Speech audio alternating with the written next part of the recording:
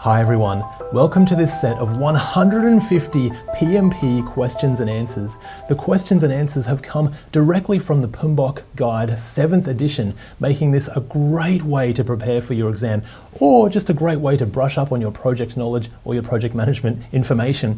And especially because these questions are scenario based, you'll find that they appear as real life scenarios, so it's a great way to just check and see what else is happening out there in the real world and how it matches up to that latest PMBOK guide. This is an absolutely fantastic way to prepare for your exam, and I cannot wait to share this time with you. By spending this time preparing, I truly believe that you can pass the PMP. Let's get into the questions. You have been assigned to a new project where the work is behind schedule and the team are not working together well. The team is relatively new and conflicts are arising. Team members are blaming each other for the work not done, and some people are not showing up to work on the project at all. Okay, wow, gosh, what will you do next? So it's hard to have a project if we haven't got people coming to work with us. And sometimes this is hard because we've got, we may not own these resources. We may be borrowing them from certain, functional areas in the business or an organization. So what are we going to do here? Okay, meet with the functional manager of that area to agree on team members' time requirements. That could work, but also conflicts are arising and the team is also relatively new. So, how are we going to manage that? I think there's probably better answers there. Meet with your team to set a team charter, and define roles and responsibilities. That one sounds actually quite good because then we're getting into what they're responsible for, what their role actually is. Sometimes that's unclear. And also a team charter, how is the team going to work together? We're starting to move into an agile, agile terminology here. So the vision, the escalation points, team roles, team responsibilities.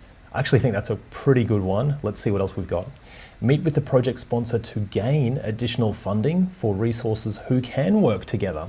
You know what, even if we change the resources, it's not 100% guaranteed that they're still going to work without conflict.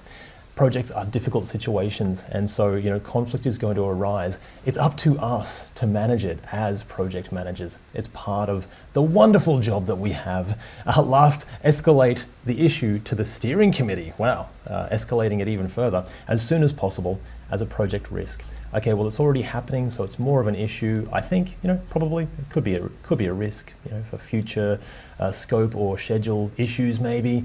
But I don't think we really want to escalate this to the steering committee without managing it first. And we manage it by answer B, I think. Let's go with that. There it is. The standard for project management asks that we create a collaborative team environment, including team agreements, definitions of roles and responsibilities, formal committees tasked with specific objectives, so really specific things that they need to do, standing meetings that regularly review a given topic. So all of those things create a collaborative team environment. Page 28 and 29 in the PMBOK Guide 7th edition under creating a collaborative team environment. How did you guys go with that one? First one, there's many, many more. It's gonna be fun. And also, I think that wasn't too bad. So I think that was a pretty good start. Let's see what we've got next. You have recently completed a project for a new product and have been asked to manage it after its release to keep it relevant in today's marketplace. Sounds like a product owner role or a product manager perhaps. Half of your existing team are rolling off to other projects. Okay, so we're on a project now, but we need to keep the product relevant. So we need to keep releasing features potentially to make sure that it's up to date. What are we going to do next? The project budget is nearly depleted. I don't think we'll manage this as a project. This is probably something that we go into more of a stable team or business as usual, and then release continuous features. I think maybe again moving into an agile sort of way of work here. Let's see what options we have. Create a business case and a project charter for your project sponsor to approve. That would be if we had a specific project in mind. But I really think this is more about product management here. Retain as many of your current project staff to continue work on the product. That could work, but how are we going to do that? We're going to need money here. These things just don't magically appear. People also may be rolling off the project as they say, and there's no more money to pay them. So unless we can pay them with love, I don't think that one's going to work. Raise a change request for your current project and add scope and continue making changes. Change request, again, probably not the best. Answer D, I think, is probably where we're heading though. Secure funding for a stable team. That's what we were saying. Then use current research to form a suite of projects to improve the product. So this is where we're continuously releasing features to improve it over time. And we have a stable team, so they become really, really good at that particular product. I think we're going to go with answer D. All right, there it is. This question is referring to product management. Hey, that's good. We got that far. Product management involves the integration of people, data, processes, and business systems to develop or maintain a product or service throughout its life cycle. And of course, over time, it may eventually finish. The product may be retired, and then we can roll off and move on because we're not needed anymore. Under page 17 to 19, under product management considerations in the PMBOK guide, 7th edition, if you want to check that out for yourself. How did you guys go with that one? I thought that was really, really good. Let's see what we got next. You're delivering a critical change, and several key stakeholders in your organization have added seemingly unnecessary steps for you to take with extra approvals, reports, and meetings. They're also restricting the people you need from working on your project in a larger capacity. So again, this is because if we don't own those people necessarily, and they're coming from other functional areas in the business, sometimes we don't have 100% control over those people, and they may not end up working for us full time. What will you do next? So we have to manage that. We have to manage these things, and this is great for the real world as well. Go directly to the people you need to avoid extra back and forth with the stakeholders. So if we go directly to the people that we need, they may agree to come and work for us. We could probably convince them, but then what happens when their boss finds out? And their boss, that's probably going to be a more difficult situation to manage because now we've gone behind their back. I think, that's probably the easiest way, but it just won't work in the long run because of that reason. Raise a risk in the risk register on the lack of access to sufficient resources. Sure, maybe, yeah, we could raise a risk. That's a low maybe though. If we're just raising a risk, how are we going to manage that risk? So, maybe there's a better way here. Communicate more often with the stakeholders and gain a deeper awareness of their ideas and situation. Okay, communicating, always good. It's a large part of project management. Is this going to solve what we're after here? So, they're restricting people. You know what? Communicating, what does communicating do? It helps with people's engagement. This could be an issue with our stakeholder engagement actually. And so if we're communicating more, finding what their ideas are and their situation is, maybe there's good reasons for them restricting the people or slowing down the project, or maybe they just don't feel engaged or involved enough. So communicating always helps there. That's a high maybe for that one. Let's see if there's a better one just in case. Show your stakeholders the resource assignment matrix and project roles and responsibilities. I think that also could be good. So then we're just sort of saying, look, here it is, this is what you agreed to. But the thing is, they may agree to it, but they still may not do it because they're not engaged. So I think if we could win their minds by this, for example, we can force them to do it, but if what's that saying? Those convinced against their will are of the same opinion still. So I think if we haven't won their hearts, from that perspective, we need to communicate more often. Let's go with that one. I think answer C. Okay, this question refers to the principle of effectively engaging with stakeholders. Stakeholders may add steps or requirements or restrict team members if they're not engaged appropriately. Communication and awareness of their ideas through knowledge sharing and regular meetings, ideally face-to-face, may help. And this is directly from the PMBOK Guide's 7th edition as well. You've got page 32 and 33 under effectively engaging with stakeholders. All right, well, so that was a little bit trickier and a bit of the soft skills there that we need on our projects. Let's see what we got next. You're managing a project team made up mostly of men. Recently, Jane was hired for her high expertise in the brands that make up your industry. Okay, so we've got mostly men, and now we've got Jane. Okay, well, I mean, what's going to happen here? Hopefully nothing crazy, but you notice she has been left out of some key meetings, and others are overlooking her opinions. You also notice she is paid significantly less than her male colleagues. What will you do next? Wow, okay, tricky situation, this one. And I think for us as project managers, how do we manage this as managers and leaders? We want to go for fairness, I'm pretty sure, so that things don't come back and bite us down the road, and that people stay engaged and they see that we're acting fairly as well. I wonder if there's an option here. So make steps to update her pay to the same range as the others on your project, and ask her opinion and advice specifically during each meeting, along with others in your team. Well, that covers pretty much everything, doesn't it? So, I don't know, that one's pretty obvious, I think. If we can act in that's quite a fair manner. I really like that one. Let's see what else we've got just in case. Take the lower pay as a win for your project, as it will help keep costs low and her colleagues don't need to know. Wow, okay, you know what? And you know what? This will happen in the real world as well. But what happens when people find out? Engagement goes through the floor, and then people leave and they take all that product knowledge with them at the same time, and then you have to hire someone new. Trust me, it's not the best scenario. Definitely a no for that one for those reasons. You have to look at the bigger picture here. Ask Jane to write down her knowledge of the industry just in case she leaves. Yes, we would do that anyway, I think. I think it's good to capture some of that information. But are we still acting fairly? I would prefer to still act fairly here. So no need to rock the boat. This is just how people work in this industry. Again, some people will just carry on with the status quo. In the real world, that will definitely happen. But for us, if we're going to be true leaders, true managers, let's go for the equality here. I think let's go with answer A. Okay, this question is on integrity and stewardship. This is good. We should have respectful engagement of project team members, including their compensation, access to opportunity, and fair treatment. And by the way, this can happen the opposite way as well. It doesn't have to be a man-woman thing. This can be just someone who's not assertive enough to ask for a higher pay. You will see this happen all the time. So just something to be aware of. And when people find out that it's not equal, then that engagement really does plummet. And that's what we don't want. We want things to stay high engaged with our team members. So that's really good. Page 25, be a diligent, respectful, and caring steward. That's a really nice principle. Okay, let's get into the next one. During one of your working group meetings, a stakeholder raises the concern that the product you're working on will be discontinued in the next 5 months.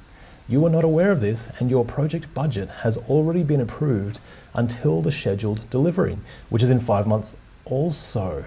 Okay, hang on.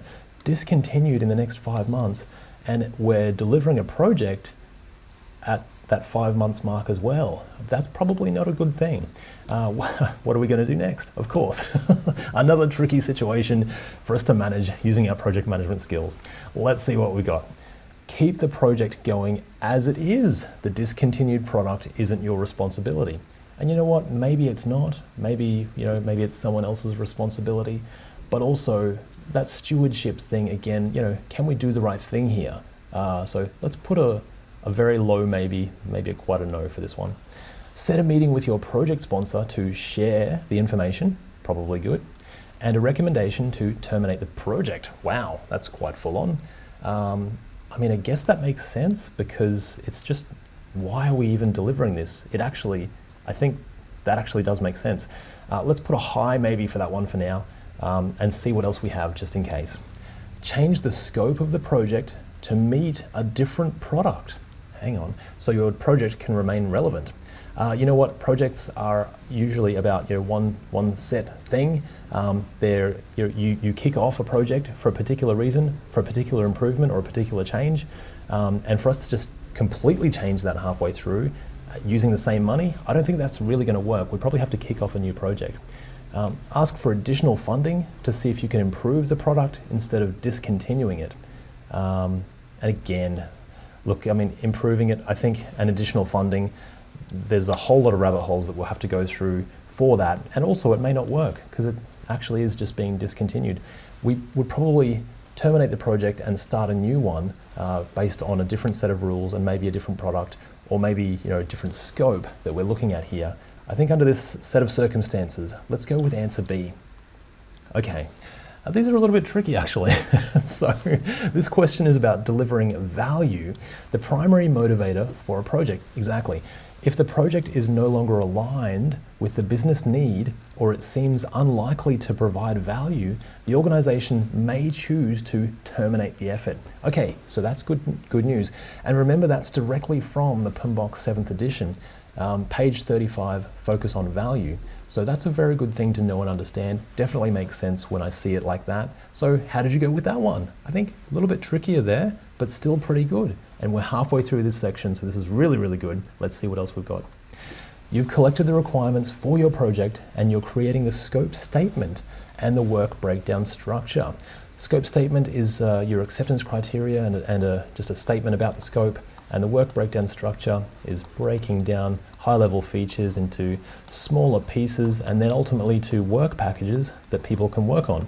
During this process, you notice some functionality in your database system that will help a different project that you're aware of in your project management office. Okay, so we've got our project, another project, and some of our scope over here actually could help this one over here. So what will we do next? Wow, okay, wow, this is really good. Place the feature in the other project's backlog and ask them to prioritize it as soon as possible. So we've done this research on the feature, we just hand it over to them and then they prioritize it. I mean, that's maybe we could do that. I wonder if we can just hand it over like that. Do they even want to do it? Is it even on their scope? Do they have the budget for this sort of thing? So maybe there's more to this tale. Raise the functionality in your risk register as a threat with the response to mitigate. I don't think this is a threat. This is more of an opportunity probably. I wonder if we've got something in here, so definitely a no for that one. Add the scope to your project and complete it as soon as possible. Do we just do it? Well, if we do it, it's not within our product or what we're working on, so our team is not going to be the experts on this. It's probably better if the team who are the experts in that product actually complete it, because they'll have the resources specific to that product. So I think that's a no for that one as well. For that reason, raise the functionality in your risk register as an opportunity. Okay, there we go. With the response to exploit, so we're exploiting the opportunity, probably a good thing, and meet with the other project team and sponsor to discuss. I think that actually could be good. So I think if it's between that one and just throwing it into their backlog, I don't think we have the power to put it into another person's backlog. The steps that we would go through first are to talk with them. So we'd say, hey guys, this is an opportunity, we can exploit this, is this something that you're able to work on? I don't think we're just going to throw it over the fence. We need to talk about it first, and I think for that reason, let's go with answer D. Excellent. Systems thinking, wow, okay, I didn't know we were going there, involves taking a holistic view of how project parts interact with each other and external systems. Projects operate within programs, so you've got programs, you've got projects underneath that, then you've got BAU layer under that, so operations and all of that sort of thing. And so small systems affect all of the larger ones. Finding a previously unknown opportunity, the next best step is to make it known and to exploit that opportunity. And there we are in the PMBOK guide, page 39, respond to system interactions, systems thinking, page 129, and opportunities there in the PMBOK guide 7th edition. All right, that's quite good to know. Let's see what we've got next. You're working on a high-profile project. Several high-ranking senior executives want to take the credit for this initiative while limiting the impact to their own resources. This has led to several conflicts and a scope statement that is unclear, leading to a risk of project failure. What will you do next? Okay, this seems pretty straightforward. Another difficult situation, obviously, maybe something around engagement. Let's see what we've got. Create a scope statement yourself to avoid further conflict. Okay, well, I mean, we can definitely do this, but then what if no one agrees to it? And the customers that we're delivering to, if they don't accept those deliverables, then we're in trouble. So probably a no for now on that one. Facilitate a discussion with the executives as a neutral third party. I like that. And again, this is more of that, facilitator role, that agile terminology that we will see in the PMBOK 7th edition. Focusing on agreed project goals. That's definitely a high maybe for that one, I think. That's pretty good. We'll see what else we've got just in case. Limit your project resources to the executives until they can agree on a way forward. I mean, maybe, but also if we've got our project resources, maybe they're sort of still costing money and still costing project funds. So if we're not using any of those resources, then we're also wasting the project funds. So potentially not a good thing. I think probably a no for that one. Escalate the issue to the project steering committee and ask them to resolve the problem. Again, for this, as project managers, we should be managing this as best we can until we've exhausted every single option, and then if we need to escalate it, then we can. So we'll put a no for that one for now. I think out of all of these, the best one becomes option B. Let's see what we've got. Fantastic. Leadership is not the same as authority. When senior managers suffer conflict over priorities, neutral facilitation helps more than detailed recommendations. So we could come up with recommendations for these guys and say, okay, here's what we're going to do. But then again, they haven't agreed to it. It hasn't come from them, so they're not really engaged with those ideas. If we're facilitating and extracting those ideas from them, then potentially we have a better outcome. Leadership acumen involves focusing a team around agreed goals, generating consensus on the way forward, so getting their inputs, negotiating and resolving conflict, and more. All very tricky things to do, all of these soft skills that you will need as a project manager. And page 42, under demonstrate leadership behaviors, a wonderful, wonderful thing in the PMBOK Guide 7th edition. Fantastic. How did you guys go with that one? I think these are really, really good. Let's see what we've got next. There's only 3 to go in this little section.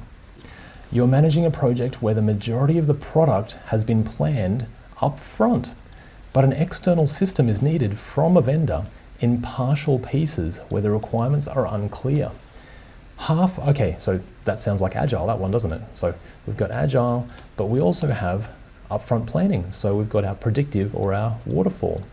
So we've got a few different methodologies here. Which one will we choose, or can we do a hybrid approach? Half of your stakeholders want to use a waterfall approach, and the other half are advocating for an Agile approach. What will you do next? Let's see what we've got.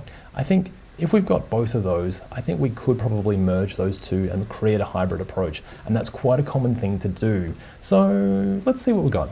Use an Agile methodology. The fixed scope is low risk, and you can capture the changes using Agile. I think it's probably a better option. Use a waterfall methodology, okay, so it's either one way or the other, and ask the team to plan the uncertain scope better. Again, I mean, maybe a medium for that one, but not great. There's probably a better option here. Proceed with a hybrid method to start, and with pre-planned scope, but agile ceremonies that promote feedback. I think that's probably one of the better ones. Again, it's that hybrid approach. We can combine them here because we've got 2 differing situations that need differing ways of management.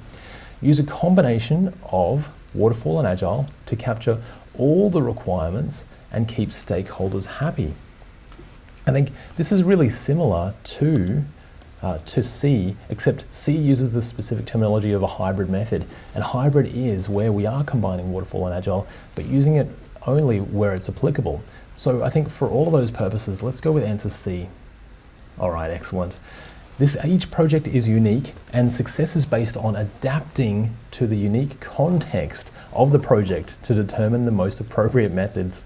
The tailoring approach is iterative in nature. Okay, wow. So we might actually change our tailoring approach over time, what we include or what we don't include. Is it more waterfall? Is it less waterfall, for example?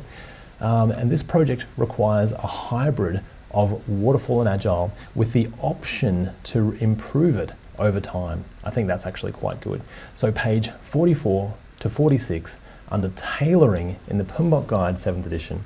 How did you guys go with that one? So that's a really good one to be aware of. Project life cycles, when to choose them. Lots of hybrid stuff in the PMP exam as well. Excellent work. All right, only 2 to go. You're doing great. You're working on a project where senior users have been testing the product as parts are released. They have found some missing requirements and defects. Okay, good. Their manager is worried that the project won't deliver a product that is fit for purpose without defects and within the time frame needed. What will you do next? Okay, so we've got some defects, we've been testing it. Now the manager is worried about those defects. I think, how do we manage this? Perform some of the testing yourself to ensure a quality product. We may be tempted to do this, but I think the value in a project manager is we're the conductor of the orchestra. So you need a conductor to keep everybody on track and to keep that rhythm going, basically. So everyone has their little sections: trumpets, saxophones, xylophones, percussion, woodwind, all of the rest of it. And they are experts in their area. I don't think we need to do the testing. I guess that's the point there. Help every team member focus on quality, from correct acceptance criteria to a developed and tested product. That's a very broad answer, maybe. I mean, it definitely makes sense, yes. Focusing on quality. Quality is everyone's responsibility in an Agile team. You will hear that said a lot. So let's put that as a high maybe for now. Limit testing until the very end of the project so you can do it all in one go when the product is completely ready. I think for this one, this may not work because, again, in an Agile project, we want to test at all levels. Unit testing on our story cards, system testing for the system as a whole, user acceptance testing with the user's eyes on it, and then even regression testing, where we're testing to see if anything else is broken when we've released a certain part. So I don't think we necessarily just want to limit it to the end here. Increase the testing on your project and add more testing resources so no defect goes unnoticed. Potentially, but again, may not be the best answer. I think actually looking at that, I would choose B over D because now the whole team is focusing on quality. Quality is everyone's responsibility. We're not just throwing resources at it, we're actually managing it like we should. I think let's go with answer B. Excellent work. All right. Quality focuses on meeting acceptance criteria for deliverables and satisfying stakeholders' expectations on product requirements. Quality is everyone's responsibility in an adaptive or agile project. And there you are. You will hear that a lot. So there it is again. Page 47 to 49. In the PMBOK Guide 7th edition, build quality into processes and deliverables, that section there. And you know what else is really, really good quality is the last question that you've got in this section. And the way that you've gone through this, amazing work. You're doing a great thing for your PMP exam preparation. Let's see what we've got. You are working through the risk assessment with your team who are having trouble coming up with ideas for risks. You decide to give them some guidance on types of complexity that might affect your new product. What will you do next? Okay, risk and complexity. Two wonderful things that you will see or not see, that will definitely be there regardless of whether we can see it or not in your project. Ask them to brainstorm qualitative and quantitative risks. Yes, that could probably work from a risk perspective. But what about the complexity behind that? So what else have we got? Ask them to perform the 5 whys and Ishikawa analysis. That is root cause analysis to find the root cause of a problem. Probably not necessarily related to what we're doing here. Ask them to brainstorm around possible unwanted human behavior, system behavior, ambiguity, and technical innovation impacts. So that way we're gathering risks, but we're gathering risks based on all of these things which are types of complexity and volatility. So you'll see VUCA, volatility, I don't know what that one is. Gosh, now I've forgotten it. Complexity, ambiguity. That one will come to me in time. I can't remember now. If someone remembers, put it in the comments. Save me, please. And last one, ask them to perform a retrospective uncertainty. There it is. I knew it would come. To discover what isn't working well and what still puzzles us. If you beat me to that in the comments, please give yourself a thumbs up at the end of your comment. Well done. And I don't think we're going to go with answer B either. I think D. I think C is definitely the best one there from that VUCA perspective. I absolutely love it. Let's choose that one. And there it is. Complexity is often the result of human behavior, system interactions, technical innovation, uncertainty, and ambiguity. Complexity can be introduced by events or conditions that affect our value, our scope, stakeholders, risk, and more. Which is why working on projects, there is never a dull moment. We always have to deal with these wonderful things, and having a toolkit to do that really, really helps. That's where the PMP is just the best thing to do for your career. Page 50, 51, navigate complexity, and you made it to the last bit of this little section. Well done. I absolutely congratulate you for doing that. And also, I truly, truly believe that you can pass the PMP with this preparation and with all of the work that you're putting in. Keep working at it every day. It's definitely a worthwhile activity, and it's definitely a worthwhile thing when you do get your PMP. I truly believe that you can do it. You're working on a project where you discover a certain negative risk with a potential impact of $2 million. Okay, negative risk, impact, that's good to know. You meet with your project stakeholders who determine that this is within their risk appetite, provided that you meet a risk threshold of 10%. Interesting. What will you do next? Okay, risk threshold. I'm pretty sure this is the threshold around the impact. So if we've got $2 million, so we've got 2 million and we want a risk threshold of 10%. So they're happy with it, they're fine with that, but it still has to meet within 10%, which is an extra 200,000 here, or minus 2,000, which would be 1.8 million, I think. So plus or minus 200,000, which is 10% of 2 million. I think that's what we're going to go with here. Let's see what options we have. Note the acceptable risk level as a threat of $200,000, which is 10%. Tricky, but I don't think that's us for now. Note the acceptable risk level as a threat of 1.8 million to 2.2 million, which is a 10% variance. I think that definitely matches up here, and we can potentially go with that. Note the impact as outside the acceptable risk level of $2 million. They're happy to accept it, so I think we're okay there. Note the impact as an opportunity of $200,000 as well, which is 10% again. So no, I think those ones we can discount and get rid of. I think we're going to go with answer B here. All right, good work. Risk appetite describes the level of uncertainty or risk your stakeholders are willing to accept. So they're willing to accept this. And risk threshold is the measure of acceptable variation around an objective that reflects the risk appetite. In this scenario, a 10% variation around 2 million is 1.8 to 2.2 million. And we've got page 54 in the PMBOK Guide 7th edition under risk directly, if you want to check that out for yourself. All right, wow, good one to start with. Risk, it's always going to happen on your project, so that's always good to know. Let's see what we've got next. A risk has been more risk, that's just what we needed. A risk has been raised in your project around insufficient building materials. One risk response assigned to the functional manager suggests to use a brand new material which has not been fully tested before in a building project. So that actually could be even more risky, maybe. So we've got a risk around insufficient building materials, but now we're suggesting a brand new material that hasn't really been tested yet. Half of your stakeholder group are happy with this risk response, but the other half are not and refuse to sign off on it. What will you do next? Okay, if the stakeholders that need to sign off, if we've still got 50% not signing off on it, then we probably can't proceed. So what other options do we have here? Suggest a quantitative risk approach to give a more accurate financial impact.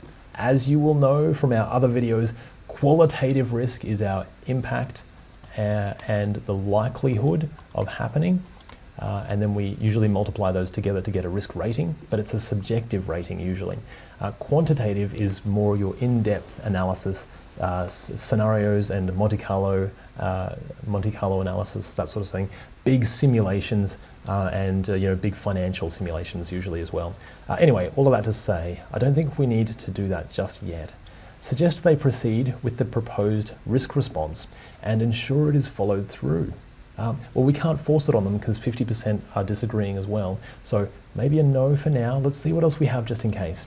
Suggest a different risk owner, as an executive may have more power to respond to the risk. Again, someone could force this through, but if 50% of our stakeholders are disagreeing, there may be a reason for that. And if it's a brand new building material, things could go wrong here. So let's put a no on that one for now as well. Suggest a different risk response, as they should be timely, this sounds promising. Timely, cost-effective, realistic, and agreed to by relevant stakeholders. And all those things are for a reason, cost effective and realistic. I think in this case, and people are disagreeing for that reason. I think let's go with answer D. I really like that one. Okay, excellent. This question refers to risk responses. Risk responses should be appropriate and timely to the significance of the risk, cost effective, realistic within the project context, agreed to by relevant stakeholders, and owned by a responsible person. D is the best answer. And we've got page 54 in the PMBOK Guide, 7th edition, under risk again, if you want to check that out for yourself. All right, excellent work. More risk. I wonder how much risk we're going to have here. But that was actually very good to know and a good way of managing risk in our project. What have we got next? Your project is starting to go off track due to a large amount of uncertainty in the requirements and resources. And you know what? This will happen all the time in the real world. Sometimes we need to come in here and help manage it. That's why they need us, to help get clarity on that scope and the requirements. And we need to gather that from our stakeholders. At a significant cost, you managed to rein in these issues, okay? However, your project management office would like you to brainstorm ways to improve with your team so that it does not happen again. That makes sense? What will you do next? So we're brainstorming with our team. Okay, what are we going to do here? Ask your team to increase the project contingency reserve to allow for these impacts. I think there's probably a better, is there something around problem solving, I think, is probably what they're asking us. Let's see what else we've got. Let's put it low maybe for now. Ask your team to change the project methodology from waterfall to agile. And you know what, this will happen in the real world as well. People will say, okay, we just need to change the methodology and everything will be solved. Unfortunately, life still happens, and whether you're using waterfall or agile, either one, we're still going to be faced with a lot of this complexity and uncertainty that we have to manage as project managers with our project management toolkit from the PMBOK Guide. Wonderful, wonderful thing. So I don't think that's our one yet. Ask your team to use short feedback loops, okay? Continuous improvement and transparent planning. Oh, so all of those are agile tools as well. Short feedback loops to get feedback and improve, continuous improvement. Transparent planning so that it's all visible what we're doing, so that everyone can see at any moment whether we're on track or off track and what we're delivering. I think that's actually quite a good one. Unless there's a better one, that might be our one. Ask your team to check their work twice before sending it to the next part of the process. I think that could be one option, but C is definitely a far better option with better things in there as well, and more and better things. So all round, I like that one better. Let's go with answer C. Excellent work, all right.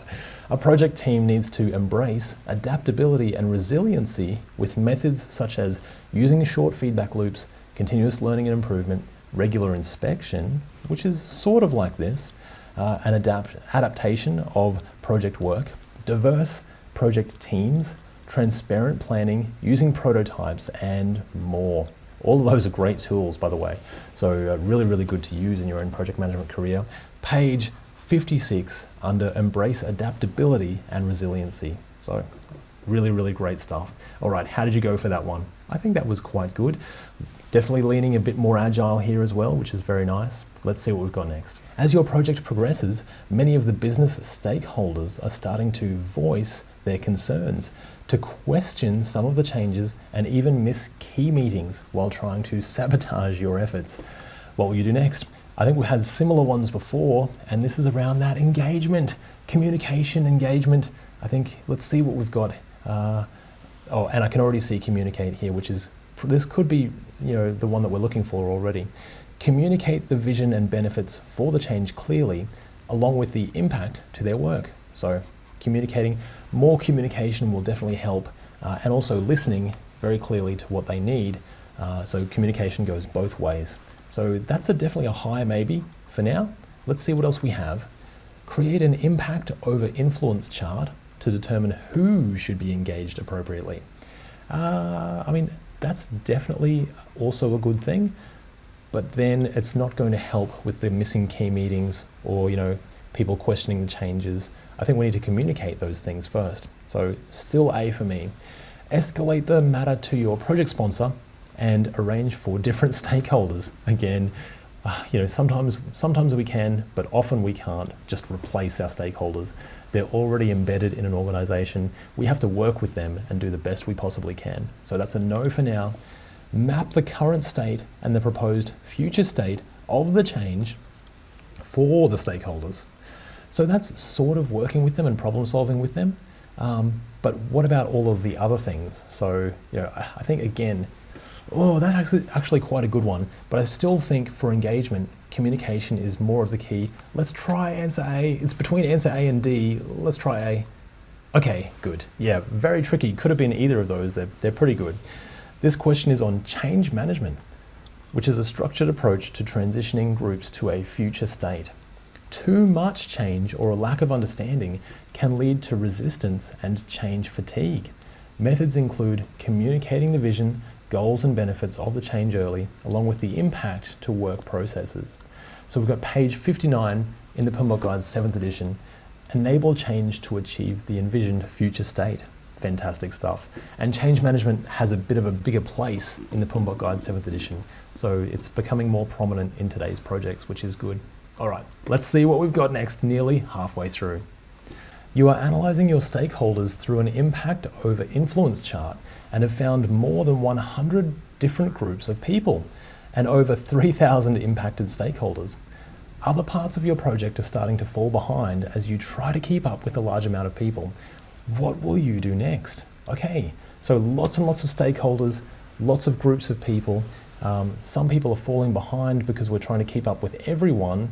Can we prioritize these? So this might be the best way to move forward here, I think. Let's see what options we have. Ask your project team to engage different groups of stakeholders so everyone is covered. Yeah, well, that could potentially work. It's not a specific thing that you'll find, just sort of splitting up the work, but it definitely makes sense. Let's see what else we have just in case. Clearly prioritize the stakeholders. Okay, well, so there's our prioritization. That could be our one. Then engage and communicate with the highly impacted and influential groups early and often. And there's that communication again as well. So, that's probably one of those keys to change management like we were seeing before. That's definitely a good looking answer, that one. We'll see what else we've got just in case. Monitor the stakeholders for signs of stress and respond to the groups most stressed about the project. Wow, that's also quite good. That might fall into like a prioritization method as well. So potentially prioritizing is still our best overall answer with that keyword in there. So let's see what else we've got just in case. Create a SharePoint page for the changes that any stakeholder can gather information from anytime, so they can pull information whenever they need it. Again, that's another really good approach, that one. So we've got lots of good options here, but I think the key word we're looking for is to prioritize these things. So based on that, let's go with answer B. Excellent, all right. This question is about engaging stakeholders. The process includes identify, understand and analyze, prioritize, engage and monitor your stakeholders. Where you have too many to engage effectively, prioritization is the key. Impact and influence are two ways, as well as power, beliefs, expectations, and proximity to the project. Power, interest, and more. So again, you could make up ways or things that fit your circumstances to prioritize. But all of that to say, that still becomes, that's that keyword that we were looking for. And we've got page 11 and 12 under stakeholder engagement and prioritize and engage in the PMBOK Guide 7th edition. Wonderful work. And that means we're halfway through this little section as well, which is even better. You're doing great. Keep going, guys. 5 to go if you want to keep continuing with this, and these are just starting to get good, so it's good preparation for your PMP exam. You're managing a project which communicates to the customer using mostly pull communication so far, just like we were talking about before, so that's very timely. When monitoring the engagement of your stakeholders, you notice a trend that they are not clear on the impacts or benefits of the project. Okay. So again, we're seeing lots of communication here, which is really, really good. You decide to add push communication to your communication plan. What will you do next? Oh, well, this seems fairly straightforward. It's basically about what is push communication. So we know what pull communication is. We've got a site where people can get information from anytime they want to. They can pull that information. What is push communication? We're pushing information to them with an email or a meeting or a telephone call, or however we're doing that. We're pushing it out to them. They don't have a choice whether they get that information or not. Let's see what we've got. Create a web page using SharePoint with all the project information that your stakeholders can see. That's pull information. Push more funding for your project, on your project, and communicate this to the project sponsor. While the keywords are right, the sentence doesn't really make sense. So we don't really need more funding for this, and we don't need to communicate it to our project sponsor either. So let's put a no for that one for now. Push your stakeholders to engage in more two-way communication. Again, we've got the keywords here, push your stakeholders, but it's not quite right, is it? Two-way communication, again, sounds good, but doesn't really fit. I hope D works for us because we're running out of options here. Send a weekly email to stakeholders with a project update, including the impacts and benefits. Well, that sounds really, really good. And also it's the sending that we're doing. We're pushing that email out into the world. That's definitely the one. Let's go with answer D. Excellent work, all right. Push communication is sent to stakeholders using memos, emails, status reports, voicemail, and more. Pull communication is something a customer can pull at any time from a bulletin, a web page, a whiteboard, anything visual as well. So that's that visual management that you'll see in Agile. Page 13 in the PMBOK Guide 7th edition, types of communication. Excellent. All right, we are really getting through these. You're doing a great job. And such a wide range of topics as well. Really, really relevant for your project career. This is good stuff. Okay, what have we got next? You have taken over on a project with a vendor where scope and requirements have been missed. Okay, you notice that miscommunication and mixed messages are common. You set a meeting with your team and the vendor's team. The meeting is extremely important to get right. What will you do next? Okay, so this is more about communication again. Very good stuff. Speak slowly and clearly with the vendor's team at a louder volume if necessary. Okay. And I mean, we've all been there. We've all seen that happen. Surely, we haven't done it ourselves, of course. But if someone doesn't understand us when we're speaking at a louder volume, as if that's going to help them understand the words themselves. So maybe a little bit of fun. Probably a no for now, unless it's the only option left, of course. Confirm they hear your message. Oh, this is good. Confirm they hear your message. Determine if they agree, so we get that feedback loop. Are they hearing a message? Are they agreeing? And identify nuanced or unintended messages that they may have received. Oh, I love that. And that's very big on a communication style and communication process. So we're getting feedback. We're saying, hey, this is the way I see it. Do you see it the same way? Or do you agree with this? Is there anything that I'm missing here? And through doing that, we flesh out all of those unintended messages and we determine if they truly do agree or not. I think this is a wonderful answer. Let's see what else we've got just in case. Only communicate with the vendor in writing, so you have a trail of proof if anything goes wrong in the future. Potentially, however, here's where this won't work, because you've probably heard that most of communication is visible. So it's like 90% of communication is when you're speaking and you can see the people and you can hear the voice as well. So if we're taking out all of those things and just giving them the words in writing, there's actually more, that it can actually be misinterpreted a lot more easily.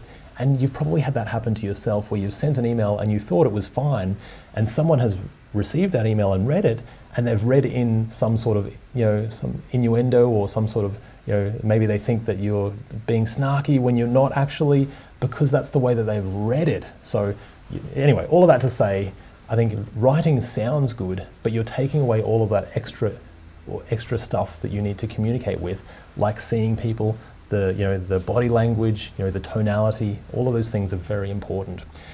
So that's a no for now. Prepare a claim for the mishandled scope of your project through the procurement team. I think if we can work on the communication first with our meeting, I think that's probably our best case. Let's go with answer B. Excellent work, all right. This question is asking about communication. With all forms of communication, quick feedback loops provide the information you need by confirming they heard the message, determining if they agree, and identifying any nuances or additions to the message that they may have added or heard themselves. Page 13, stakeholder engagement, engage in the PMBOK Guide's 7th edition. So that's really, really good. How did you guys go for that one? Some really good tips in there as well. So really, really good for your own PMP exam. And also, we're down to the last 3 questions in this section. You're doing really, really great. Keep going, guys. Your stakeholders seem to be engaged. However, there are frequent changes to scope and requirements, causing delays. Issues are often raised and result in multiple rounds of feedback. You're not sure who or what could be the cause. What will you do next? Okay, so we've got a lot of issues, but we don't know who or what is the cause of these issues. I think let's see what options we have. Perform root cause analysis with your project team on the problem to brainstorm ideas. Sure, that's pretty good. We'll put that as a maybe for now. Raise a risk in the risk register for the project delay and review responses with your team. I don't think that's related to what we're after at all. So let's put that as a no. It's not a risk. We're looking at issues and we need to know who or what is the cause. So we've got root cause analysis. That certainly fits. What else have we got though? Review the issue log, the risk register, and the change log for the most frequent requesters. Then update your stakeholder engagement approach for those people. Wow, whoa, okay, that's deep. Okay, and again, it comes down to communication. Funny that, so we're obviously needing to communicate a lot on our projects. That's a good tip for us. This really does make sense. We're sort of delving straight into this. This takes A to a new level. We're looking at the issue log, risk register, change log for the people who are requesting it, so the who, and then we're updating the engagement approach. So can we engage with those people more, get that two-way feedback, get information from them, give information about the project to them so that they're more on board with the project. Maybe we are genuinely missing something and they really need to be in our stakeholder engagement approach, engaging more often. I think this is actually a pretty good one. Let's see the last one just in case. Ensure your project budget has enough contingency reserves to meet the multiple reviews and delays. That's a good practice, but again, how can we manage that without just throwing money at it? Can we actually rein it in without spending money on it first? Let's go with answer C based on all of that information. Okay, excellent. A significant number of changes or modifications to the project, requirements, or scope may indicate stakeholders are not engaged or aligned with the project objectives. And again, it comes down to that engagement. A review of the project issue register or risk register can identify challenges associated with individual stakeholders. So is it all coming from Billy over here? Is he the one who's just being loud and wanting changes and trying to slow things down? Or is he genuinely concerned and we've genuinely missed information from him? Do we even need to engage Billy? Can we work with that? And if we do, we need to do it more often because it's all coming from this area.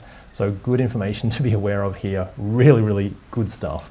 Page 15, under checking outcomes, stakeholder performance in the PMBOK Guide 7th edition. Wonderful stuff.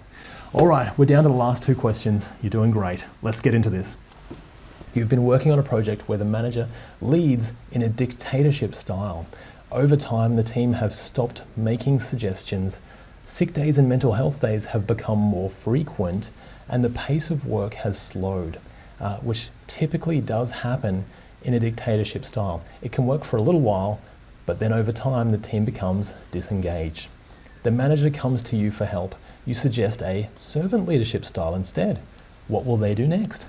Okay, this seems pretty straightforward because we're probably just talking about a servant leadership style. What does that involve? And I think I've got some ideas here. You probably do as well. You might beat me to this one. So serve the team as much as they can, ensuring their every need is met. And that sounds good, but that's not the case because we're serving them by helping them grow and removing the blockers to their work. So we don't need to make sure that every need is met. They need to take responsibility for their lives as well. So while that sounds good, it's not actually our one. Focus on obstacle removal, encouragement and development opportunities. That's removing blockers and growing our team. Probably that's a really good one. Ensure the team are serving other team members and helping each other succeed. That's also a good practice, but not typically servant leadership specifically. This is more removing blockers, growing, that sort of thing. Serve the team new ways to do the work and engage them through additional variety. Again, we've got the right keywords in there, but it doesn't quite make sense with what we're after. So I think all in all, let's go with answer B. Excellent work, all right. Servant leaders allow project teams to self-organize when possible and increase levels of autonomy, so they have power over how they do the work, by passing appropriate decision-making opportunities to project team members. Servant leadership behaviors also include obstacle removal, being a diversion shield, so shielding them from other requests outside of the team, and development opportunities, helping them grow and make progress in their careers. And there it is, page 18, distributed management and leadership in the PMBOK Guide 7th edition. Wonderful stuff. And also, we're up to the last question. You've done really, really well, guys. This is it. So, you can take a break after this, but you've done just such a wonderful job. Let's see what this one is. You have been allocated to a new project team with members from different parts of the functional business area. It soon becomes clear that very few of them have worked on a project before. There is a lot of miscommunication and rework is occurring amongst the team, which is starting to cause delays. What will you do next? Okay, and again, this is one of those things that we'll see all the time in your own project career. Set a daily stand-up with your team to ensure they update what they completed. I mean, that probably could help. Review the resource assignment matrix with your team to ensure they are doing their job. I mean, that also could help. I have a feeling there's a better option here, maybe around clarity, of the role or something similar. Help the team set their vision and objectives, roles and responsibilities, here we are, and team operations. Usually done through a team charter, as we have seen. So that is something really, really good to do at any stage in your project as well. So really, really good to go through those things. Send your team members on training in their roles to increase their capability. So again, these three are all really, really good options, but the best option, again, from an Agile perspective, or even from a leadership perspective, vision, setting the roles and responsibilities, getting clarity for your team, helping the team operations and how we operate and escalate things. Let's go with answer C for all of that. And there it is. When project teams form across different organizations, more work may be required up front to establish a one-team mindset, ensuring everyone understands how they contribute. Team development, such as establishing a vision, clear roles and responsibilities, and a way of working are key. Page 18, under common aspects of team development. And you made it. That's the last of this 10-question set. And of course, there are many, many more to come if you want to continue. And I truly believe that you can pass the PMP exam with all of the wonderful preparation that you're doing. Keep going. I really do believe in you. I know it can seem challenging and difficult at times, but if you keep going and keep learning every single day, I truly believe that you can do it. You have collected the requirements for your project, matched them to project scope, and broken them down into smaller parts and the activities required. In doing this, you notice that the manager of the marketing department has added extra scope that is unrelated to your current project. Okay, what will you do next? Okay, so we have scope in our project. We've got someone over here has added something that they really want, and they've just thrown it over into our project to see if we can do it. So what do we do in these situations? Let's have a look. Start an open dialogue with the functional manager. That sounds pretty promising. Actually, I'm starting to see a trend as well in these questions in that they're a lot more about communication and collaboration and working together. They're more about working with people as opposed to, the processes that you'll find in the PMBOK 6th edition, which is really process-based. This one is more people-based, probably with that agile, way of working that you'll see. It's much more common. It's much more about people. So this seems to be on track here. Raise the incorrect scope items and their impacts and start an open dialogue. I think that's actually pretty good. We'll see what else we have just in case. Override the marketing manager's decision on scope as you're the senior project manager. Okay, this is going to be tricky, especially because the functional manager is our customer. So ultimately they'll be signing off on the scope. Oh no, the marketing manager isn't our customer. We could override it, but I think talking with them is probably a better option that we'll see. So let's put a low maybe for now on that one. Raise a change request for the additional scope and let the change control board decide, or the CCB. And this is in our change control process. But again, we need to figure out really if we need to make a change first. I think talking it through is probably best. We don't know if we're actually, if it actually fits in our project. And if we don't think it does, then maybe we need to talk it through first. Last one, place the additional scope into the product backlog for the product owner to prioritize it. That's also a really good one, especially from an Agile perspective, because we might just have an ordered list and maybe that item just stays at the bottom of the list and it never gets prioritized, to be worked on next. And that's fine as well. But that's one way to do it. I think still we want to talk it through because maybe it was a mistake. Maybe they can actually do it. Maybe it needs to be part of some other project. We just don't know until we talk it through. I think for that purpose, let's go with answer A. Okay, without an open dialogue, you may not know if the scope was a mistake. There we go. Previously approved, that's right, could have been previously approved as well, or any other reason for it being there.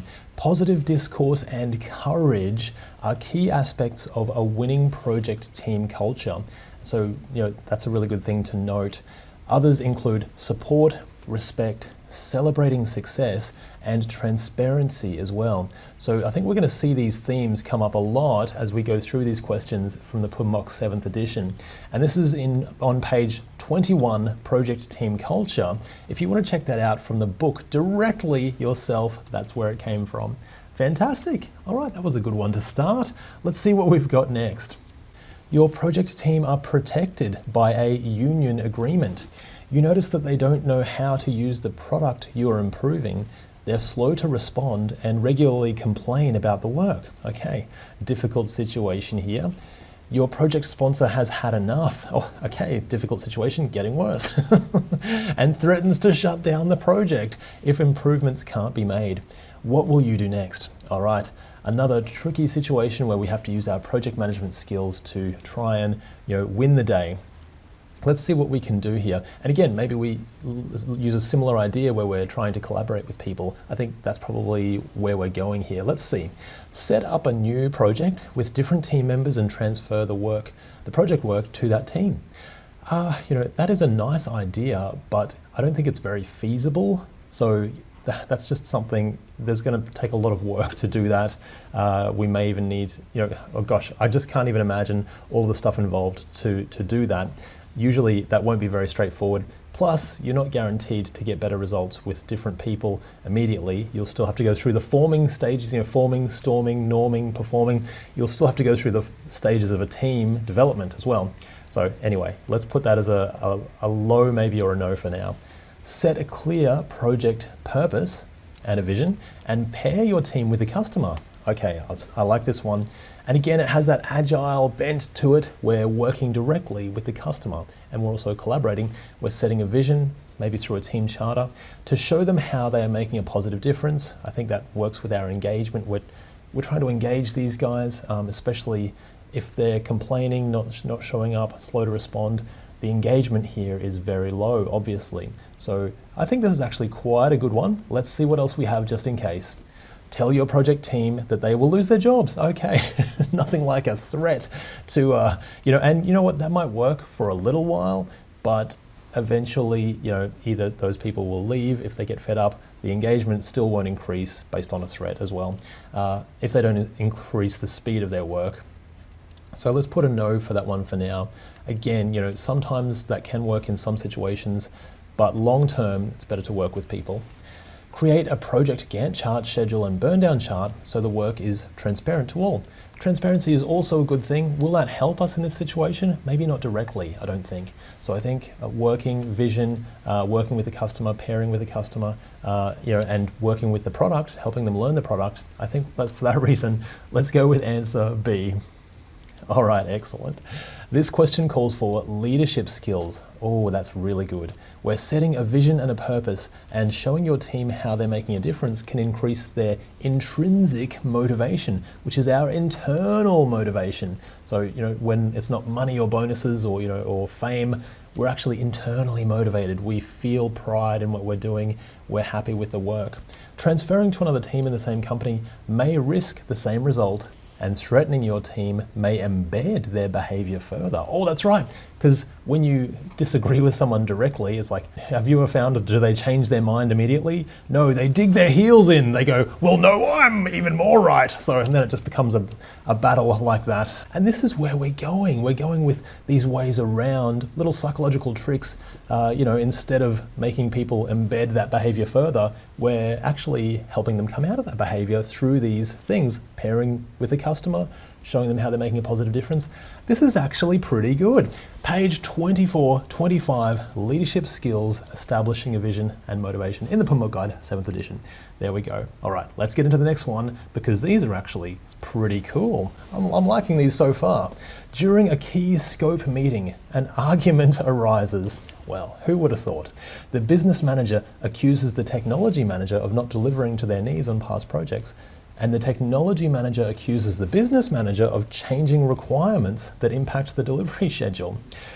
And of course, when our teams are separate, it's easy to point the finger at the other team, isn't it? The meeting is at risk with the stakeholders being closed off to any further discussion. So what are we going to do? What will we do next? All right, let's see what options we have. Take the side of the technology manager as the scope that impacts delivery should be controlled. I don't think we really want to take sides here. So let's see if we have anything else. Take the side of the business manager, as we should always deliver to the customer specification. The thing is, both of these things are true. So I think we have to work together again. It's that collaboration, because in this case, there's a little bit of correctness in each view. So that's pretty important. Facilitate, that's a good word, to keep the communication respectful. Focus on the issue in the present. That's good, and search for alternatives together. I think that's a really good answer. Again, we're sort of looking at that facilitation. Again, more of an agile way of working here, facilitating instead of directing. That's really good. Ensure they both agree to the change control process to avoid disagreements in the future. That's also a really good answer. So why not? Well, if they're agreeing to scope plus the change control process for how to make changes, that's actually pretty good. But to get there, I think we need to problem solve first and look at the issue in the present, not the past. I think that's probably where we're going to go. And again, seeing that same theme with all of these questions so far. Let's go with answer C. Okay, fantastic. Not all conflict is negative. How conflict is handled can either lead to more conflict or better decision making and stronger solutions. The PMBOK Guide notes open and respectful communication, focusing on the issue, not the person, and the present, not the past, and searching for alternatives together. And that's under page 29, under conflict management in the PMBOK Guide, 7th edition. That was really good. All right, how did you guys go with that one?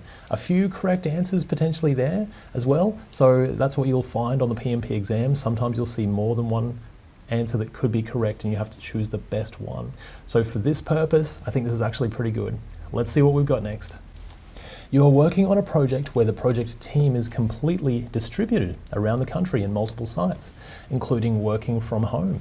Some of the project team members have not been able to contribute to the project, and there are concerns from the program that the project will fall behind. What will you do next? Okay, so we've got people everywhere, and some team members actually haven't been able to contribute at all. So, that's a problem, especially if we've got resources or we're paying for resources. So now we're falling behind, not good. What are we going to do about this one?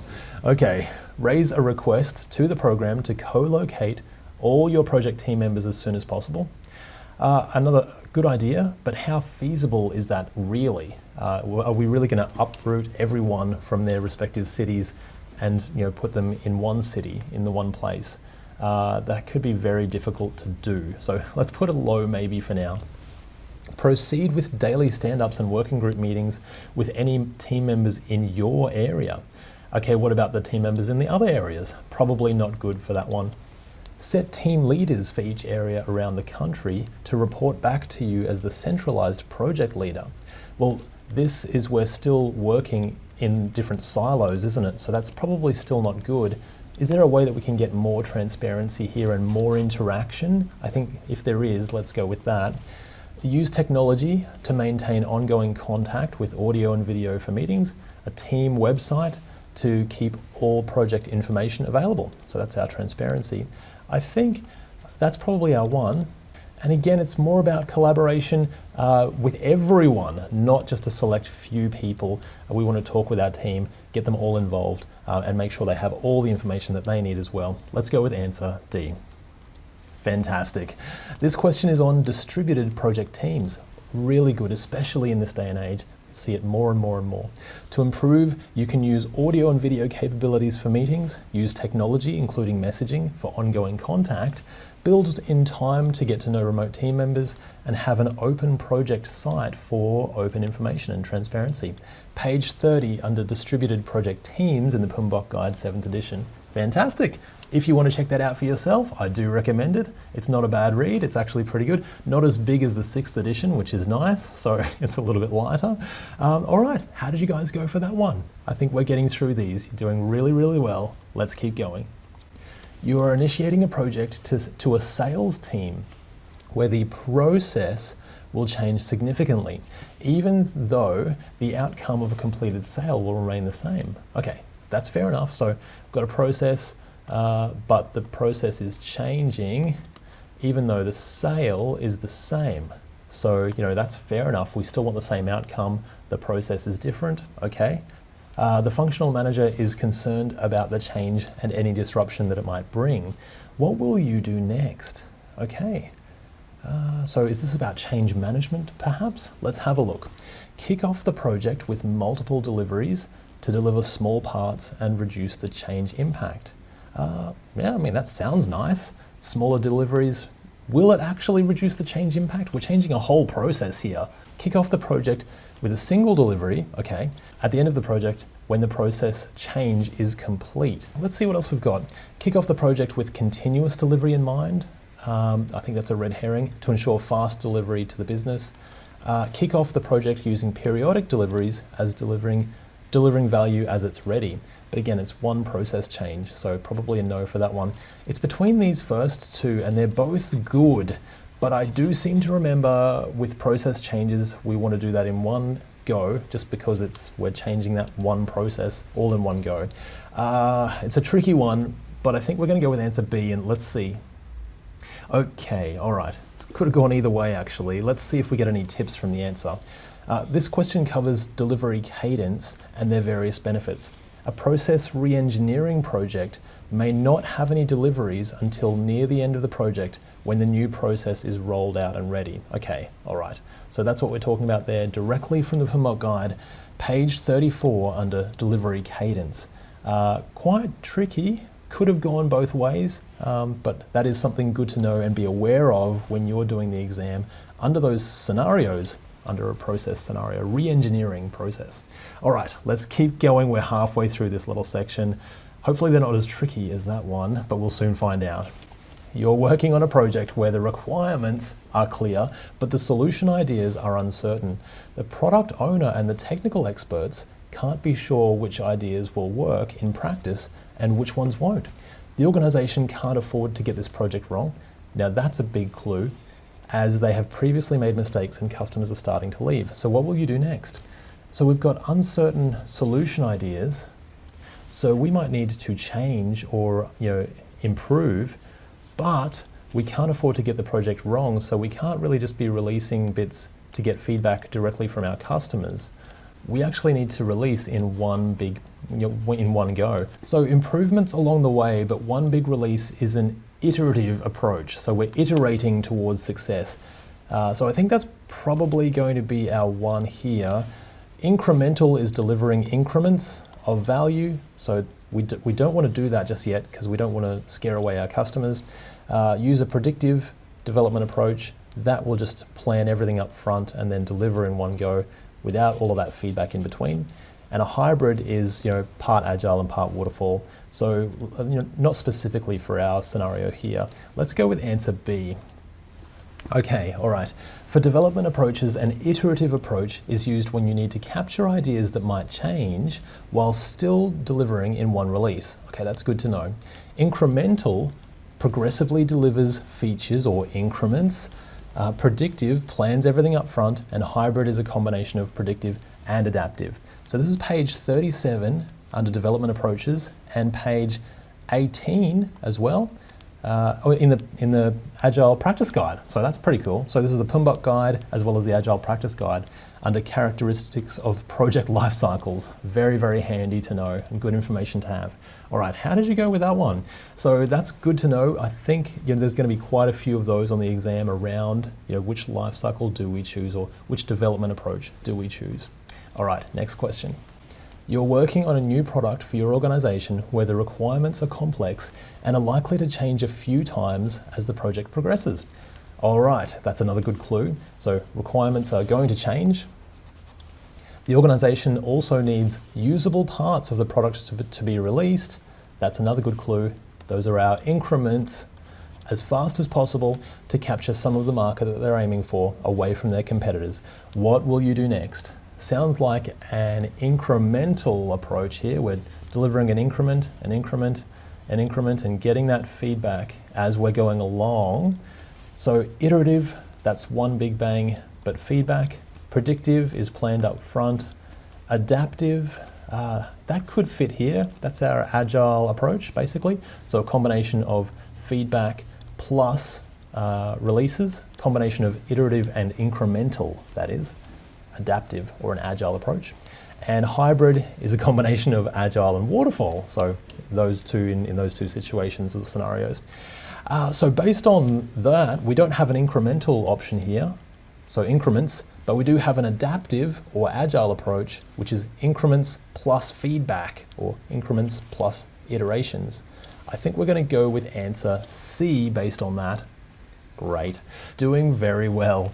Adaptive approaches are useful when requirements are subject to uncertainty and change, and a clear vision is established at the start of the project, and initial known requirements are refined or replaced in accordance with user feedback as we're going along, or unexpected events. Under page 35, adaptive approach in the PMBOK Guide 7th edition. Wonderful. How did you go with that one? I think we've had a few on the same idea here now, that development approach. It's pretty good to get into, so especially the different scenarios that we will see. Let's get into the next question. We've only got 3 to go for this little section. A new project has been kicked off in your organization due to a recent government inquiry into your industry. Okay, government could be a clue here, so lots of regulation, which found multiple processes with significant regulatory oversight that need to change. Okay, usually when government or regulation is involved, if this is about processes again or development approaches, okay, which it seems to be, it's usually going to be a predictive or a waterfall approach where we're planning everything up front, getting all of the quality checks and things signed off properly, and then releasing so that there's no mistakes. And that's where we've got a lot of regulation and a lot of government oversight. So, could be that one. Let's quickly finish this and see if there's any other clues just in case. The inquiry ordering these changes has given you a due date of 10 months' time before you start incurring penalties. What will you do next? Proceed with an agile development approach to deliver change as quickly as possible. Again, it sounds good, and that does have potential, but with that government oversight and regulatory environments, probably best to go with predictive, at least from the PMBOK Guide's perspective. Proceed with a hybrid development approach to respond to changes while planning up front. Again, actually, I think any of these could fit, but again, as sort of mentioned directly in the PMBOK, I do remember that regulatory oversight. Proceed with an iterative methodology to improve using feedback. Again, so all of these are actually quite good, but the best one for us, let's go with answer C. Okay, all right, we're doing well. In considerations for selecting a development approach, environments that have significant regulatory oversight may need to use a predictive approach due to the required process, documentation and demonstration needs. So again, yeah, just trying to satisfy all of those government regulations can be a bit more tricky, can need a bit more oversight and a bit more planning. Page 40, under considerations for selecting a development approach in the PMBOK Guide, 7th edition. Fantastic work. All right, and last 2 questions. You're doing amazing work. These have certainly been a little bit different, so much less process-based, isn't it, than the PMBOK Guide 6th edition. All right, last 2, let's go. Your organization is moving to an Agile way of work. Your project team are strongly opposed to using Agile as they've been burned using iterations when executives used the team velocity to try and force the team to work faster instead of keeping a sustainable pace. Wow, there's a lot of information there. Sustainable pace is what we want in Agile, so we don't want to have peaks and troughs. It's not hurry up and then wait, hurry up and then wait. We want sustainable pace of work so people don't burn out and don't have to work overtime to catch up. And all of that to say, velocity as well is the amount of work that we're getting through in an iteration. So the average amount of work, usually in story points, so maybe it's 50 story points on average every iteration, but that's an internal team measure. We only want to measure that within the team because every team is going to be different and every team is going to have a different product, different complexity, different people. So that velocity, once executives get their hands on that and try and use it as a beating stick instead of, just as a way for the team to understand how much work they can take on to keep their sustainable pace, then things get a little bit more ugly. So that's something to be very aware of. It's actually a pretty good scenario here. What are we going to do here? Okay, so we're moving to an Agile way of work, so it seems like we have to do that anyway. How can we get around this? Add extra resources to your team to deliver faster and avoid executives getting involved. I don't think those two are related. Executives will probably still be involved potentially. Adding extra resources might complicate things as well, so something that may not help. Proceed with a predictive development approach and deal with the consequences later. We may not have that option because it's coming from the organization, it's moving to an Agile way of work. We may have to do this eventually, and so why not see if we can figure it out now rather than later. So let's put a no for that one for now. Ask your team to work with Agile velocity and iterations despite their hesitations. This might work, but again, it's we could force them to do it, but because we're forcing them, they are sort of convinced against their will, and it just may not work. They may not have their hearts in it, so their engagement will be low. Again, we're seeing a lot of engagement and sort of that leadership come into these questions. I'm going to put a no for that one and hope the last one is okay. Maybe we just select the last one based on elimination. Unless they're all wrong, let's see what we've got. Suggest the team uses flow-based scheduling. Okay, well this actually sounds promising. Flow-based scheduling with a Kanban board for visual work. So those are Agile principles that we can use. So we've got visual management, Kanban board, moving our work across the board, and flow-based scheduling. We've got a work in progress limit. So we only want sort of 3 cards for this person at one time, or 1 card or 2 cards or 5 cards, user stories, pieces of work, work packages, whatever you want to call them, that someone is working on. That's how we're limiting work in progress to keep people focused on the 1 or 2 things at once. So we're not multitasking and context switching. Gosh, a lot of words in here, a lot of Agile-based words that you will see and find, but all of that, I think, let's go with answer D. And there it is. Kanban is one of the largest parts of Agile approaches, aside from the other parts, other major parts such as Lean, Extreme Programming, and Scrum.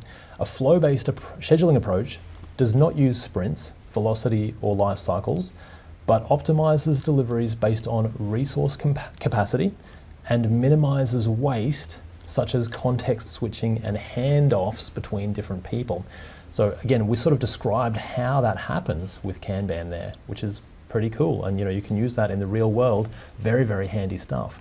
And there we are, answer D, and that's the description. Page 45 under flow-based scheduling in the PMBOK Guide 7th edition. This is really good stuff, and you can see much more Agile stuff coming into these questions. It's pretty cool. And what else is pretty cool? We're up to the last question. You've done really, really well. Let's do this. You've done an amazing job. Your team have not worked on projects before and don't know about Waterfall, Agile, or any of the different models. Your project may also have requirements that are certain or uncertain with varying levels of risk, so you're not sure which approach to use as you begin this new project. What will you do next? Okay, so we're not sure about our, which way we're going to go, Waterfall or Agile, and also we've got requirements that could be certain or could be uncertain. No one really seems to know. So what approach can we use in this scenario? Can we use any approach at all? Let's see what we've got. Use Waterfall and plan everything up front so the team have more stability. Sure, that could definitely work. That's a maybe. Use general phase definitions such as feasibility, design, build, test, deploy, and close. That is actually very interesting. Okay, there's something about this because what you'll see in the PMBOK guide, and even just when you work around any projects, these are actually the broad sort of phases that you'll go through on any project or in any life cycle. Well, if we're using Agile, then feasibility, design, build, test, deploy, and close. These are sort of done for each project increment, and then we get the feedback, and then we do it again for the next increment. If we're doing it for Waterfall, this is the sequential, start to finish planning steps and then release steps from the very beginning of the project to the very end of the project, where we release all in one go. So these are actually the same, in any development lifecycle. They're just at different stages or used a little bit differently, but we still have to go through them. That's actually pretty good. So let's see what else we have just in case. Use Agile to ensure you can respond to change while your team's capability increases. Again, that's a fine answer. It's actually quite good, but we're not sure on anything else. We can use something that fits everything quite broadly. Don't use any project approach. It doesn't matter as long as the work is getting done. Maybe as well. There's probably better answers there. You could probably do that in the real world and just see if you could go for it, but it's way better if you've got a process that actually works in my experience. So I think for us, let's go with answer B. All right, excellent work. All projects will go through the general phases of feasibility, design, build, test, deploy, and close. Waterfall projects will do these in sequence once, while Agile projects will do it multiple times for each feature or increment. The underlying principle remains the same, so this is a good place to start. Page 42, Life Cycle and Phase Definitions in the PMBOK Guide 7th edition. That was a really, really good one. And wow, so much information here, so much great stuff for your own PMP exam that now, we've learned this, we've done it in an exam environment already. This is something that's truly, truly going to help you pass the exam, and I really do believe that you can do it, especially with all this work that you are putting in. I truly believe in you. You're a project manager in an organization with a directive project management office and are currently in between projects. The PMO asks you to prepare for an upcoming project in the accounting area by meeting with the functional manager there. You have no team, no scope, and no requirements, and no timeline as yet. What will you do next? Okay, wow. Let's see what we've got. Ask the functional manager for their wish list of improvements so you can take these to your PMO. Okay, maybe, then we could maybe prioritize those. I wonder if there's any other better options here though. Create a project management plan so the project scope, budget, and schedule are more clear. I think we'll do that once we have kicked off the project and we can plan the project usually.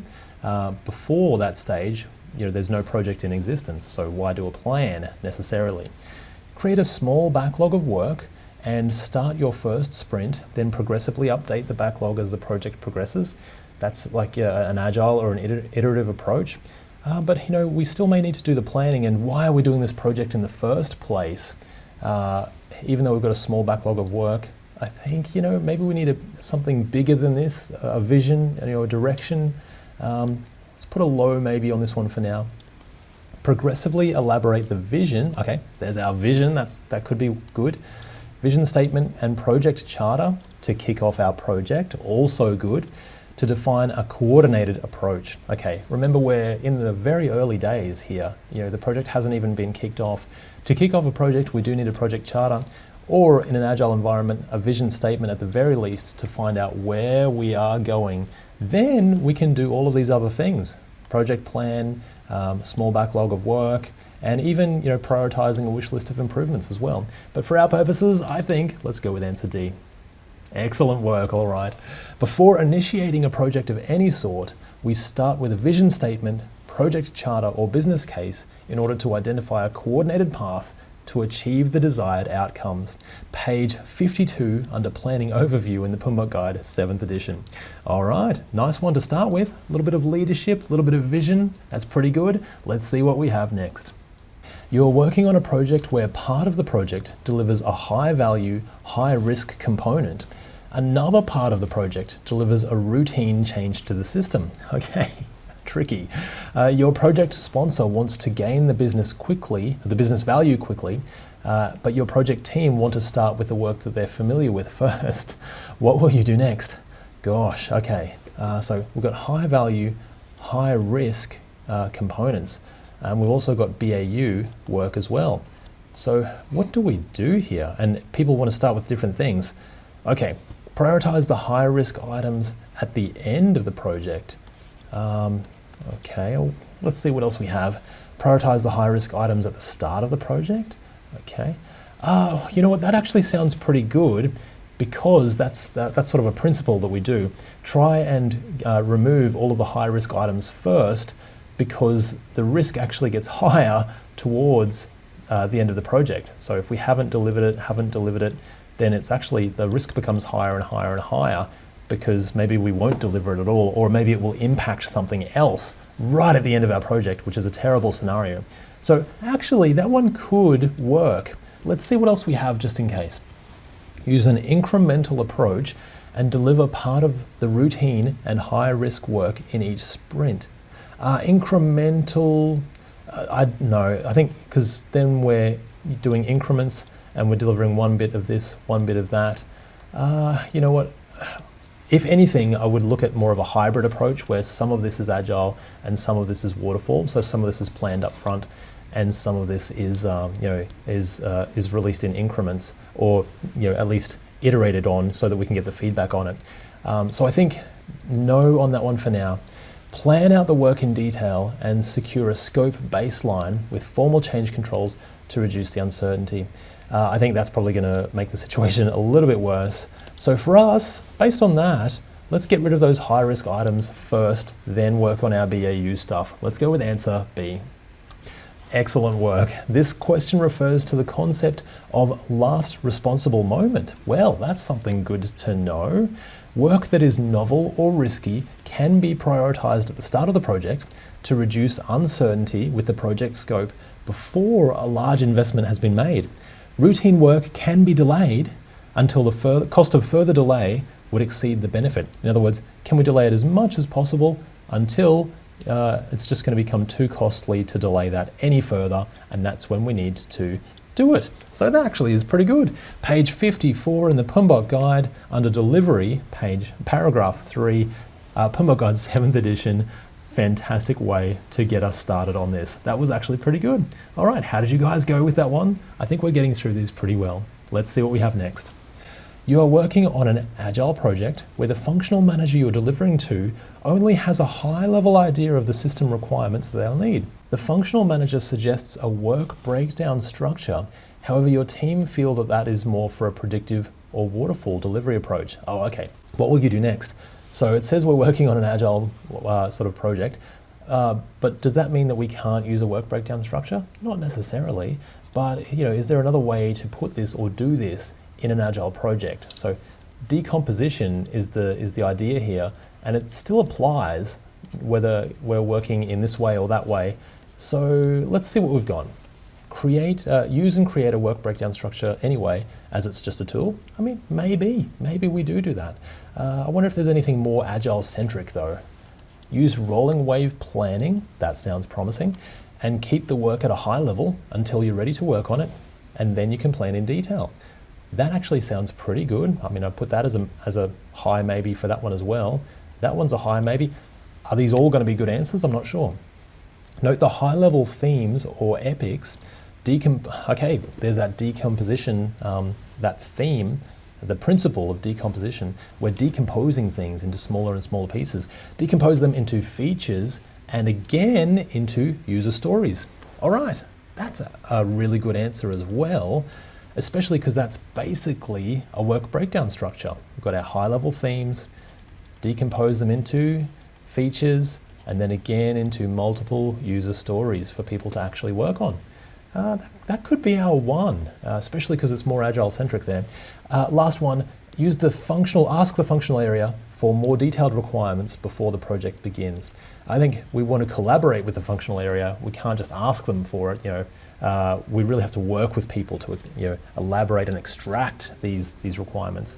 So all of these are pretty good, but the best one, I think, for us is answer C. All right, great work. This question refers to decomposition or breaking down the work. We could use a work breakdown structure or rolling wave planning, but for an incremental approach, breaking down the work from epics into features to user stories is a form of decomposition that fits the delivery approach that we're using. Page 54, under delivery, paragraph 3 again, in the PMBOK Guide, 7th edition. Wonderful to know. You can check that out for yourself. How did you go with that one? A few good answers there. That was actually pretty good. All right, let's see what we have next. You're at the beginning of planning a new project and have researched and gathered the requirements from the area, broken them down into deliverables and activities, which you believe could take 26 weeks to deliver. Okay, well, we've done a lot of work here. This is good. The project sponsor is asking you for an estimate on how long the project will take. What will you do next? All right. Tell the project sponsor 26 weeks.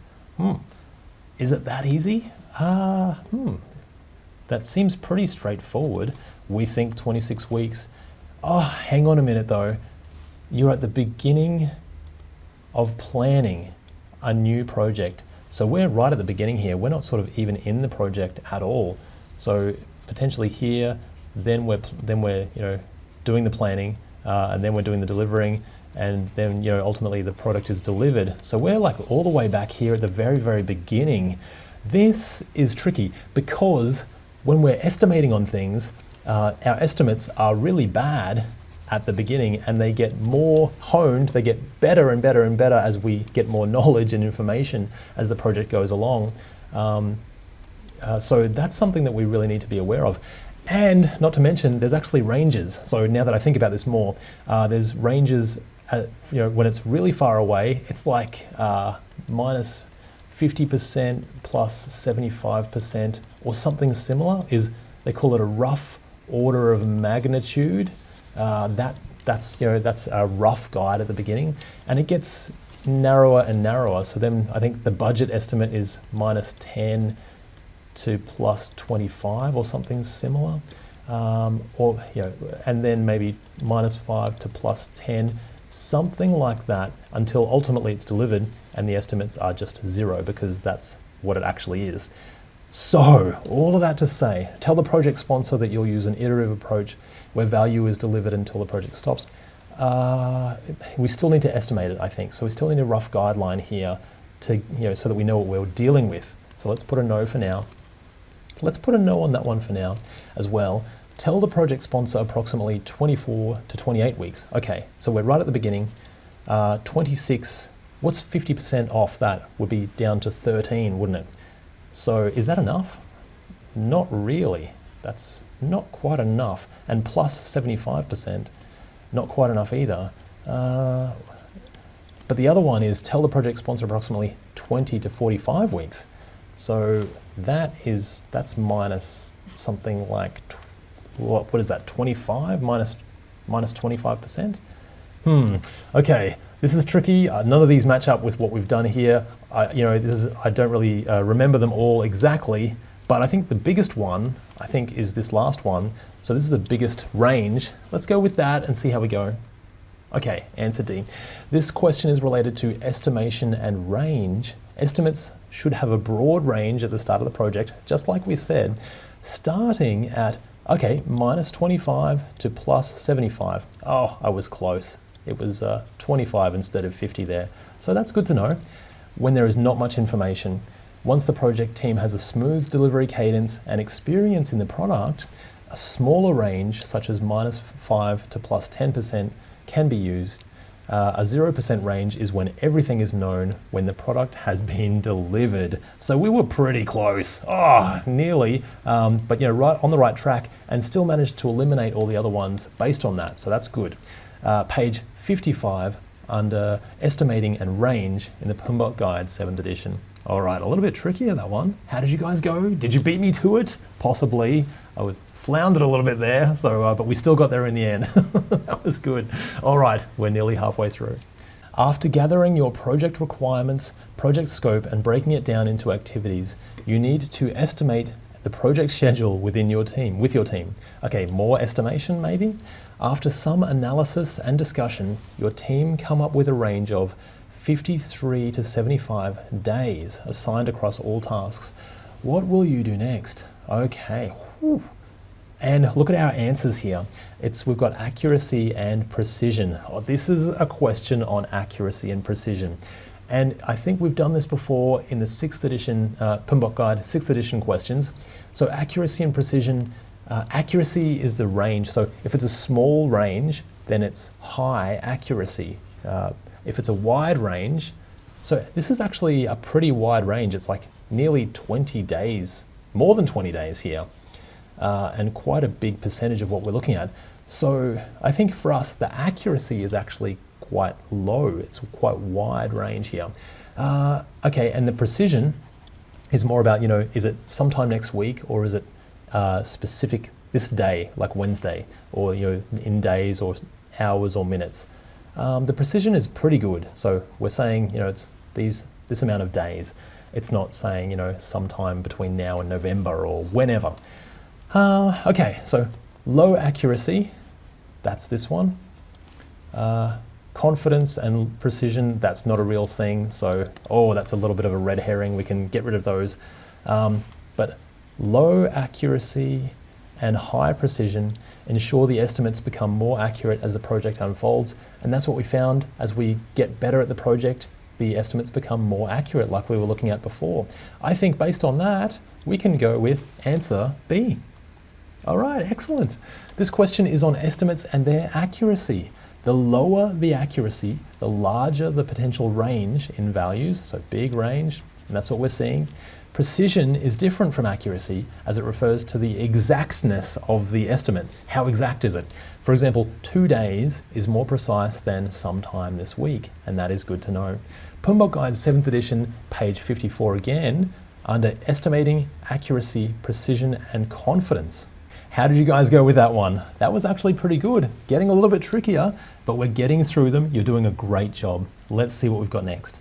You are working on a business case where you know that the industry is undergoing a significant change at the moment, and there could be many different impacts to your project benefits before it's delivered completely. Okay, your project sponsor asks you for the best estimate of benefits that you can give under the circumstances. What will you do next?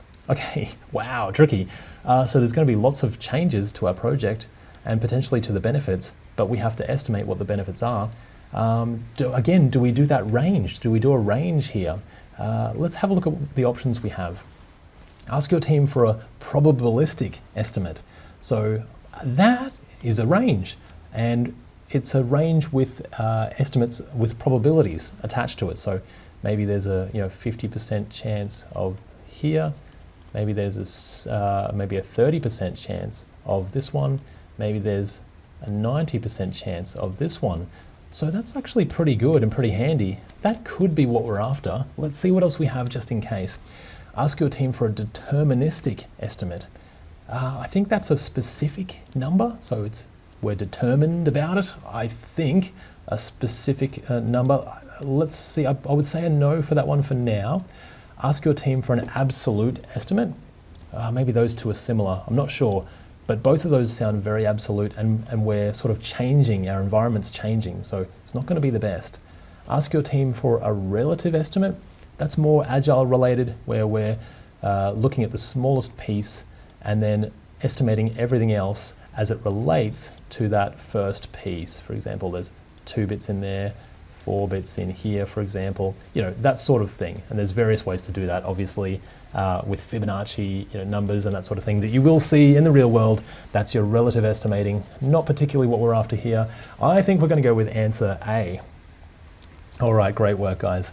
Probabilistic estimates include a range of estimates along with the associated probabilities within the range, such as a confidence level or a probability distribution, like your cumulative distribution here, where ultimately we get to 100%, or this is 0% here. And at this stage, we're going to have the highest probability. For example, so this is just one example, cumulative distribution, where we're accumulating over time. Deterministic, if the number is uncertain, that's the best approach. Deterministic is a number, absolute is specific. Okay, so we're close, that's just a number, that's specific, and actual numbers and relative estimates are shown in comparison to other estimates. Page 57, under presenting estimates in the PMBOK Guide 7th edition. Wow, all right. Getting a little bit trickier, but still, I think we got there in the end. That was actually pretty good. I'm learning quite a little bit here as well. How did you guys go with that one? I think we're doing this. We're doing really well. Let's see what we have next. You have noted 9 epics for delivery as part of your most recent project. Your team have broken down these epics into user stories and would like to see the effort involved for these deliverables. Okay, we're looking at effort again, potentially. You ask your team to find the smallest user story, size it with a 1, and then determine the size of the other cards based on how they compare to the original card. This is, okay, a few things here. What approach are you taking? So this is the type of estimating. And we had a bit of a clue from the last one. It's not deterministic. So it is a number. That is fine. But we're comparing, it's relative to the original card. It's that, so we've got 1 is a 1, then this one is going to be 2, for example. Next one is going to be a 3, based on how big it is in relation to that first one. So what approach are we taking here? Oh, and there it is, relative estimating with your team. I think that's probably going to be our 1. Let's see what else we've got just in case. Deterministic estimating to determine the effort. Again, that's that specific number, I think, wasn't it? Absolute estimating was just something absolute, specific number again. That was a number and that was a specific one, though I get those mixed up. Probabilistic estimating is that probability that we used before, but it's not relative here. For us, it is relative estimating. Let's go with answer A. All right, excellent work. This question is about estimating and making an estimate in comparison to other estimates. That is relative estimating. Page 57, under relative estimating in the PMBOK Guide 7th edition. Wonderful work, guys. We're really getting through this, really doing it, learning a little bit that we can use in future questions as well. All right, let's keep going. You're working on a project where a competitor is also working on a similar feature, and being first to the market will have a significant impact on this year's profit. Your product owner would like to measure how quickly story cards are being completed once they start being developed. Okay, what will you do next? Do we have anything on velocity here? Although velocity is for all of the story cards in a sprint, for example. But this is just how quickly story cards are being completed in general once they start being developed. Okay, and I see we've got lead time, cycle time.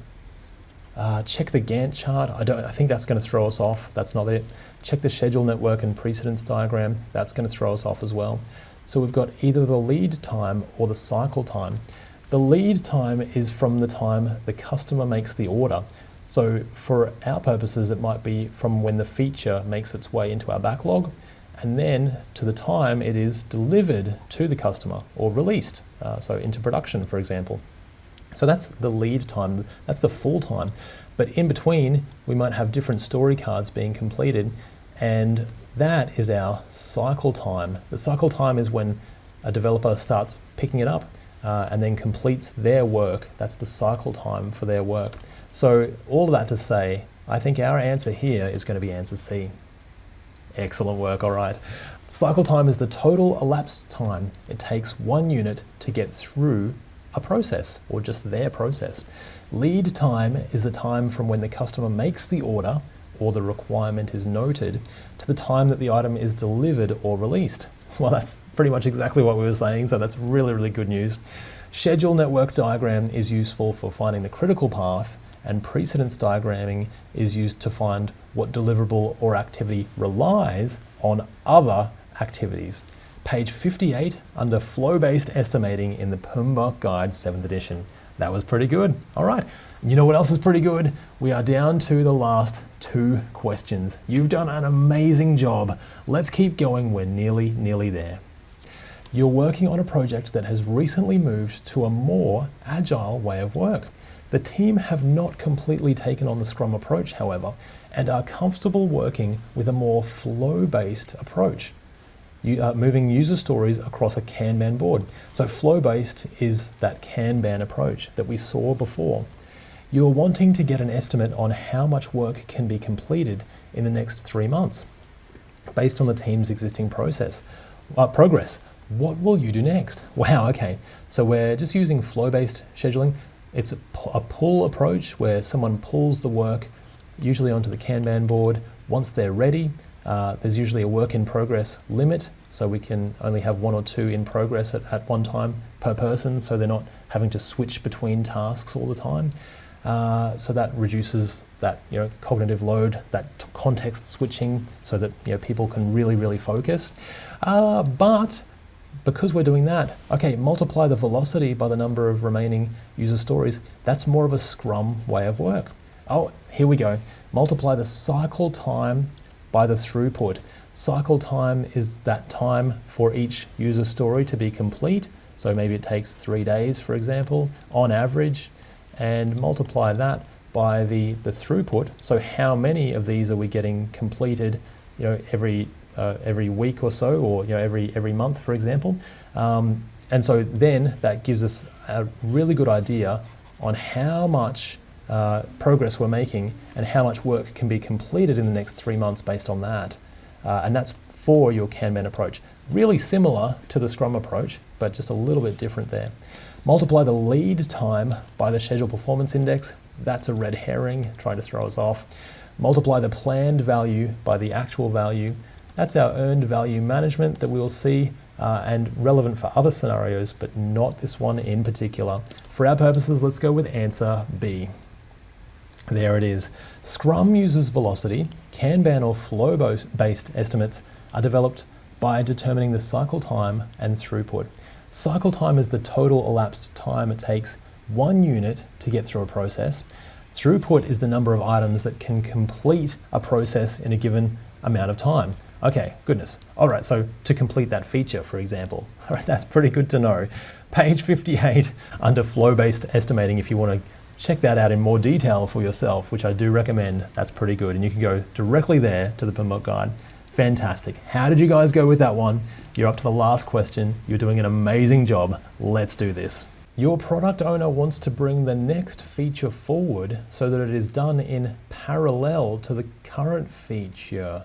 Okay, fast tracking perhaps. So we're doing things in sequence and now we want to do them at the same time to make things go a little bit faster. But it's still released in the existing feature order.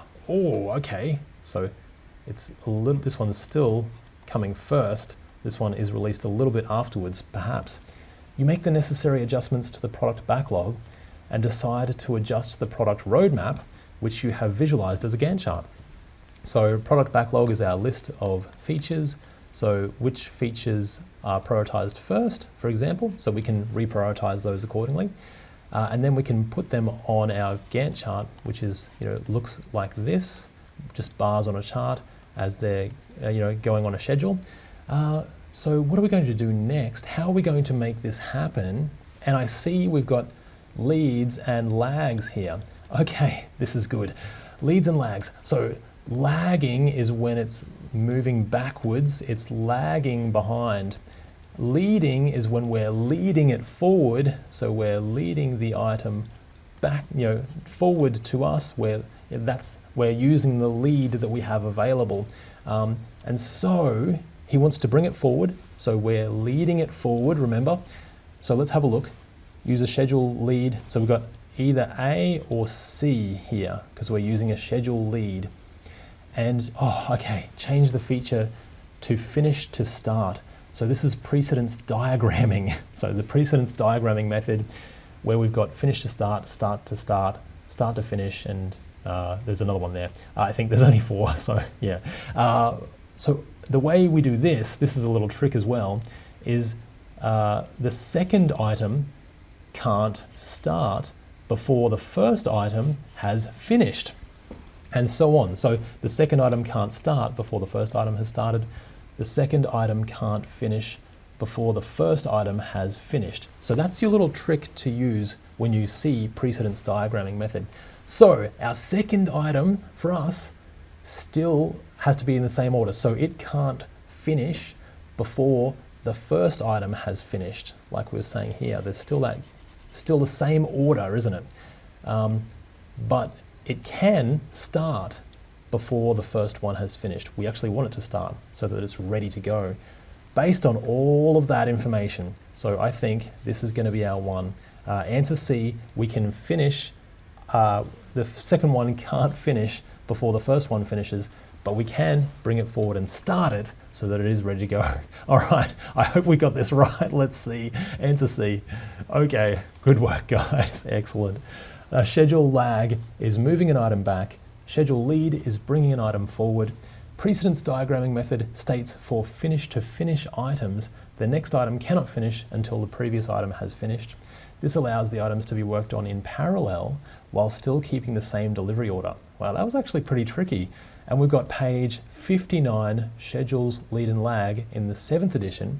And we've got page 180, precedence diagramming method, in the 6th edition of the PMBOK guide. So both of those, really good books. Definitely do recommend you go through them. They're fantastic tomes of information. And what else is fantastic is that you and I have gotten through this little section of PMP questions specifically on the PMBOK Guide 7th edition. So that latest information, you're doing a wonderful job. I truly believe that you can pass the PMP exam.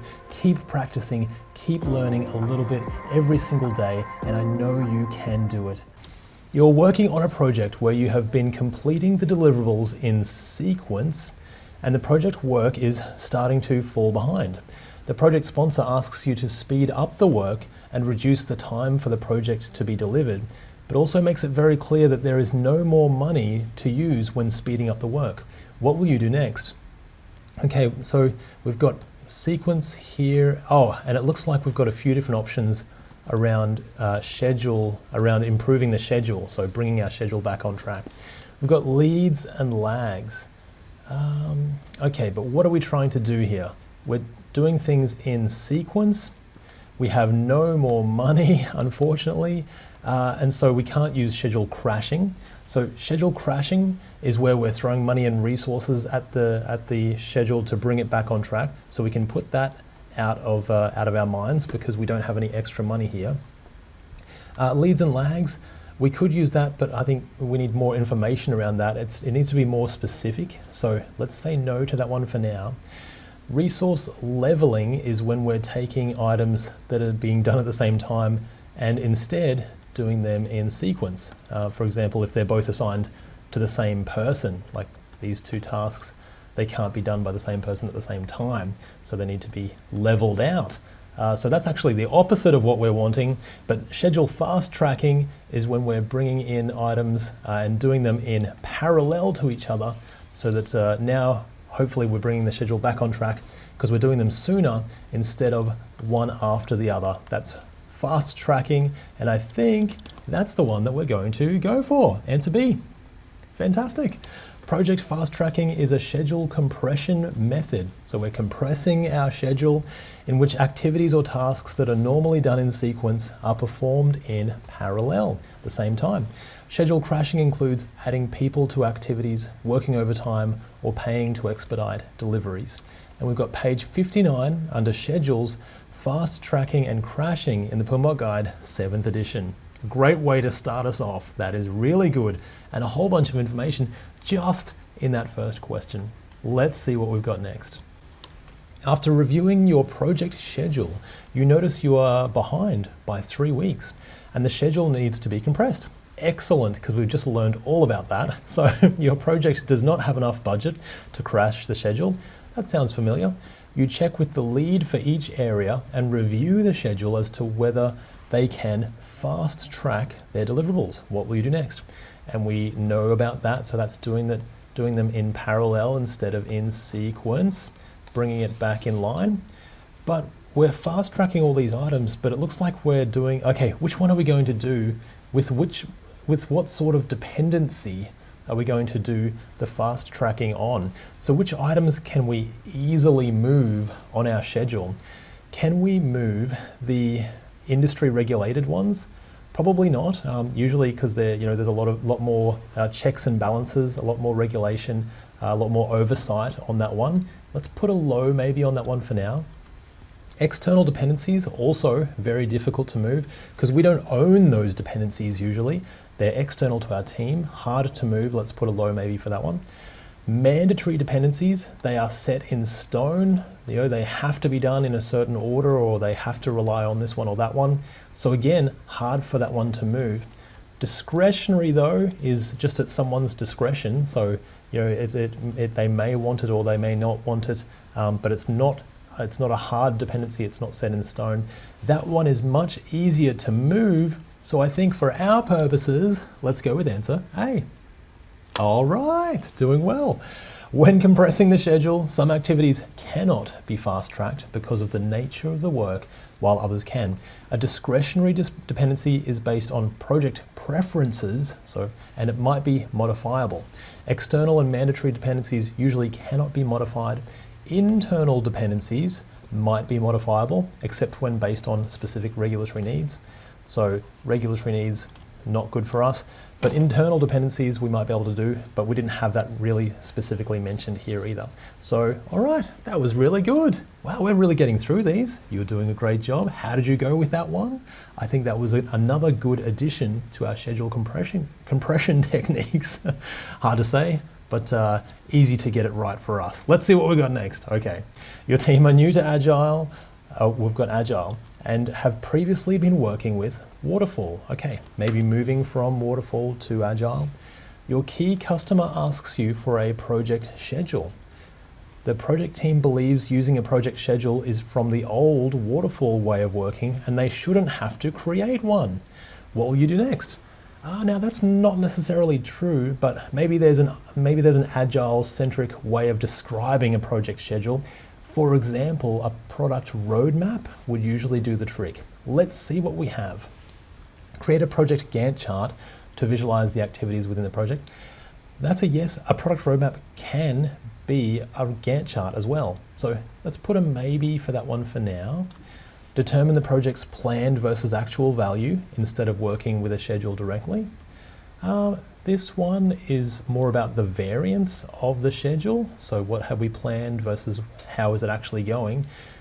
It's not really Agile-centric, even though it's a good practice to do. So we could put a maybe, a low maybe for that one for now. Advise the customer that we don't need to plan ahead in an adaptive way of work. Not necessarily true. That's the whole point of a product roadmap, so we can see the features that are coming up and make sure that they're adding value in the eyes of our customer. So I think what we've got here, D, is looking a bit more promising. Ask your team to develop a high-level release plan, like a product roadmap, showing the features to be included in each release. As we're coming up, and they're coming up in the future, the time frame doesn't have to be exact, but this is what's coming up in the future, and we can usually tell when it's coming up based on how quickly we're completing our work, our velocity. So I think for our purposes, let's go with answer D. All right, good stuff. Adaptive schedule planning uses incremental planning.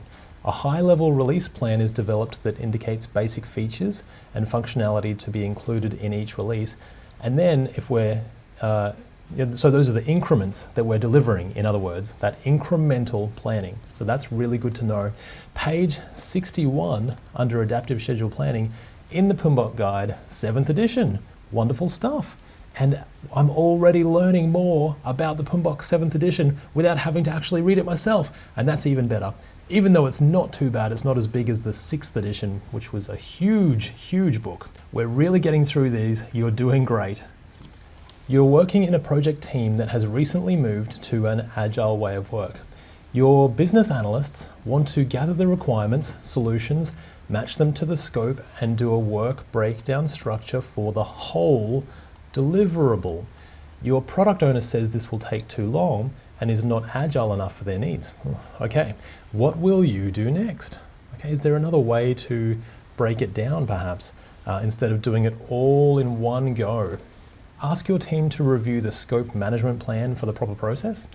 I think maybe there's a better answer than that one. Let's put a low maybe for now. Break the deliverable down into smaller pieces so you can deliver those faster. Yeah, that's definitely possible. And then they could, analyze those smaller pieces as well. Potentially, that could work. Ask your team to time box work on the highest priority items in the backlog, update the estimates, and then reprioritize them as necessary. That sounds really quite good. Obviously, we're prioritizing the highest items, update the estimates for those highest priority items, and then reprioritize them as necessary. We're time boxing the work, very agile centric, lots of agile words there, in that agile way of working, time boxing, prioritizing.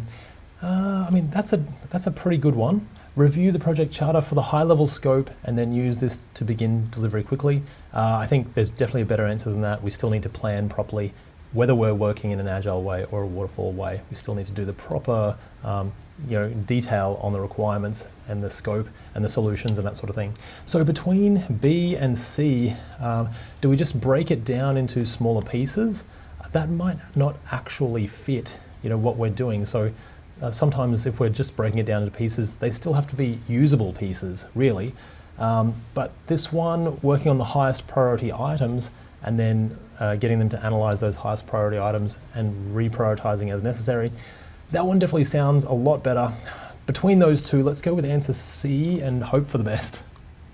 Okay, all right. That was actually a little bit tricky. Both of those were pretty good. Let's see if we get any tips here.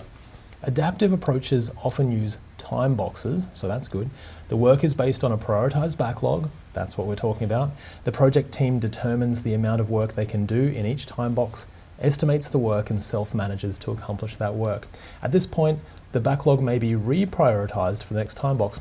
So it basically is just describing an agile way of work and then prioritizing those items to work on. So I guess that satisfies all of these things, moving to an agile way of work and ensuring that they can start the work more quickly rather than doing all of the analysis for everything before they begin. And here we've got page 62 under time boxes in the PMBOK guide if you want to check out that one for yourself, which I really do recommend. All right, how did you guys go with that one? That was a little bit trickier. Let's see what we have next. When reviewing the current progress with your project sponsor, they notice that the system solution is missing a critical piece that will impact the benefit of the project. Okay, the project sponsor approves the scope. Okay, that's good to know. Your project has a planned value of $520,000 and an actual cost of $535,000. So we'd planned to be at 520. But our actual cost, so we've spent more than what we had planned to at this point. So 535. So we're behind our budget. So we're over our budget, sorry. Let's see what options we have. I'm not sure what we're trying to do here. Just to add this critical piece of scope, I suppose. Work with the PMO to unlock the project management reserves for the extra work. Okay, management reserves. As we've been through a few times, we've got our project budget, then we've got our contingency reserves for any risks that pop up. That becomes our, I can't remember the name of it, but the overall project budget, to which we add the management reserves on top of that for any scope that we didn't see, but that is actually part of the project, is approved. So that actually does fit. That fits for what we're after here. I wonder if there's any other answers that fit as well. Let's have a quick look, but that one's looking pretty good. ask the product owner to reprioritize the backlog and see if the new work will fit. I think if we do that, something else will have to be bumped out usually. And it doesn't say we're specifically working on an Agile project either, so this could be any type or any style. Let's put a maybe for now. Perform the work within your normal budget as your project is on track. I think we can't do that because we are actually over budget. So that's a definite no, and that's very handy to know, so that's good. Raise a change request for the changes and gain approval from the change control board. I think that one is also good, but it looks as though the project sponsor has already approved that scope. So project sponsor would usually be a part of the change control board, but it depends on the project, depends on what you've outlined in your change management plan, so the process for change management.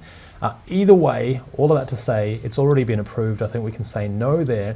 That gives us, I think, answer A is going to be our best one here. There it is. Management reserves are set aside for unexpected activities related to in-scope work. Depending on the organization's policies, management reserves may be managed by the PMO at the program or the portfolio level. Page 62, under budget, in the PMBOK Guide, 7th edition.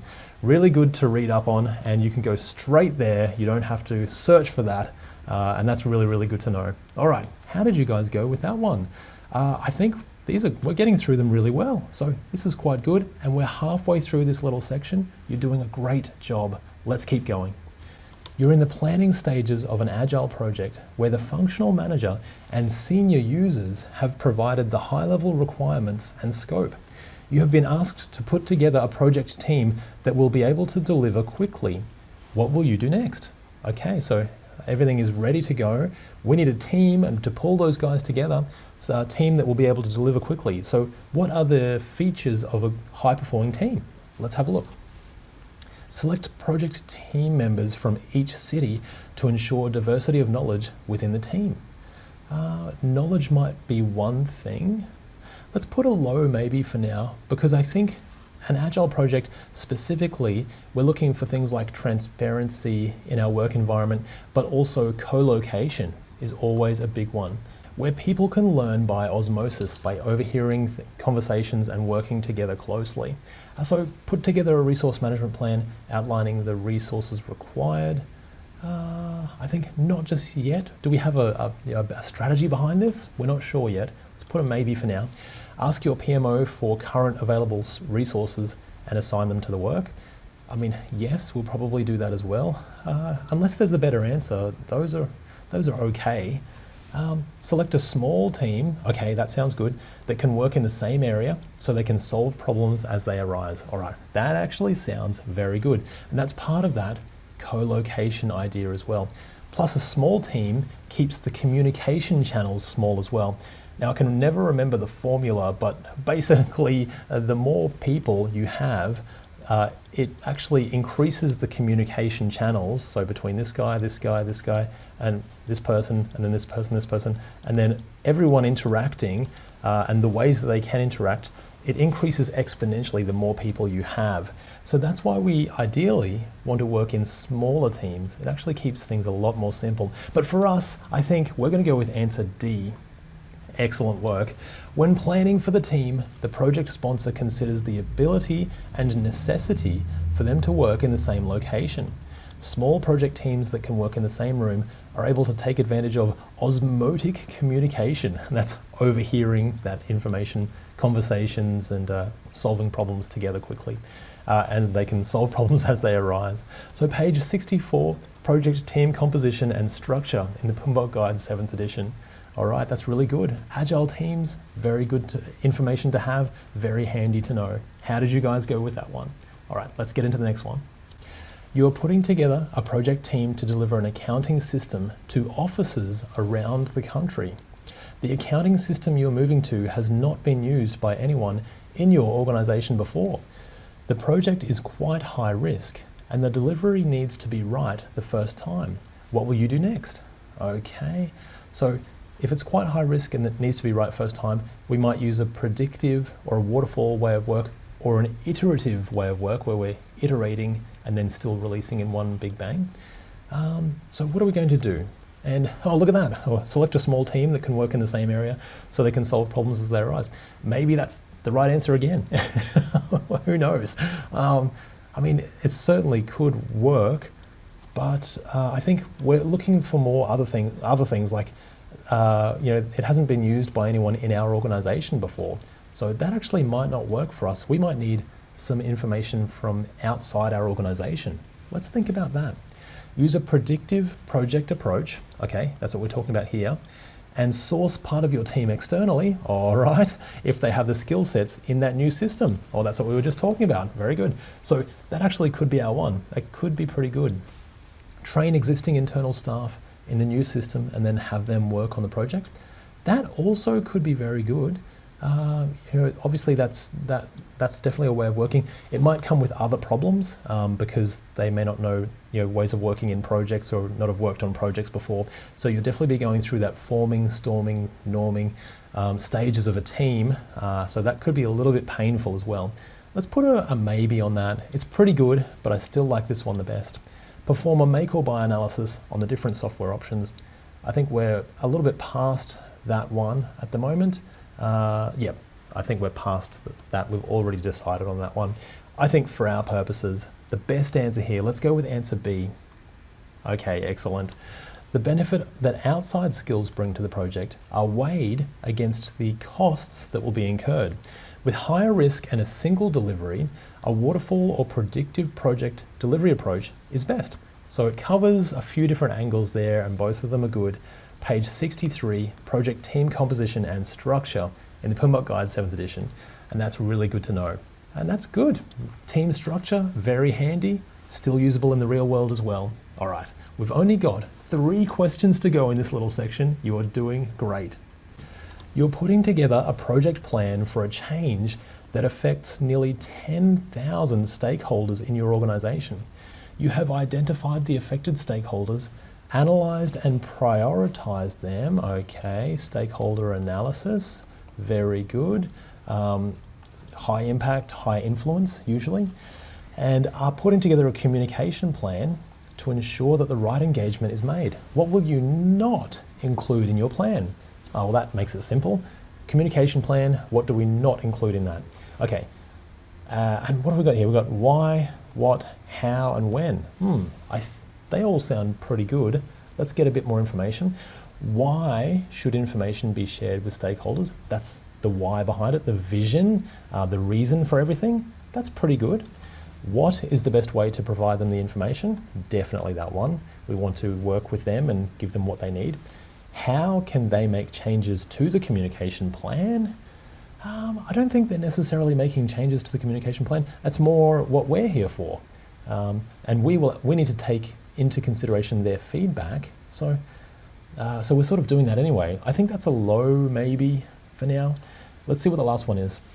When and how often is information needed? Well, definitely that one. So we want to be communicating in the way that they need and how often they need as well. So I think what we're not going to include, let's put answer C for now. Excellent work.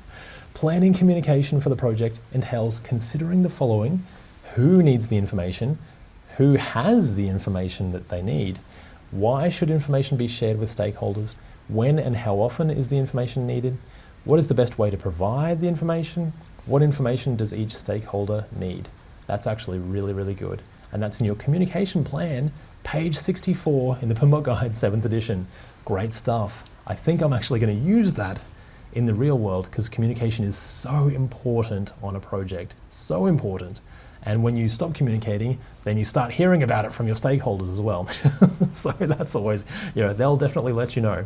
But I will also let you know, we're down to the last 2 questions in this section. Let's get to this. You put together a resource plan for a large amount of physical inventory to be purchased from overseas. You ordered the inventory during project execution. However, global supply chains were impacted and the shipment was delayed by 3 months, significantly impacting your project. What should you have done differently? Oh, goodness. Okay, how can we work with this? So we did it during project execution. Is there a better way? So Sounds like we needed to do it earlier, obviously, but how do we go about that? Should we have hired a resource manager to take care of the resource tasks on your project? Maybe. Let's put that as a maybe for now. Planned strategically about the timing? Definitely. From order to delivery to usage? Definitely. Managing resource risks and their responses, and I guess this impact was a risk that turned into an issue, wasn't it? So were we even aware that this was potentially going to happen in the future and it was a risk on our project? We needed to manage that risk. This is actually a really good one. This is a great answer. Let's see what else we have, but that's probably our one. Ensure means to track the inventory from arrival on site to the delivery of an integrated product. Even though we're tracking it, that doesn't manage all those risks either, does it? So let's put a no for now. Sourced the inventory locally to reduce the impact of local supply chains. That's a definite possibility, but for our purposes, it seems like in the question it has to be purchased overseas.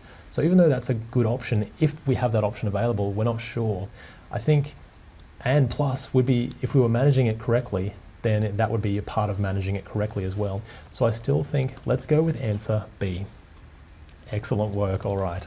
Project teams whose projects require significant physical materials think and plan strategically about the timing from order to delivery to usage. This can include evaluation of bulk ordering versus the cost of storage, global logistics, and more. Page 65, physical resources in the PMBOK Guide 7th edition. And that's really, really good information to have as well. So wonderful things that we've learned in this set of questions, and we're down to our very last one in this section. Well done, guys. Let's get this done. You are halfway through your Agile project when there is a significant change to the project scope. After it was found that the project would not be able to deliver the benefits that it had promised. You check your project budget and there are contingency and management reserves available. What will you do next? Okay, good information, and we've been through those contingency and management reserves, that information before already. So take the project scope change to the change control board for approval. Maybe, let's see what else we have. Use the available contingency reserves to make the appropriate change to the project scope. And remember, contingency reserves are for project risks and management reserves are for unforeseen scope, usually, that's still approved within the project. So contingency reserves, that doesn't fit. Let's put a no for now. Review the change management plan for the change control process. I think we need to do something else first. Let's see what else we have. Reprioritize the backlog, and I see we're on an Agile project, so that does fit, including the new scope, and begin work on the highest priority item straight away. You know what? Actually, that actually fits. So if we've got a new scope item or a new feature, we just reprioritize that, and maybe this one drops off at the end instead. So either way, we're still working, always working, but we're working on the highest priority items. And that's the way that Agile and the prioritized backlog works. So we don't need to worry about scope, about reserves or anything extra cost. We're just reprioritizing, and if something low value doesn't get done, then that's what happens. So for that reason, I think we're going to go with answer D. Excellent. Okay. Changes may occur as a result of a risk event, environment change, a deeper understanding of requirements, customer requests, and more. Project teams should prepare a process for adapting plans throughout the project. In an Agile team, this may take the form of reprioritizing the backlog instead of a formal change control process with project baselines. Page 66 under Changes in the PMBOK Guide 7th edition. And here we are. We did 10 questions just like that. That felt quite easy. Are we getting better at this? Maybe. I know I'm certainly learning a little bit, but more importantly, I truly, truly believe that you can pass the PMP exam. But not only that, it's one of the most important things you can do for your career. Projects are everywhere and they are not going away. There's just more and more change happening every single day. Your skills are so important and we need them so much around the world. You can do this. Keep going. You have recently taken over on a project that is behind schedule and slightly over budget. You raise an issue at the steering committee meeting where they advise that there is no additional funding available for the project and the project must finish on time. You believe that you can optimize the project process to bring it back on track. Okay, that's good. What will you do next? How do we optimize a project process? Let's have a look. Use additional people and resources to the project or add them to speed it up. Well, that's not really optimizing the project process, which is just throwing resources at it. So let's put a no for now. Utilize the project's contingency reserve to source the resources you need. That's more about risk. As we've seen in other questions, contingency reserve goes on top of our project, the cost there. That's for project risks. And on top of that goes the management reserve for unforeseen scope that's still needing to be delivered for the project. But that's not for us, I don't think. Perform project activities in parallel, completing multiple items at once instead of one at a time. That's schedule fast tracking. So instead of doing them in sequence, we're trying to do them at the same time to speed it up. That's sort of optimizing the project, but not really the project processes. Here we go, of course. You use lean production methods, which is actually specifically around process improvement, to reduce non-value add activities, anything that doesn't add value to getting that product to our customer, and retrospectives for the team to suggest improvements. That's process improvement, 100%. Let's go with answer D. Excellent work.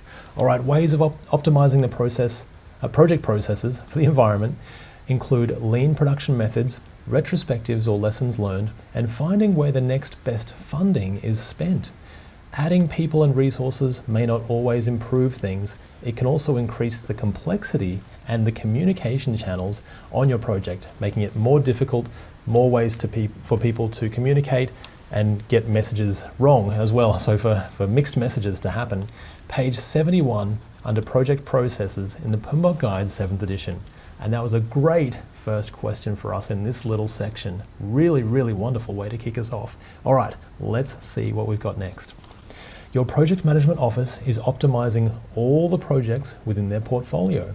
They ask for your advice in tracking the type of work each team member is doing and how long it takes, suggesting that they categorize and record their work in addition to the work itself. Oh, a bit painful. What will you do next? So they're doing their work, but now they also have to spend extra time just categorizing what work they're actually doing. So that is actually non-value add, exactly like we were talking before with the lean production process improvement methods. And I see we have some of that in our answers. Here we go. Okay, ask your team to record and categorize their work as it's important. I think there's a better answer. So maybe we do it, but maybe there's a better answer here. Recommend an automated reporting tool where possible, as categorizing their work is non-value add. I think that's a probable yes for that one. Let's see if we can automate it or take it out of their hands because we want them to be doing the actual work instead. Recommend an automated reporting tool because recording their work is value add. It's not value add. It doesn't add value to the end customer. It's just an administration task for us to do. Ask your team to ignore the request and focus on delivering customer value only. Sometimes we may want to do that, but also this is coming from our project management office. I think we want to keep them on side. If we want to stay in a job, potentially, I think that's probably a good way to do it. For our purposes, let's go with answer B. Excellent work. The time taken to track or record time can be viewed as non-value added work that does not directly benefit the output or of the receiving customer, whichever way you want to see that. We should respect the PMO request, but in addition to being efficient, processes should also be effective. Page 72, Project Processes in the PMBOK Guide, 7th edition. Wonderful stuff. We're getting a really good range here, improving ourselves, working with teams, working with risk.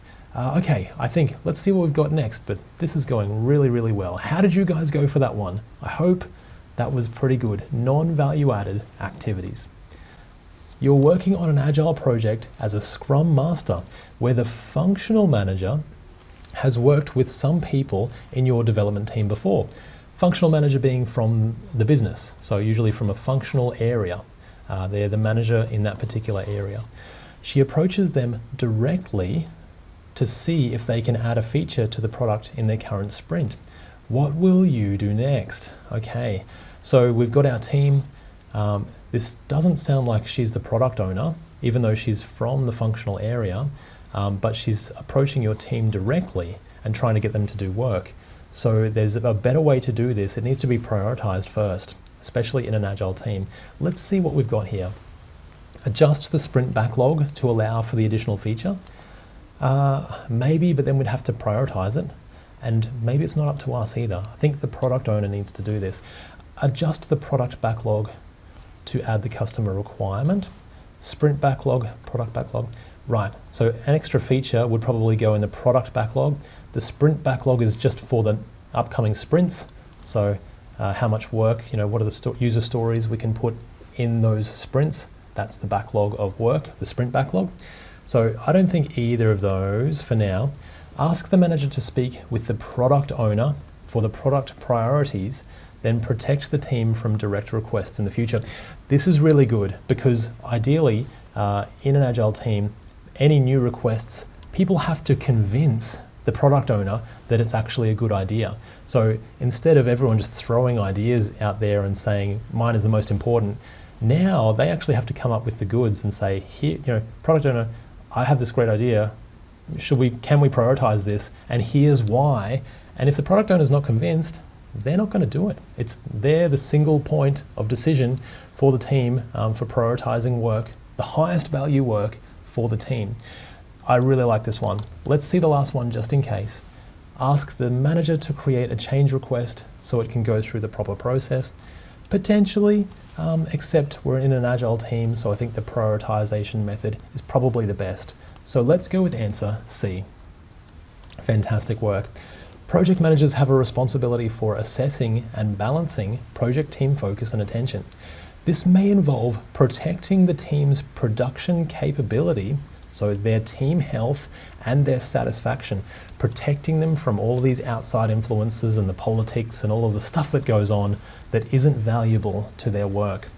In Agile, this also means being a diversion shield. Really, really good. So we've got our team, happy people, everyone's coming at us with requests, but they can't get to us because our product owner and our Scrum Master are shielding the team from those requests. Wonderful stuff. And that gets in the way of them making progress of their work. So we don't want any of that. Under page 73, maintaining project team focus in the PMBOK Guide 7th edition. A really, really good way. And as you can see, a little bit of Agile sprinkled in here, a little bit of waterfall questions. We've got all sorts, so many different types of ways to manage a project. All right, how did you guys go with that one? Let's get into the next question. You're doing great. Part of the project management plan is a detailed communications plan, which has the stakeholders on the project, their communication needs, and how information will be communicated. While this is being signed off by the project sponsor, you receive many ad hoc requests for information from new stakeholders. What will you do next? So our communication plan, we need to update this and make sure we've got all of the right stakeholders and also what their communication needs are, I think, because they're obviously not getting what they need. So let's see what we've got. Review the communications management plan to include the stakeholders. Well, okay, very good. Did I read ahead? Yes, perhaps. That was spot on. I hope they're all like this one, with the information that they need, exactly as we said, and their communication preferences. Wonderful, wonderful stuff. Good answer, that one. Let's see what else we've got, just in case, but I think that's probably going to be our one. Create an information radiator and ask the stakeholders to pull the information they need. That actually is pretty good. It's pretty good, but we're talking about the communications management plan. So, I mean, that's actually a pretty good answer, but I think this is still a better answer. Ignore the new requests as you've captured all the stakeholders you need to in your plan. Obviously not, because we've got ad hoc requests. Ask the new stakeholders to review your communications management plan to see how you're distributing information. It's up to us to get that feedback and put it into the communications management plan ourselves. Let's go with answer A. Excellent. Once collected, information is distributed as indicated in the project management communications plan. An abundance of ad hoc communication requests may indicate that the communications planning was not sufficient to meet stakeholder needs. It's a good idea to review it. Page 72, project communications and engagement. A really good way to get into that. Communications, always be communicating in the ways that our stakeholders need. Excellent stuff. We're nearly halfway through. You're doing great, guys. Let's keep going. You're working on a high-value construction project to include smart home components within multi-million-dollar buildings. After completing a make or buy analysis, you find that it will cost $700,000 to make a new system or $500,000 to buy it from a vendor. You prepare a procurement management plan to purchase it. So we're going to purchase this thing from a vendor. What will you do before conducting procurement? Oh, tricky. Okay, we plan communication, we plan procurement, we've got our procurement management plan. What do we do before actually conducting that procurement? Let's have a look.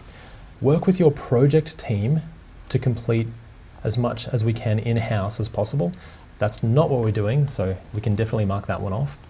Work with contracting professionals in our organization. Yes, so there's usually people who understand the legalities of these contracts, to develop an RFP SOW, request for proposal, and statement of work, so the work that needs to be done, and the terms and conditions.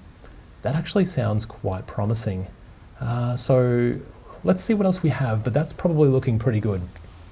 Adjust your stakeholder register to include the new vendor and add the scope to your work breakdown structure dictionary. Probably not the right order. We should have that scope already. That's how we create our statement of work. It comes from the scope that we actually need delivered, isn't it? It's just someone else is going to be delivering it this time. So let's put a no for now. Work with your project team to develop an RMP, SMP, and list of resources. Oh, I don't know what these are. Are they RMP? Is this a made-up term? I'm not sure. SMP. I cannot think of what that is.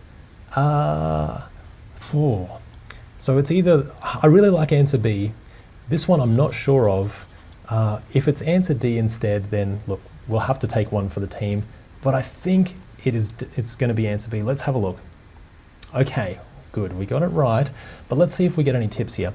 Prior to conducting a procurement, the project manager and technically qualified project team members work with contracting professionals to develop the request for proposal, statement of work, terms and conditions, and other necessary documents to go out to bid. Page 74, working with procurements.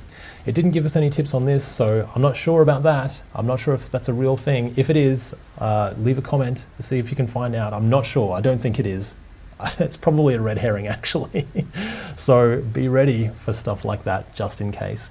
And also, we're now over halfway through. Great stuff, guys. How did you guys go with that question? It was a little bit trickier. I think they're all going to be a little bit tricky on the real exam. We have to be ready for it. You can do it. A missing item has been uncovered in the project scope that your project team cannot deliver.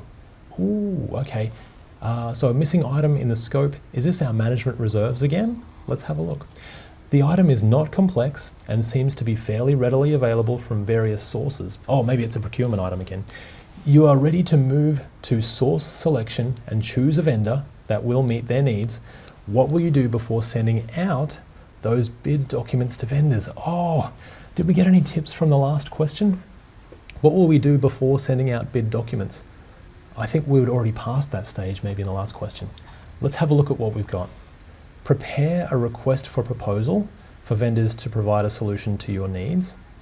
That is the bid document, I think, wasn't it? So that was part of the bid documents that we send. So let's put a no for that one. A request for quote to determine the best price from the vendors. What will we do before sending out? So both of these are bid documents. I think. So I'm going to put a no for that one because we're doing before that. So prepare a request for information to gather more information and viable sources from the market. That would happen before these items, I think. So that's a probable one. That's pretty good. Let's put a maybe for that one. Review the procurement management plan for your project's procurement process. What will we do? You are ready to move to that's actually pretty good as well. But also, would we be creating the procurement management plan? And some of this information would go into that procurement management plan. Oh, so between both of those, if we were creating it, maybe, and putting some things into the procurement management plan, I would put that as a yes. But I think before all of these bid documents, we need the information. We need that information, and that will go into this plan as well. So I think for our purposes, let's go with answer C. Okay, good stuff. The request for information is used to gather more information from the market prior to sending out bid documents to a set of selected vendors. A request for proposal is used where scope is complex or the buyer is looking for the vendor to provide a solution. Request for quote is when price is the deciding factor. It's just a quote. And this is direct from the PMBOK Guide 7th edition as well. Page 75, the bid process. Very, very handy information to have. How did you guys go with that one? There are a few tricky questions in there. Sometimes there are a few answers that will seem correct, and we have to choose the most correct one. It can be very difficult, but I know you can do it. What have we got next? You're working on a project where part of the work is planned carefully up front and another part is subject to change. You negotiate terms and conditions, including cost, delivery, and payment dates. The vendor is concerned about confusion that might occur between pre-planned and changeable work. What will you do next? Okay, so sounds like we're working with a vendor. We've got some pre-planned work, some changeable work, and is there confusion about this? How do we manage this with a vendor? Okay, this could be tricky. And it looks like we've got contracts. Okay, maybe it's the different types of contracts to manage this. This could be good. Use a firm fixed price contract to ensure the cost is fixed, but the scope can remain flexible. Incorrect. Firm fixed price is just here's the scope and here's the price, and that's it. So let's say no for that one. Use a time and materials contract to ensure only the time and the materials used are paid for. That could be pretty good. But again, we've got these two different sorts. It still could get confusing, exactly like they're saying. So how do we avoid that confusion? Adjust your project plan to suit either a predictive or adaptive approach to reduce the confusion. So do we choose either one and just lock it in? Either one Agile, or waterfall?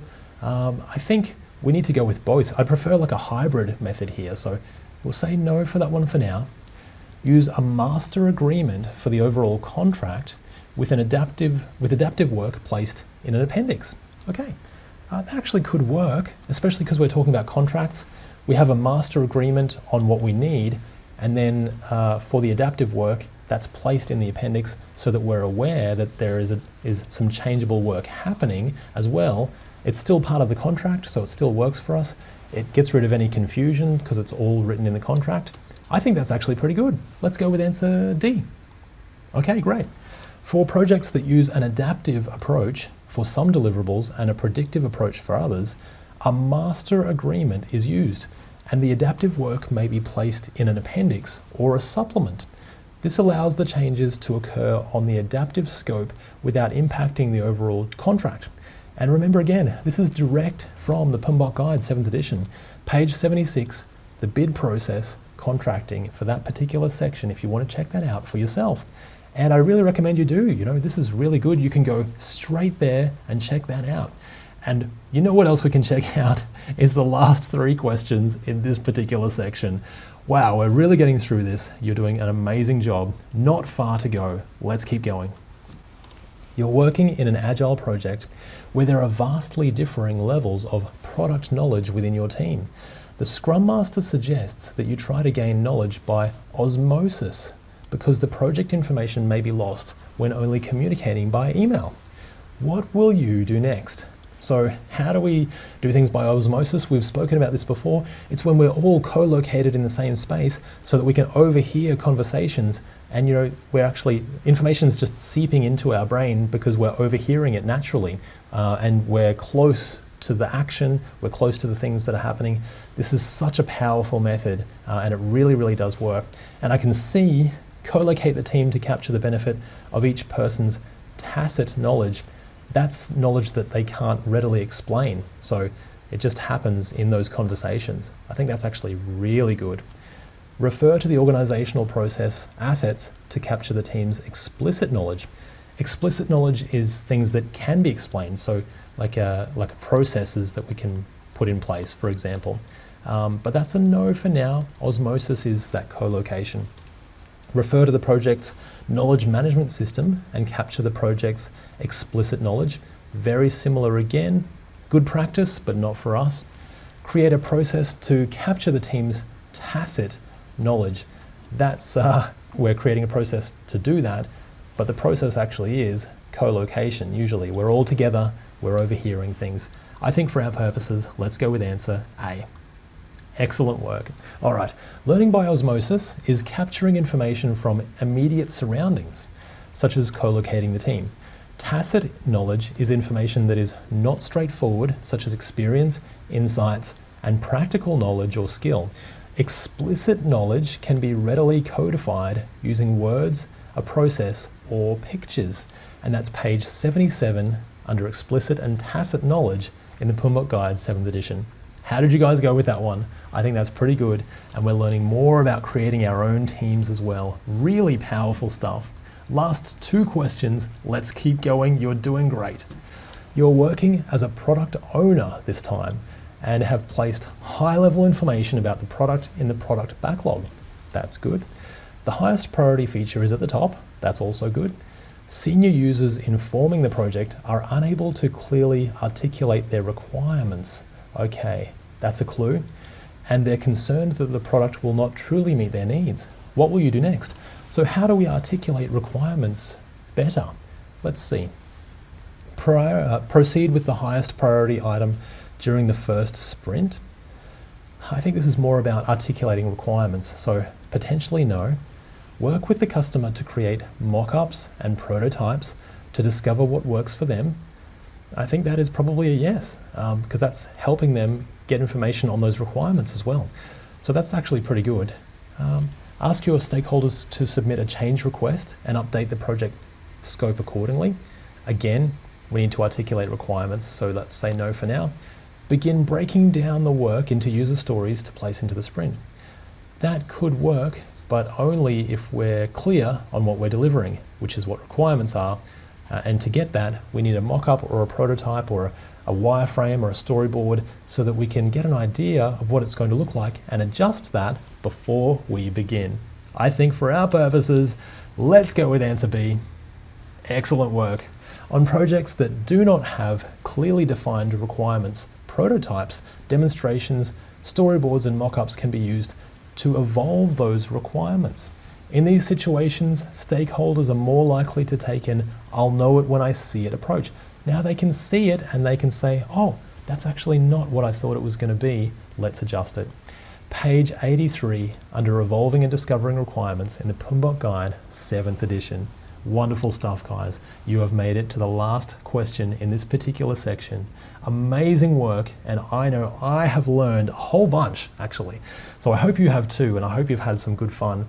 This has been really good, a great way to learn. Let's do this last question, then we can have a break, a nice relax, well-deserved relax. You are gathering requirements for a new feature in a customer management system. The product owner has given a user interface feature as the next highest priority, and you are co-located with the team receiving the benefits. Everything sounds great so far. What will you do next? Show the customer team how the new user interface will look as they will be using it. So we've got our item, we're co-located with the team. I think we need to break this down. So we've got our product item, need to break it down and put it into the sprint backlog. So we've got our product backlog. We work with the team, make sure everything is good, get the user stories and put them into the sprint backlog, I think. Communicate the requirements to developers with a coherent, logical flow of ideas. That's also quite good. We need those requirements. Maybe we need a mock-up again. So let's put a maybe for that one. Elicit requirements into user stories. Oh, so that's taking it to a new level, I think. So now we're getting those requirements, we're putting them into user stories using acceptance criteria. Oh, that's much better. That is clear, verifiable, and traceable. Even better again. So good way to put your acceptance criteria. Make sure it's clear, verifiable, and traceable back to the requirement that we wanted in the first place. I think that's actually a really good one. Show the mock-up or prototype to the developers and ask them to develop based on that. Again, could be good. There are quite a few good options here, but I think the best one with acceptance criteria and eliciting those requirements is answer C. Let's have a look. There it is. Elicitation means to draw out. Well-documented requirements are clear, concise, verifiable, consistent, complete, and traceable. Those are all really, really good things. That's good information to have. A prototype is useful, but may need more information for developers to turn into a product. Clear purpose, coherent ideas, controlling flow, concise expression, and correct grammar are part of the 5 C's of communication. So separate, still good, but not for us at this stage. Page 83 under requirements, elicitation. And you know what else is a really wonderful thing is the fact that we have made it to the end of this particular section of questions. It's a lot of work, and I really respect the work that you guys are putting in to learn this information, to improve your project management skills, but more importantly, to prove those skills through a wonderful thing like the PMP exam. You are doing an amazing thing, something that will truly help and improve and change your life. And I really, really believe that you can do this with the work that you're doing and the improvements that you're making every single day. Keep going. I truly believe in you. You're working in an Agile team who are trying to break down the project requirements and the scope. They have created a scope statement and a work breakdown structure, excellent, but are not sure how it will work now that they're using sprints and user stories. Okay, so is this about how to use a work breakdown structure sort of a tool, or that way of working in an Agile way of working as well? Because it definitely can fit. We might just call it something different, for example. So what will we do next? Okay, assign activities to each of the scope items in the work breakdown structure and place them on a Gantt chart. That's what we do in a traditional project, and it certainly can work in an Agile project as well. It might be our product roadmap, but we just put it in the view of a Gantt chart in a project schedule. So there's our items over time. So maybe, let's see what else we have just in case. Create a product roadmap with the team using the lowest, most detailed part of the work breakdown structure. Usually a product roadmap would be the feature level, so like a high level, not the most detailed level. Most detailed level is the user stories usually. So I think maybe a maybe for that one, or a low maybe a no. Group the work by large themes of customer value, such as shown as epics. That sounds promising. And then break them down into smaller user stories to complete in each sprint. And that's exactly it. So we've got our features, and we break those down into user stories, and then we place those in the sprints, and that's the Agile way of working. And that's the way we do similar work breakdown structure, or a decomposition of our work. I think that's actually really good. Let's see what else we have. Ask the team to trace the requirements properly using a requirements traceability matrix. Also good practice, but probably not what we're after here. I think the best answer for us is answer C. Excellent work, all right. One way to identify scope is identifying the themes of customer value associated by a common factor such as functionality. So we're sort of releasing a usable feature, ideally, of customer value. Could be data source, or it could be security level. How are we grouping this thing together? These are shown as epics, which are too big to complete in one sprint, and we have smaller user stories which we can complete in one sprint within those. Page 84 under scope decomposition. Wonderful. And that's, again, direct from the PMBOK Guide 7th edition. Direct learning, too easy, wonderful way to do it. How did you guys go with that one? I think that was actually pretty good. Let's go. Let's see what we've got next. Your project team are trialing an agile way of work. The product owner has a clear vision for the product. There is confusion in the team as to how much work should be done on a user story before it's taken to the sprint review, and how they will know that a story is complete. What will you do next? Okay, trialing an agile way of work, not sure how we know when it is done. This sounds to me like the definition of done. And there's definition of ready, and there's definition of done. Definition of ready is how we know that work can begin on an item, and that might be at different stages as well. So how is it ready for our analysts or to get the requirements? How is it ready to be developed? How is it ready to be tested?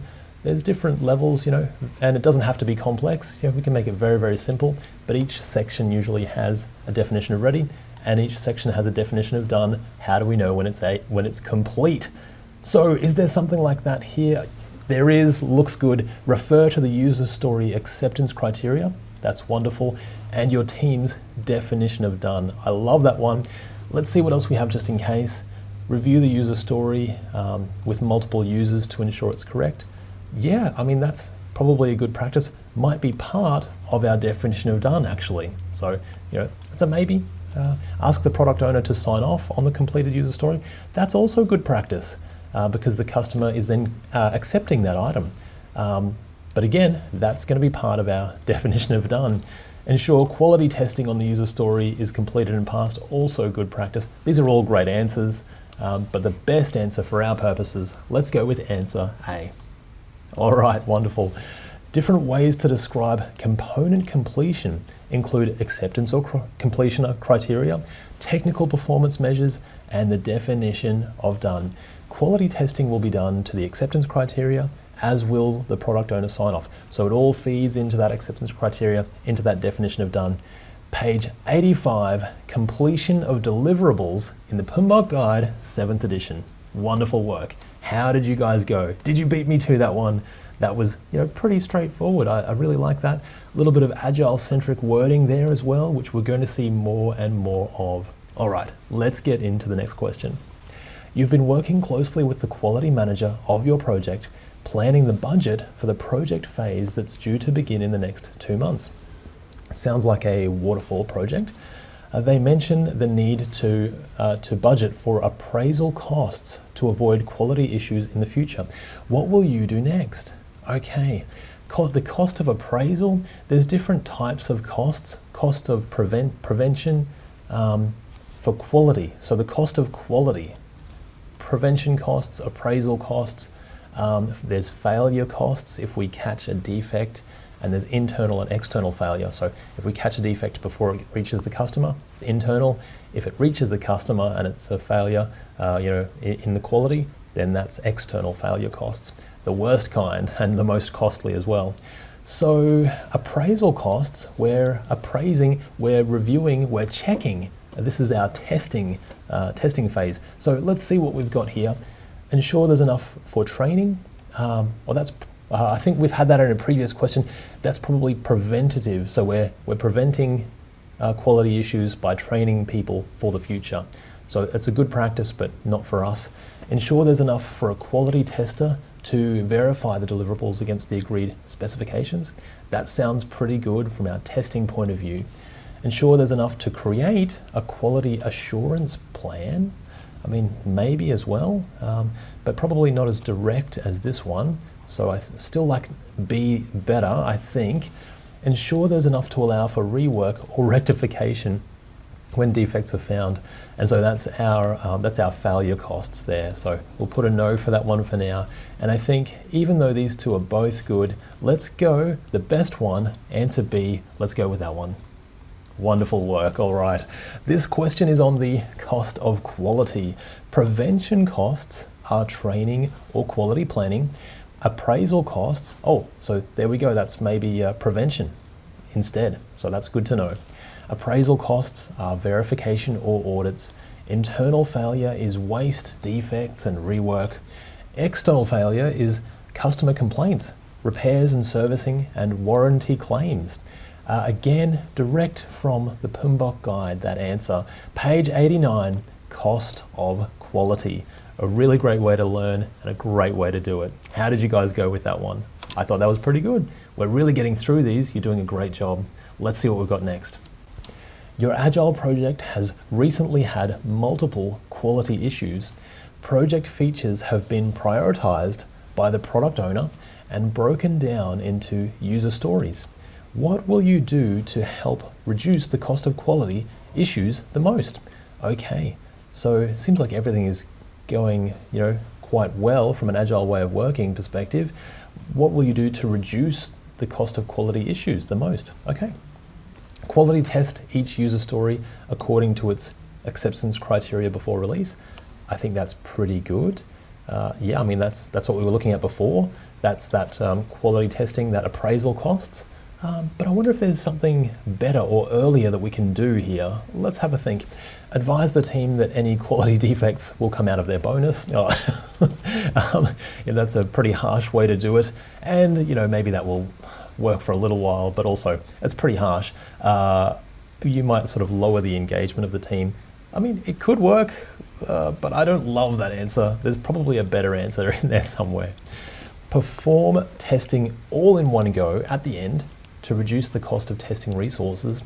For an Agile team or for any team, this is a particularly Agile project, but we test at all levels. So at the unit test, system test, user acceptance test, and regression testing. So quality is everyone's responsibility in an Agile team from the very beginning to the very end. So that's a no. So far, this is the best one. Ensure a triad of developer, this sounds promising, tester and customer is involved during the requirements and design. So reducing quality issues,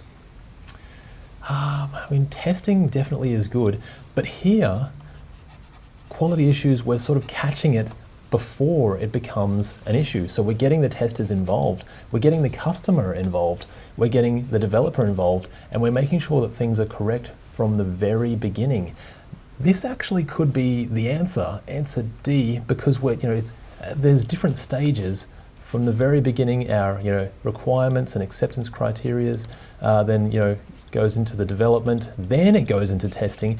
But if we're catching all of those defects during testing, they have to go back to here, and it's more costly than doing it at the beginning. So when we're doing it and getting it all right from the very beginning. So this is pretty tricky. It could be either one, A or D, but if we're going to reduce the cost of quality the most, let's go with answer D. Okay, cool. That could have gone either way, so that was a little bit tricky. This question is about the cost of change. Let's see if we get some tips here. The cost is least during the requirements and design, okay, and is 20 times during the build, 50 times during test, and 150 times if a defect has to be rectified in production. So this is a good point. If we catch it early on, it actually is quite easy to fix. So we can say, that's a little bit wrong. It might just be a wording change in the acceptance criteria. But by the time we've developed it, now we have to change that acceptance criteria and redevelop it. And then by the time we get to testing, we have to do all of those things and retest it. And if it gets to the customer, it's even worse again. So that's why the cost increases over time as these things, as we go through the process of our project, which is very handy to know. So that's actually really good. If the requirements, design, and acceptance criteria is incorrect, extra quality testing won't help. Now that's a good point as well. Page 90 under the cost of change. That was pretty good. I actually learned quite a bit with that one. How did you guys go with that one? That was that was pretty good. I'm definitely learning a fair bit here. And again, direct from the PMBOK guide, so handy to know. All right, next question. You're working in an Agile team where executives in the team you're delivering to are asking for a large display of reports to be created every 2 weeks, showing how the project is tracking and updating them on the cost and benefits. What will you do next? Okay, large display of reports. is there another way to do this? We're in an Agile team. Can we have an information radiator? So, a large visual display, our Kanban boards, burn down charts, our risks, all in the one place so people can pull that information and see it at any time. Let's see what we've got. Collect the planned value versus earned value to show the executives any variance in the plan. I think there might be a better answer than that one. Co-locate the team with the executives so they can answer any questions as they arise. That actually could be a good idea. Anytime we're co-located, we just pick up information. So, they would be learning by osmosis, which we're hearing a lot. You're picking up conversations, things are going on, they can hear it directly. That's a pretty good answer, but maybe not the best one. Suggest a demonstration of the feature developed during each sprint instead, and a burn down chart of future product releases. Right, okay, so we're not going with a big visual area, we're going with a direct demonstration, so a sprint review, for example. What did we complete? What did we create? What value are we creating? And here it is, we're going to demonstrate it and show it to you, right here and now. Plus the burn down chart of future product features. So we've got product features coming up and we're completing them over time. That's actually pretty good. So it's a high level burn down chart. All right, yeah, that's actually pretty good. And it's definitely Agile centric, that one. Create the desired reports for the executives to keep them happy. I think out of all of these, let's go with answer C. Wonderful work, all right. The value of measurements is not in the collection and dissemination of the data, but it's how to use that data to take action, to take appropriate action. So that's really handy to know. Sometimes you'll be working in companies and they just create reports for the sake of creating reports. Has that ever happened to you? Maybe not you directly, but someone you know perhaps. Agile projects demonstrate value and features delivered. So we're demonstrating the actual item itself, the real customer value.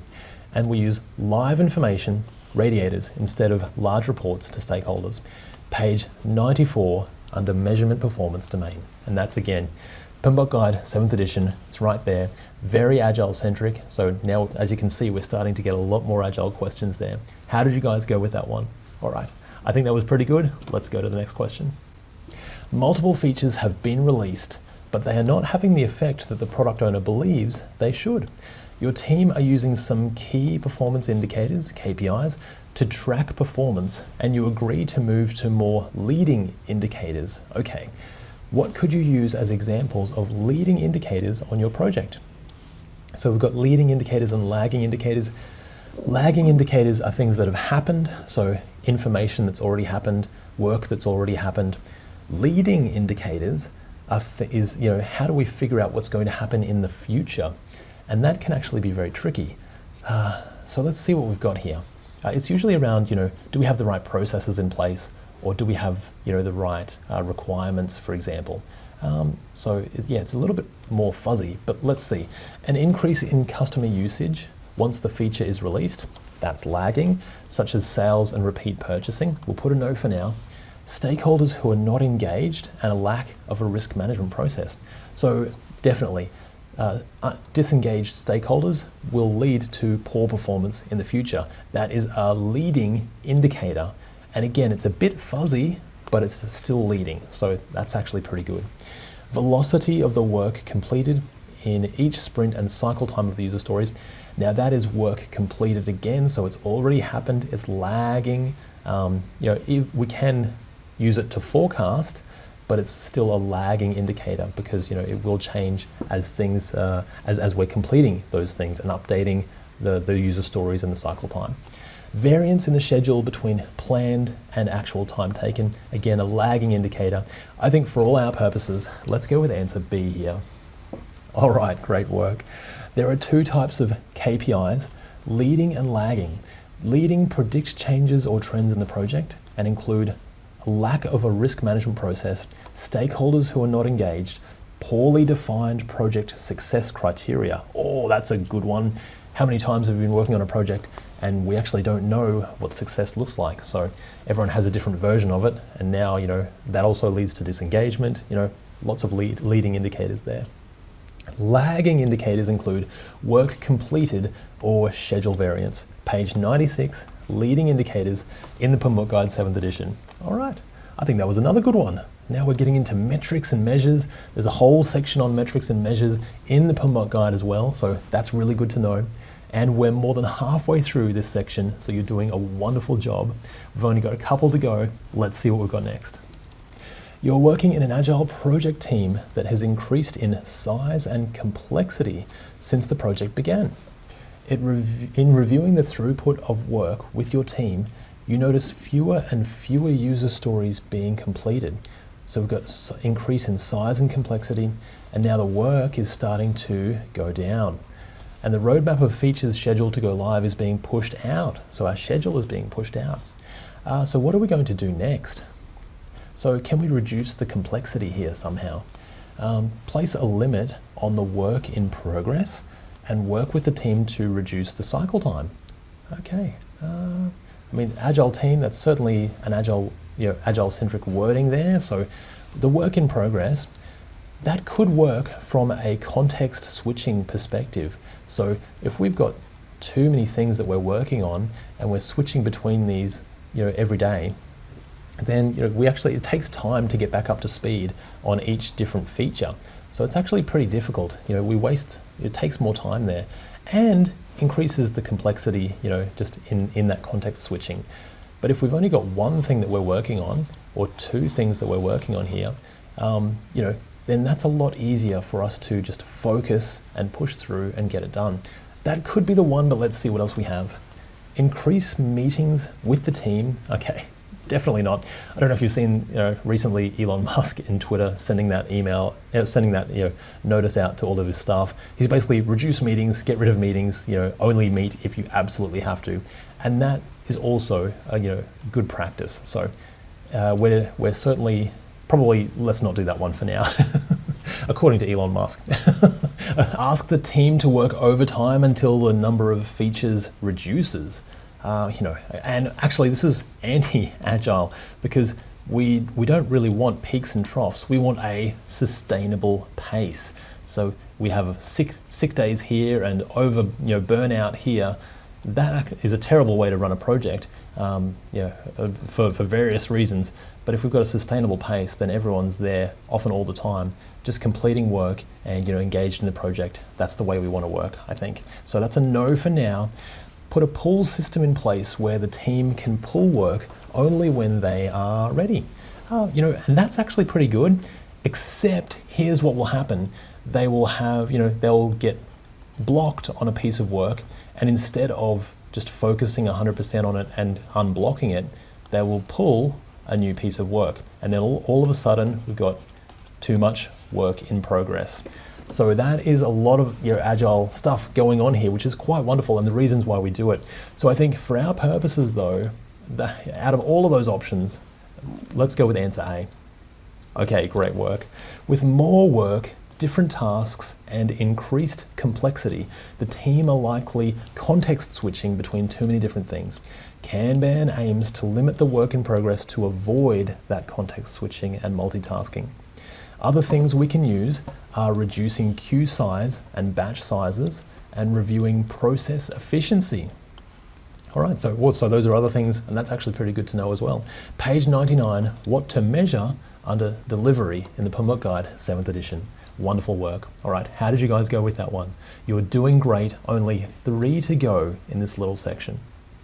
You're working on an Agile project where the project customer wants a reliable way to measure the project performance. And you first need a baseline. Ooh, this is good. What measures will you show to your customer as part of your Agile project? Okay, so this is good. What do we measure in an Agile project? Should be pretty straightforward. And this is what we show to our customer. Oh, this is tricky because team velocity, I see, is an Agile, thing that we do for measuring. But we try and keep that within the team. We don't really show that to our customer because it's an internal team measure. Start and finish dates, maybe, but probably better. To our customer, the rate of features completed. So here's our feature, here's our next feature, and here's what we're delivering. Here's the value that we're delivering to you as the customer? I think Agile-wise, we're going to go with answer C. Schedule and cost variance, more of an old waterfall way of working, and again, an internal team measure. Let's go with answer C. Wonderful work. An Agile project tracks and demonstrates the actual features delivered. With a stable team, cost is most often fixed. Oh, so that's good to know. Not really cost variance because cost is fixed. Our team is stable. We just deliver features until we run out of money. The schedule is also fixed and the scope is variable depending on what the customer wants to prioritize in the given time. So the scope is the thing that changes. Page 100 under baseline performance in the PMBOK guide. Wonderful work, guys. How did you guys go with that one? Did you beat me to that one as well? Possibly. I think we're getting pretty good at these. All right, last two. The product owner has worked with a team of senior users to gather feature ideas. They now have a list of more than 50 ideas for your team to develop, which is far too many to complete in the time frame that you have. What will you do next? And what do we do if we've got too much work and not enough time? We prioritize the things, so the most highest value and potentially the least effort or the easiest things to do. So what are those things? Let's do them first, and over time we'll be delivering the lower value items as well if we get there, but first the highest value items.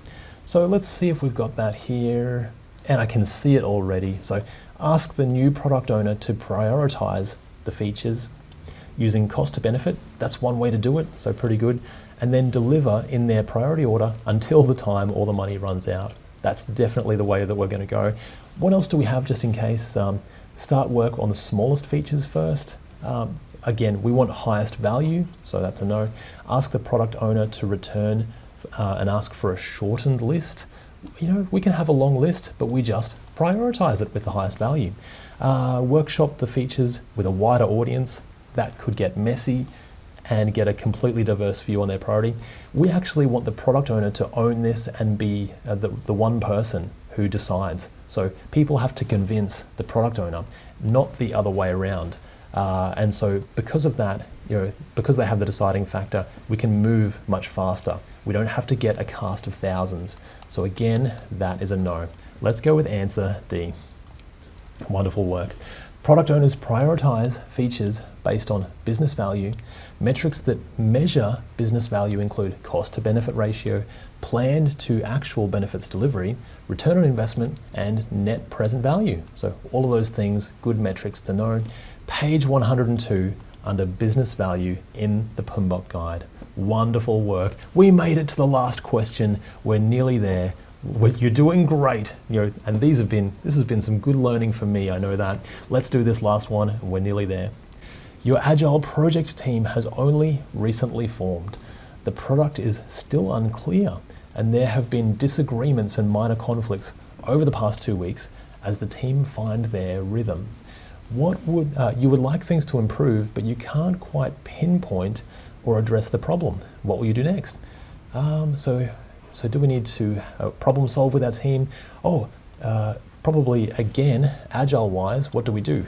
Retrospectives. So if we're stuck, we hold a retrospective, we find out what is challenging us, what's not working well, we get that feedback, take actions, and we problem solve and move forward from there.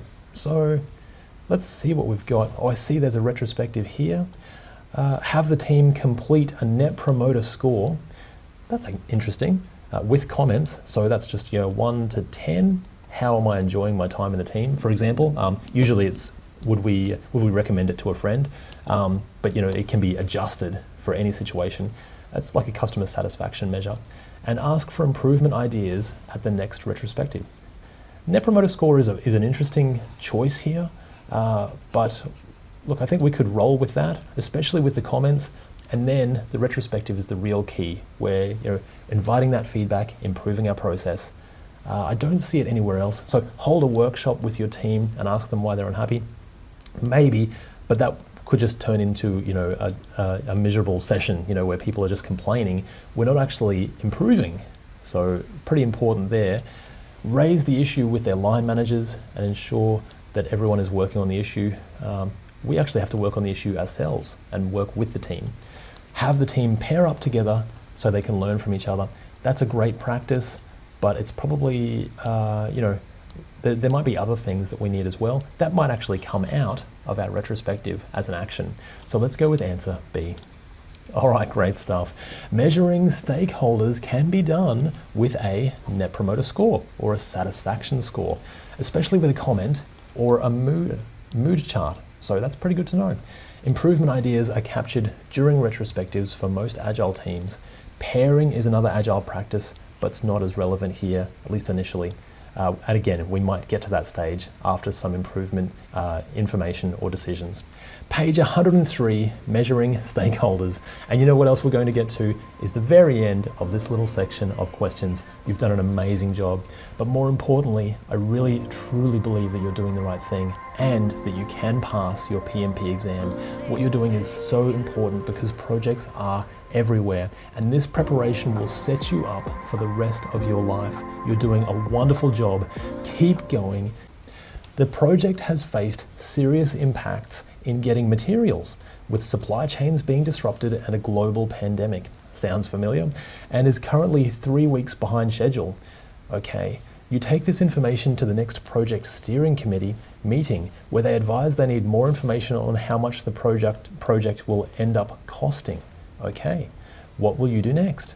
So we're behind schedule. How much is our budget going to be? Budget at completion or something similar? Let's see what we've got here. Use the current budget with no deviations until it runs out.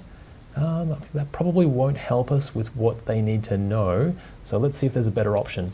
Use the project burn down chart to see the burn rate of accounting funds. That's more about the features or the user stories that are being completed. So we thought that it was going to go this fast and it's going this fast. We could use that for a bit of variance analysis, but I don't know if that's the best answer here. Use regression analysis, which is, so we see how it's tracking and we forecast that out into the future. So that's regression analysis, and it will end up around here. To see the current rate of spending and see where the final cost will end up. I don't know if that's the best answer. Hopefully there's another one here. I'm running out of options. Use the project's estimate at completion. So EAC, there we go. So you've got your budget at completion, which is what we thought initially the budget would cost. And the estimate at completion is once we've been going, is there a variance? Are we lower or higher than we thought we were going to be? That ends up as our estimate at completion to show the steering committee the most likely final cost. I think that's probably going to be our one, even just by a process of elimination, actually. So let's go with answer D. All right, wonderful. This question is talking about budget forecasts. Regression analysis may work, but the best answer is estimate at completion, which is the budget at completion divided by CPI, the cost performance index, which is earned value. So how much have we actually completed divided by the actual cost, how much have we actually spent. So yeah, there you go, that's the formula for that. You may not get the direct formula, but you'll get a similar question around these formulas like you will on the PMP exam. Pretty good. Page 104 under forecasts, directly from the PMBOK guide. Wonderful stuff. How did you guys go with that one? All right, let's see what we've got next. You're working on an Agile project where the project sponsor and executive managers require lengthy reports about how the project work is going each week, This takes you and the project team a considerable amount of time to do and reduces time spent on creating the actual product. This is non-value add work from the lean thinking and lean production method. What will you do next? Okay, let's see if we can reduce this somehow. And it's an Agile project, so what do we do instead? We demonstrate to the customer, we have visible charts and visible areas, an information radiator that people can pull information from. Okay, reuse most of the information each week so your time spent on them is reduced. I like that. That's cheating a little bit actually, but I think there's probably a better answer there. Suggest the leaders come to the sprint review, that could be good, and gather any information that they need from the information radiator. There we go. That's our big, it's an open, visual, transparent area. It's got all of the items, the features that have been delivered, perhaps things like the team velocity, current team risks, maybe a burn down chart, how everything is going. They should be able to see everything there. And the sprint review is demonstrating the actual product that we've created in the last sprint. So whatever usable piece of value, I think that's probably going to be our one. Ask your project sponsor to wait until a steering committee meeting for the information. It's better if they can get it any time and get it live as well, which is what that information radiator is. Share your working project schedule and budget with the executives instead of creating the reports. I mean, that could work, and it's sort of similar to the information radiator, but that one's better because they can just go there anytime. This one, we have to actually physically share it. So this one is more live. I think let's go with answer B. Excellent work, all right. Agile teams showcase actual work completed at the sprint review. Information radiators, also known as big visible charts, are visible displays that allow anyone to pull that information from. They can get it anytime. They're often low tech and high touch. So it doesn't have to be a technological thing. It could be a whiteboard, for example, but it's high touch because we're looking at it, changing it, updating it every day. And they contain information on work completed or remaining tasks, risks, things like the Kanban board, burn down chart, like we said. Page 108 under Information Radiators in the PMBOK Guide 7th edition. Wonderful stuff. How did you guys go? I think we're really getting into a lot of Agile questions here. So this is quite a good way that it's going. I think it's really good. Let's see what we've got next. You're working on a project that has planned as much as they can up front. You would like them to move to a more agile way of work. Currently the work is hidden. The team catches up only once a week in a working group, and it's hard to see what each person is working on and to keep track of it. What will you do next? Okay, I mean, this is where a lot of the agile tools and ways of working really help. It makes it visible and transparent, and we catch up more often as well. So let's see what we've got. Ask your team to report on their work in a written status update each day so you can keep track. I think no, that's that non-value added work that we're talking about before. Have more working group meetings so you're always up to date on what the team is working on. I think there's probably a better answer than that. We might have a stand-up meeting, but it's very short, 15 minutes each day usually, just so that we can remove blockers, make sure that everyone has what they need to get the work done for that day. Ask the team to move their work to a central visible task board, like a Kanban board, and then have a short meeting each day to discuss progress on their cards, like a stand-up meeting. I think that is probably where we're going. Remove the team meetings altogether and trust your team to get the work done. Definitely having trust in your team is a good thing, but also talking with your team is also a good thing. So I think this one, for our purposes, let's go with answer C. Excellent work, all right. This question is talking about stand-ups and a Kanban board. Task boards are part of the visual controls used where an increment of work moves from to do to in progress to done, maybe testing, sign-off, development, any phases that you need in your project. The team meets for 15 minutes each day to discuss progress and raise any impediments, which are blockers to their work. Page 109, Visual Controls, Task Boards in the PMBOK Guide if you want to go and check that out directly. Wonderful stuff. Really getting through these questions, so let's keep going. You're working on a hybrid project where the majority of the work has been planned up front. The team manages their work via a Kanban board and report on progress and blockers each day. As the project evolves, stakeholders have added more and more scope to the product, with one executive raising an urgent feature that needs to be added. What will you do next? Okay, so it's hybrid work. We've got a Kanban board, and we do the stand-ups with reporting on progress and blockers. But now we've got all of this scope coming in, so too much scope. What do we do then? We try to prioritize it. Let's see what we've got. Limit the number of cards in ready or to do, and ask the product owner to work with stakeholder requests, noting the need to swap the new item for an existing item. That is prioritization. So they might want to add something, but it's going to cost them because we're going to have to bump something out. We can only work on so much. So we want to be working on the highest priority items at all time, the highest value items. That's actually pretty good. Well, let's see what else we have just in case. Match the number of user stories to the team's velocity to ensure a sustainable pace. Yeah, probably not for now. Work with the stakeholder to raise a change request and note the outcome in a change log. That could work as well, but more obviously if we keep adding scope, it's not really a change, it's more of an addition. So for this one, where we've got a bit of an agile way of working, I think prioritization is still the best way. Review the impact of the scope change with the stakeholder using the work breakdown structure dictionary. I think we may not use that to review the impact. We might use a variance analysis. You know, is it going to impact our schedule or our cost? I think that's probably a bit of a red herring answer, that one. So let's go with answer A. Excellent work, all right. As a hybrid project using Kanban and some agile ceremonies, the most appropriate way to manage the work and scope is by using a work in progress limit on the board.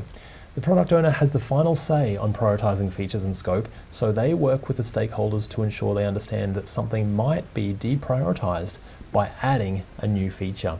And sometimes that's hard for executives to handle, but you know, we have to be firm and strong, and with a strong product owner in place who can make them, you know, can help them understand that, you know, then obviously, again, as long as we're delivering the highest value stuff, it shouldn't be a problem.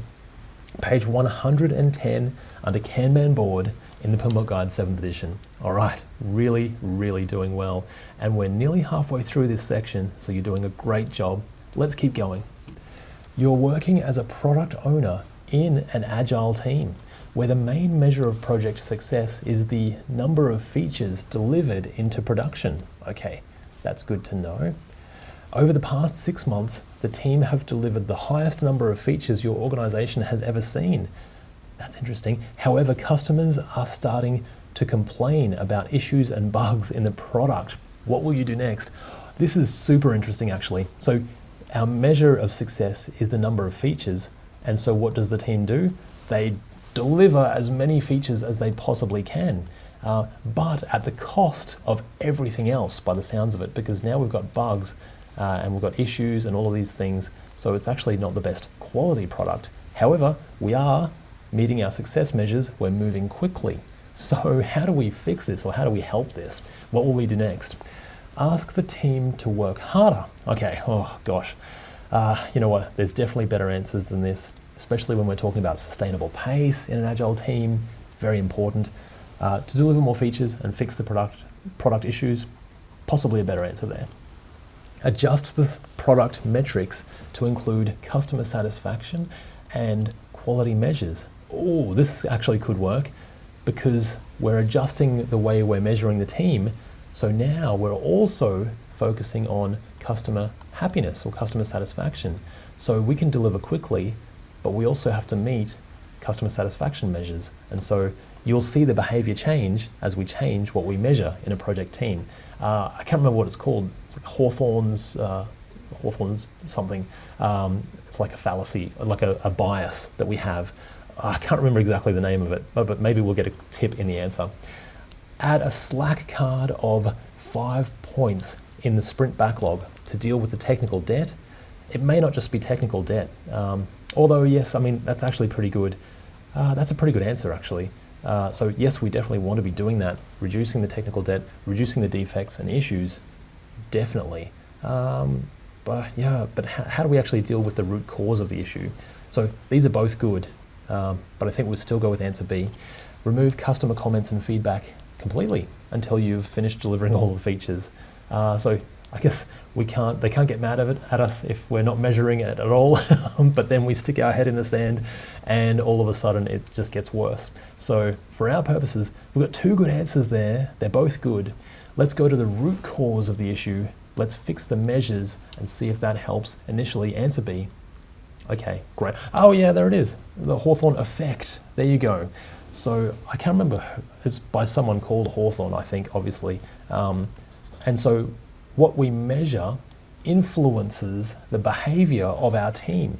In this case, we measure the number of features only, and the team delivered those features, but at the cost of quality and customer satisfaction. By adding measures for those 2 things, that will balance out the team's behavior. Wonderful, good, wonderful thing to know, really, really important stuff, and good for the real world as well in your own project and in your own team when you're leading and managing for yourself. Page 112, measurement pitfalls, the Hawthorne effect. That is really cool, a really good one to know. You know what else is really cool is we are halfway through this little section, so you are doing an amazing job. This is tricky stuff, but we're really getting through this together. You've been working on a project for the past 8 months. Your project team have been approached by multiple stakeholders for reporting on various performance measures about the project and the product area. Now, a large amount of their time is spent on creating these reports for others, and they've escalated this issue to you. What will you do next? Okay. And this will happen in your real project working life as well. You'll get people approaching your team, asking them to do things. All of a sudden, their time is spent on other things that they need to be, instead of the real valuable work, delivering the product for your project. So how do we get around this? Ask the project stakeholders to stop interacting with your team. That's a maybe, but also maybe we need them to interact for other things. So we can't just cut them off altogether. Let's put a maybe for that one for now. Spend a portion of your project budget to automate the reports for your stakeholders. That could be pretty good. Another decent idea. Work with the team, including the stakeholders, to only measure things that will facilitate a decision. Help avoid an issue or increase project performance.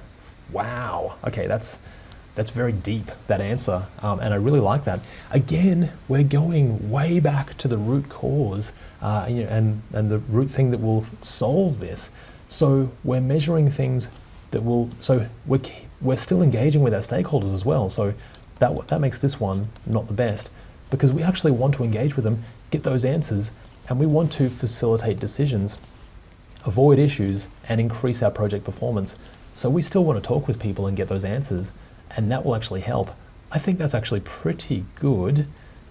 We could automate these reports as well, but we also want to talk and communicate and collaborate. So let's see what the last one is just in case. Invite your stakeholders to your sprint reviews so they can see a working feature in practice. Pretty good. Again, good practice to do. Definitely like it. Like this one as well. But the collaboration aspect and getting back to the root cause of it, let's go with answer C. There it is. The intent in measuring and displaying data is to learn and improve. To optimize project performance and efficiency, only measure and report information that will allow the project team to learn, facilitate a decision, improve some aspect of performance, help avoid an issue, or help prevent performance deterioration in the future. So we've got page 114 under growing and improving in the PMBOK guide. And that's really good to know. Another very handy tip for the real world and for the exam. How did you guys go with that one? All right, only a few to go. Let's get into it. You're working on a project where there is a significant amount of uncertainty about the requirements.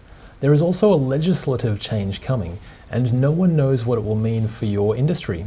As a project manager, how do you deal with this uncertainty? Oh, this is good. And we've looked at this before where we've got volatility, uncertainty, complexity, and ambiguity. And there's different ways of dealing with this. The PMBOK guide actually goes into this in a fair amount of detail, probably because projects have a lot of all of these things. And that's what makes them so difficult to deal with and why we need this toolkit to deal with them. So it's actually pretty cool. Let's see if we've got any good options here. So uncertainty. Perform additional planning for your project to improve your view on scope management. Maybe we can make it less certain with more planning. That's a low maybe though. I think there's better options there. Hold additional retrospectives to capture challenges and improvements from your team. Again, that doesn't help us with the uncertainty because we're still having to work through, how do we figure out and make things more certain? Create a risk assessment of all possible project risks, maybe, with their risk ratings and owners. Potentially. Is there a better option there? That's a maybe-ish. All of the risks, now we're making, now we've got ways of dealing with future risks and making things less uncertain for that way. That's pretty good. Gather information and prepare for multiple outcomes and build team resilience through processes and training. Definitely the multiple outcomes, I think. If things are uncertain, we can prepare for this one, that one, and that one, and that one. And that's sort of what the risk question is doing. But this one adds building team resilience. So when we're working with uncertainty, some people just are not good at working with that. So how do we build team resilience through processes and training? So we help them become more resilient to uncertainty in the future. I think that's actually pretty good. Tackles it from a few different angles. Let's go with answer D. Excellent. This question is about general uncertainty and risk. Uncertainty cannot be predicted precisely, and methods for responding to uncertainty include gathering information, preparing for multiple outcomes, using set-based design, so maybe we're figuring out prototypes and that sort of thing to work our way through it, and building in resilience for our team. Page 118 under General Uncertainty, and that's a really good one to check out in the PMBOK Guide 7th edition. How did you guys go with that one? All right, only a few to go. Let's get into it. You're working on a project with a vendor where there is significant ambiguity involved. Okay, again, VUCA, ambiguity, and multiple options that the team could go with. Many outcomes are possible that have varying degrees of impact to improve the situation. So what are we going to do next? So we've got many outcomes. It's ambiguous. Which way do we choose?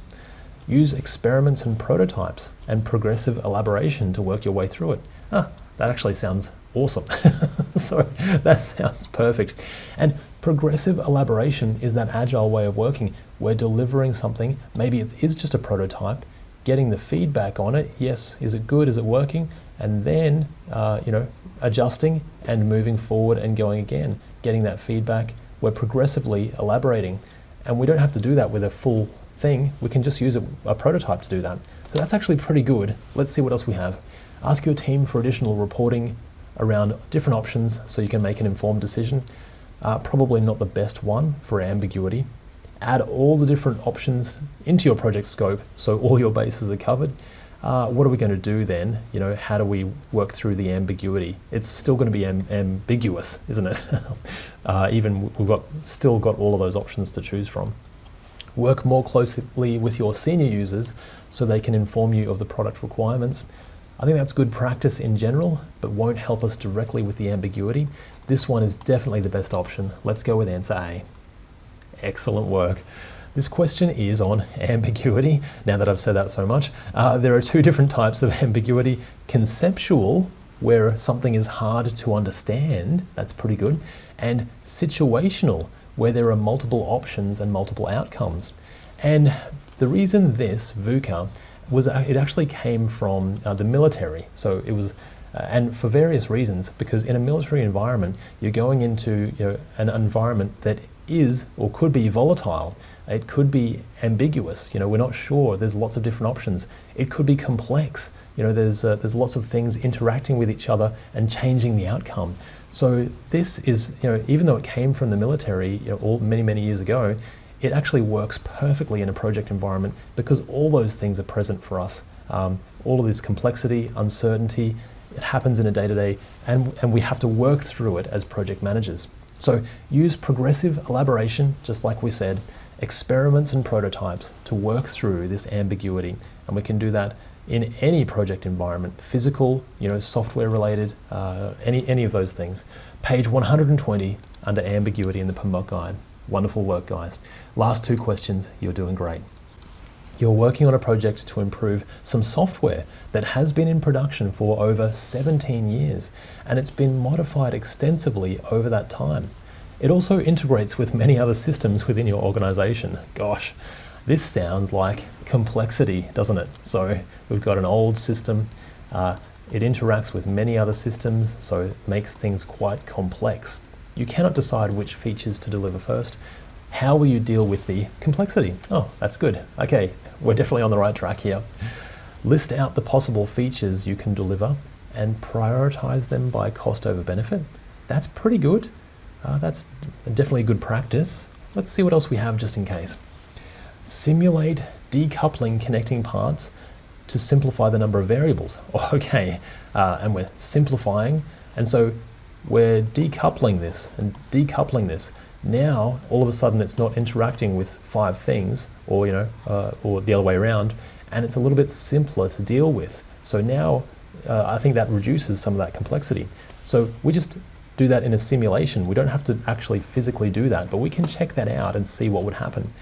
Then reframe your view by brainstorming with a diverse set of stakeholders. We need lots of different viewpoints, hopefully, to get the information we need to reduce that complexity. I think that's actually pretty good.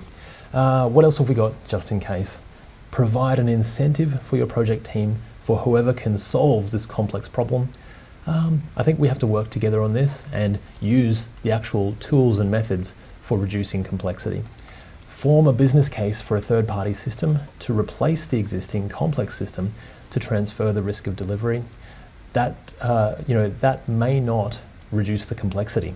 So we still have to go through this process of critical thinking and reducing the complexity. Just outsourcing it may actually increase the complexity. We don't know. So I think that's a no for now. Let's go with answer B. Excellent. All right, this question is on complexity, and methods for dealing with complexity include systems-based, decoupling and simulation, reframing by getting diversity and balanced views, process-based, so iterating forward, engaging stakeholders, and using error-proofing or a fail-safe. So how can we make it impossible to make a mistake, or something stops if it has an error? So we've got page 121 under complexity in the PMBOK guide. Wonderful stuff. And what else is wonderful is that we've made it to the last question in this little section. And I've learned a whole bunch about the PMBOK Guide 7th edition, and I hope you have too.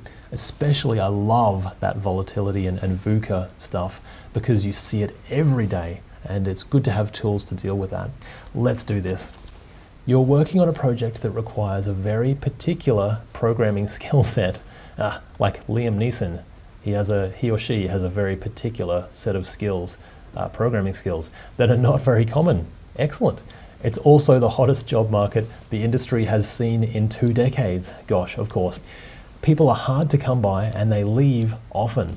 The programming language is also evolving at a quick pace. What will you do next? Okay, so we need this programming skill. People are hard to find.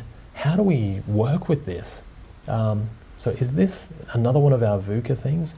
Is it volatility? It sounds like it could be a volatile environment. And I think we've done all the others, so that might be a clue for us. All right, how do we deal with volatility? Develop the product from scratch in a more common programming language? Maybe there's better answers. Ask your whole team to learn the programming skill set to cover the risk. I mean, may not be very feasible for us to do that. We might still need to keep delivering. We don't have the time for it, but it's okay. In an unlimited world, that would work. Use alternatives analysis, that sounds promising, to gather different options and ensure a sufficient cost reserve to help complete your project. Okay, that sounds like a very pragmatic or mature approach.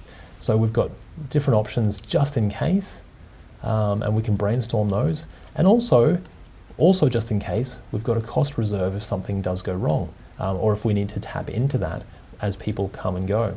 That's pretty good. I think that makes sense. Raise a risk to your project completion with the threat of project team member skill sets. Yes, that's also good practice. These are all fine answers, but I think the best answer for us is that answer C for volatility. I think it is. Let's see. And it is. We got it. Very good. The question is referring to volatility, which is an environment that is subject to rapid and unpredictable change, including ongoing fluctuations in available skill sets or materials. Alternative analysis and cost reserves are ways to deal with volatility. Page 122 under volatility in the PMBOK Guide 7th edition. And we made it. You made it. Amazing stuff. I had a whole bunch of fun with this set of questions. I thought this was really, really good. Loved all of that volatility stuff. Good stuff to find out about. But more importantly, what you're doing is something amazing for your life and for your career. As you can see, these skills are so valuable in real-world environments, not just in an exam. It's so powerful. You're doing the right thing. I truly believe that you can pass the PMP as well. You're doing an amazing job. Keep going. Your project team have found a significant data vulnerability in one of the features planned in your product backlog, where customer data is exposed without password access. Okay, wow. That's pretty bad. Okay, this feature is partially made by a third-party vendor. Okay, so we don't even control this necessarily, third-party vendor. And the relationship is owned by a functional manager in your organization. What will you do next? Okay, and it looks like here we've got answers relating to risk. So what are we doing with this particular threat or this particular risk? Let's have a look. Do we avoid the risk and wait for the third-party vendor to fix the vulnerability? I think in this case, this is pretty serious. So I think we need to take action or get some sort of traction on this quickly or straight away if possible. So I think that's a no for now. Transfer the risk by asking a different vendor to create a feature with no vulnerability in their design. I mean, that's sort of taking action, but in the meantime, what are we going to do? That could actually take time to do. I mean, it's a maybe a low maybe for that one. Escalate the risk to the manager with the appropriate authority to act on the response. So it looks like we're talking about the different types of, the way that we can respond to risks. Do we avoid it or transfer it? Do we escalate it? I think in this case, because it's quite a severe risk, we can escalate it. Plus, we don't have any authority. It's owned by someone else. It's a separate vendor. So we actually need to go to the people who have that authority and have that information, who can actually do something about it. I think that's probably a good one. Accept the risk and move on to other features so the work continues to get done. I don't think if it's that severe of a risk, I think we shouldn't just accept it. I think we should still raise it and try and do something about it. So let's go with answer C. There it is. With project risks and responses to threats, there are 5 main types: avoiding, escalating, transferring, mitigating, and accepting them. Escalation is appropriate when the project team agrees that the threat is outside the scope of the project or exceeds the project manager's authority. So that's a very good one to know. Obviously, we could try and manage it first, but in this case, it's well outside of our realm. I think it's appropriate to escalate it. That's page 123 in the PMBOK Guide 7th edition under Overall Project Risks and Threats, which is really good to know, so you can go directly there if you want to. Very, very handy. How did you guys go with that one? All right, let's see what we have next. You brainstorm risk responses with your project team and project sponsor and decide you cannot transfer a certain high impact risk. Okay, so we can't transfer it and it is high impact. You also can't avoid the risk and there is no one in the organization to escalate it to. Okay, that doesn't leave us with many options. Your project sponsor agrees that you should actively accept the risk. And I think there's a difference here between actively and passively accepting the risk. I just can't remember what it is. What will you do next? Okay, develop a contingency plan that would be triggered if the event occurred. I think that actually sounds pretty good because it will still happen, but we'll be ready, we'll be actively accepting it, but we've got something ready if it does actually happen. That actually could be good. So we've got our contingency plan ready, and yes, it might happen, but we're ready if it does. Let's see what else we have just in case. Shift the ownership to a third party to manage the risk and bear the impact if it does occur. I think it said we couldn't transfer it, actually, but that is transferring the risk, so it's not actively accepting it. Act to eliminate the threat or protect the project from its impact only. Is that mitigating, I think, or mitigating the threat? Let's see what the last one is just in case. Take action to reduce the probability of its occurrence and the impact of the threat. So I think that's very similar, but either way, both of these, I don't think that's actively accepting. That's probably more putting in mitigations for the risk or that sort of thing. For our purposes, let's go with answer A. There it is. All right. This question is describing the various risk responses to threats. Actively accepting a risk can include developing a contingency plan, which is exactly what we were doing, that would be triggered if the event occurred. Passive acceptance means just accepting it and doing nothing. Okay, so that's the difference up there. Acting to eliminate the threat is avoiding it. Okay, so that's avoiding, and the other one must be mitigating, I think. So mitigating the risk is taking action to reduce the probability of occurrence or the impact. So that's all the various ways that we can respond to those risks, which is very, very handy to know. In page 123, under risk threats in the PMBOK Guide 7th edition. Really good information to have. All right, how did you guys go? Let's see what we've got next. You're working on a project to build a new customer database system for an engineering team. In working with the requirements, you realize that this system can also work with other teams in your organization. And the effort to add those teams is actually quite small. What will you do next? Okay, wonderful. That sounds good.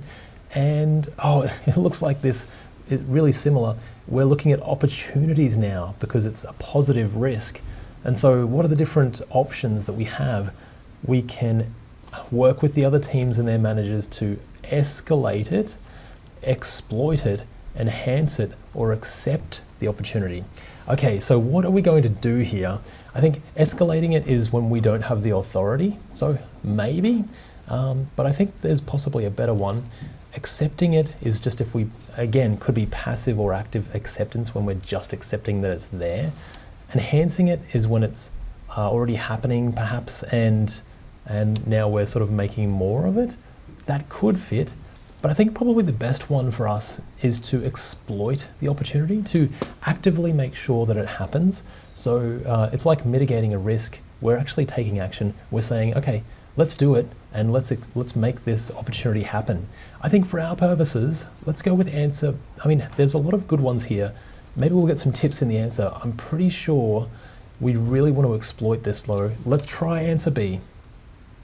Okay, that was good. I mean, could have gone a few different ways, but let's see what our tips are here. When dealing with opportunities in your project, there are 5 main responses.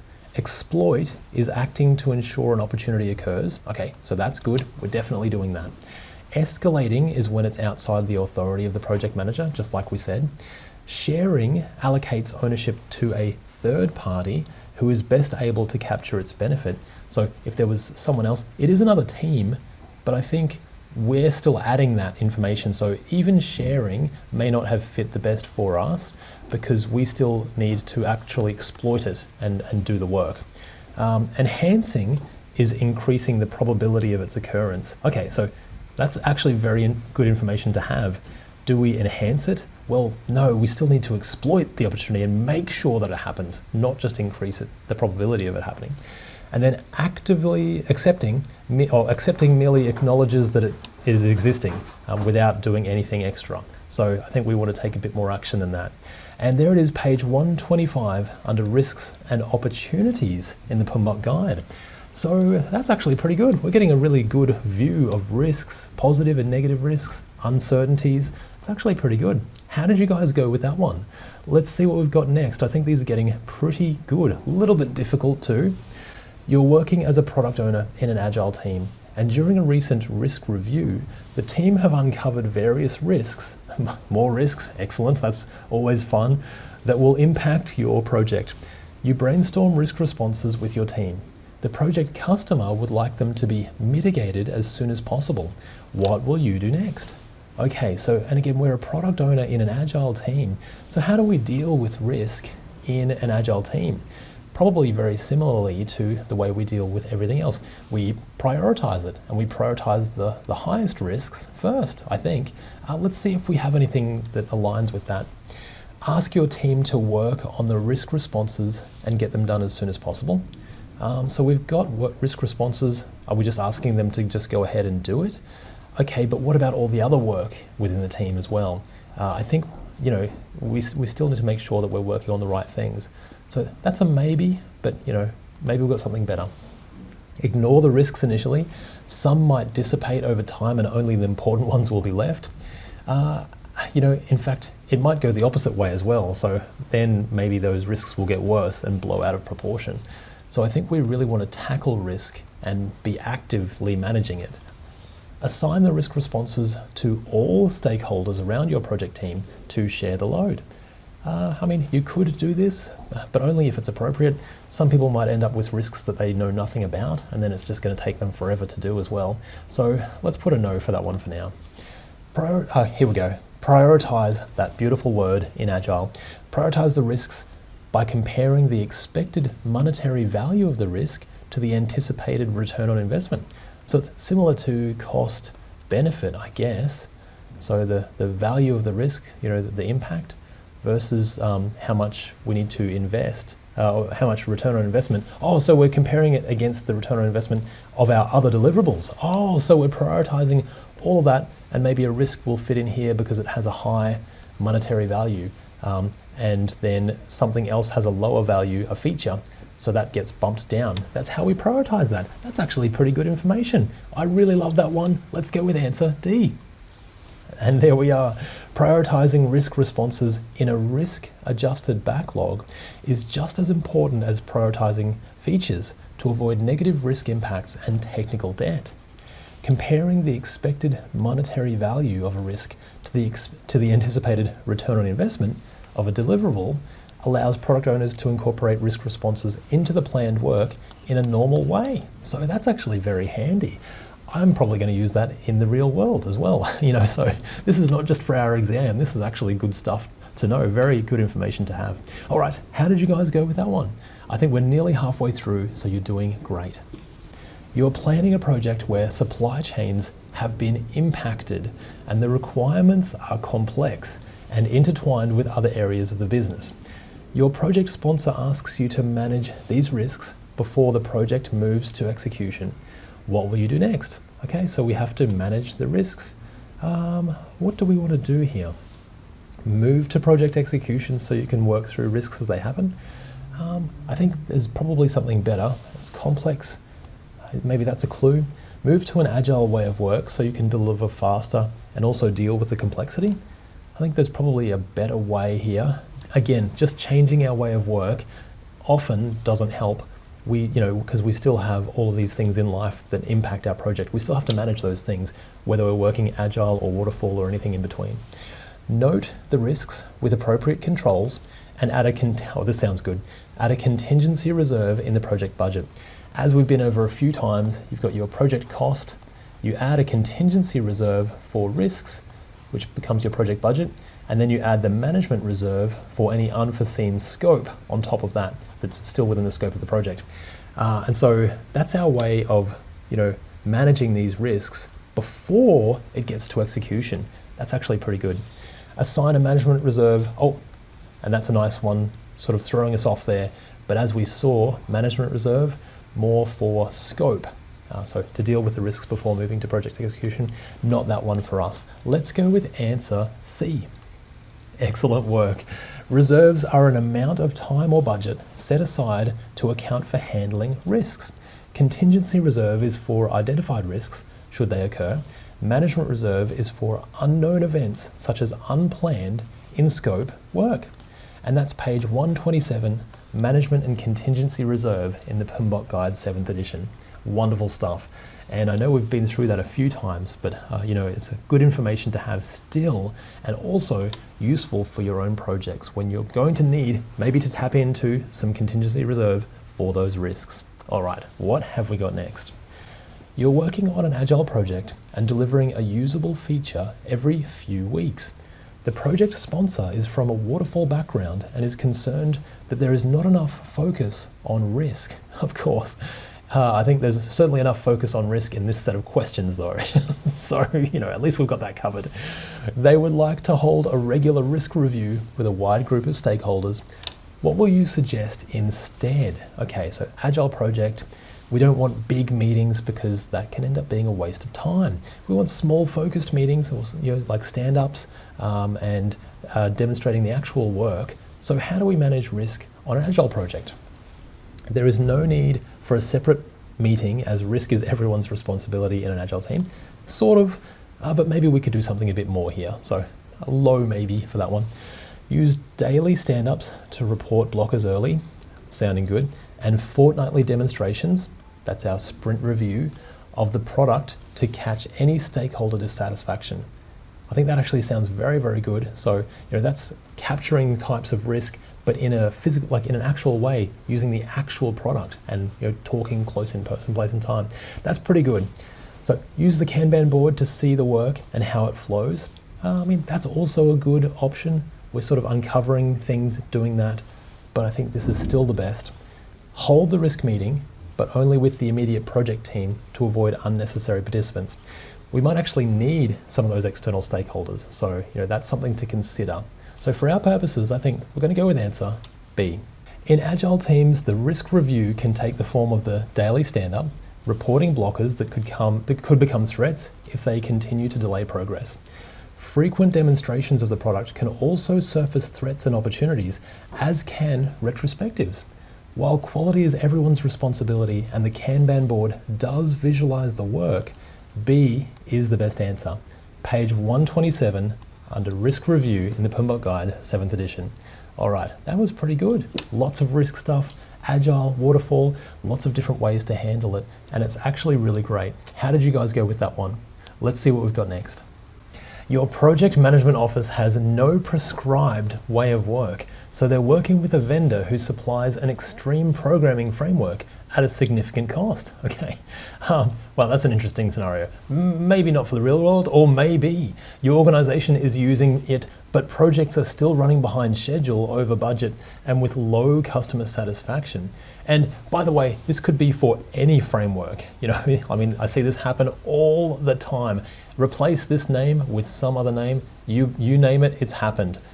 What are we going to do next? Okay, tricky situation as always. Let's see what we've got. Tailor the approach to suit the organization, operating environment, and project needs. Okay, that actually sounds pretty good. And that's a big theme in the PMBOK Guide as well, is tailoring to suit your project environment, or to suit the environment that you're in. So we can take any, again, this could be anything.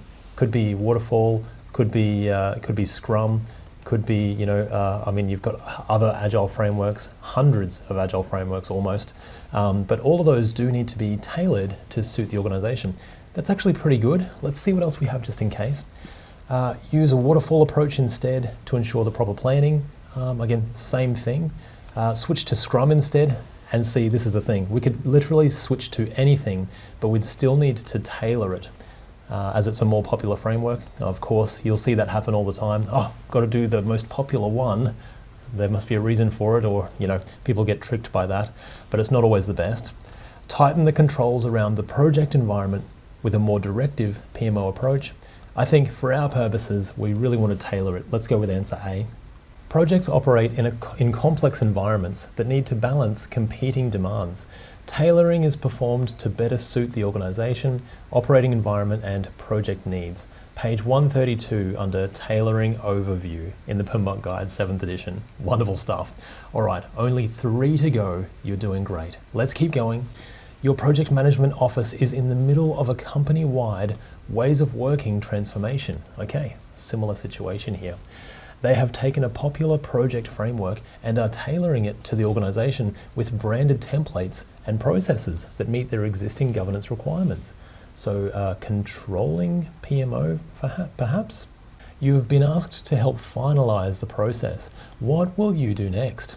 Okay, do we gather feedback from the functional business areas to ensure the process meets their needs? This is more about a project management office, so potentially no for that one. Roll out the new way of working to the PMO as a pilot, then to the rest of the organization. Maybe, I wonder if there's a better one here. Enable a process for tailoring. Again, I think this might be our key word here. Based on size and complexity, that's really good. And implement ongoing improvement. So again, we won't get it right the first time. We're going to need to adapt it and improve it over time. I think that's also a bit of the Agile sort of creeping in there, that continuous improvement happening. Form a working group comprised of executives and project professionals. Also, I think there's more to it than that. So for our purposes, I really love the process. Let's go with answer C. Excellent work. This question is referring to the tailoring process, which is select the initial development approach, tailor for the organization, tailor for the project, and implement ongoing improvement. So that's a good process to be aware of. Page 137, the tailoring process in the PMBOK Guide 7th edition. And again, this stuff is direct from the PMBOK Guide 7th edition. It's a good way to learn it, nice and easy, scenario-based, but also quite similar to what we'll see on the exam, which is also good. And we've only got 2 to go, that's also good. I think we're doing great, let's do this.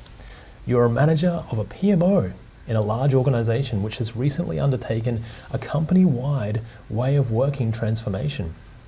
You need to select an initial development approach for your projects, which you will then tailor to suit them further. What will you do next? Okay, an initial development approach, and then we're going to tailor that. So we've learned all our lessons from the past questions that we just had, and now it's time to select an initial approach before we tailor it. How do we do that? Okay, use a framework that best engages your executive team through easy-to-use graphics and presentations. Oh boy, isn't that a can of worms? Okay, let's not get started on that. It's tempting to be bamboozled by beautiful graphics and presentations, but let's put our critical thinking hats on and use the one that actually gets the work done. Oh, okay, let's put a no for that one for now, and I don't want to go any more about that. We could talk for hours. Select the most popular current framework to keep up with what other organizations are doing. Wow, okay. I feel this question, now they're just pulling our leg for all of these. Okay, we don't have to keep up with the Joneses. We have to do what's right for our organization, what fits our project environment. Let's put a no for that one.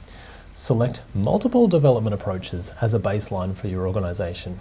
Look, that's probably going to go wrong because now we've got to keep up with multiple development approaches. So, there may not be a one-size-fits-all, and that's fine. But also, if you've learned anything from these questions and the PMBOK Guide, we generally have the same steps, whether it's waterfall, whether it's agile. You've got, and I can't remember them all, but let's design, build, test, and release. That sort of idea, and all of those steps are present, no matter what idea that you're using, what framework you're using. So let's put a no on that one for now. And I hope the last one is correct because we're out of ideas now.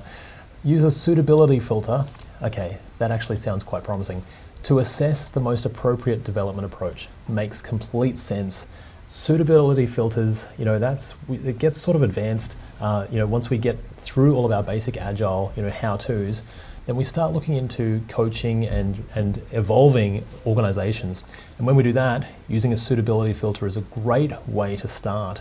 So answer D is fantastic. Let's do that one. And there it is. A suitability filter helps project teams consider whether a project has characteristics that lend themselves towards a predictive, hybrid, or adaptive approach. Select one of them as a base, then enable the ability to tailor to your project or organization's circumstances. Really good answer. Page 138, select initial development approach in the PMBOK Guide, 7th edition. Let's see what we've got next. Your organization is starting to move to an agile way of work, and they're setting up a value delivery office, or VDO, to complement the existing PMO, project management office. The executives in the area have begun working through what the function looks like and the roles and responsibilities that might exist. They approach you for help. What will you tell them? Okay, let's see. What is a VDO? Basically, what do they do? A VDO is responsible for the value delivered and owns the programs within the organization. I think that might be more the PMO. I'm not sure. I wonder if there's a better option here.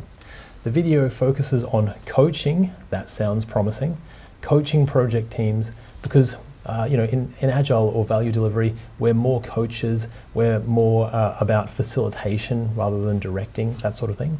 Building adaptive skills, growing our teams, capabilities, and mentoring sponsors and product owners to be more effective. I think that's actually a really good answer, so we'll see what else we have. The VDO is responsible for Agile resources, such as Scrum Masters and product owners to be allocated effectively to project teams. That might be your Directive PMO, again, sort of more of a PMO function.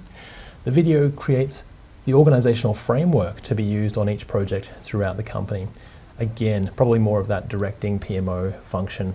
I think for our purposes, value delivery, let's go with coaching, building, growing, and mentoring, answer B. Excellent work, all right. A video serves an enabling role rather than a management or oversight function. It focuses on coaching project teams, building adaptive skills and capabilities throughout the organization, and mentoring sponsors and product owners. Page 141, tailor for the organization, the Value Delivery Office. But you know what else has brought value is you and I going through these questions, having a little bit of fun, hopefully a lot of fun, who knows, but also learning a whole bunch while we're at it. I've had an absolute blast and I hope you've enjoyed yourself as well. But more importantly, I truly believe that you can pass your PMP exam, and I know what you're doing is going to help your career so much. You are doing the right thing. Keep going. I know you can do it, and I truly, truly believe in you. You've been planning a project for the last 2 months, gathering requirements and scope, and assigning tasks to a schedule. As you get closer to the execution phase of your project, you need to decide what delivery approach you will use. The requirements are likely to change, require a medium amount of compliance, that's good to know, but can be released in one go. What will you do next? So we're sort of needing to change and update things, but we've got release in one go. That sounds like an iterative approach where we're iterating towards success and then releasing in one go.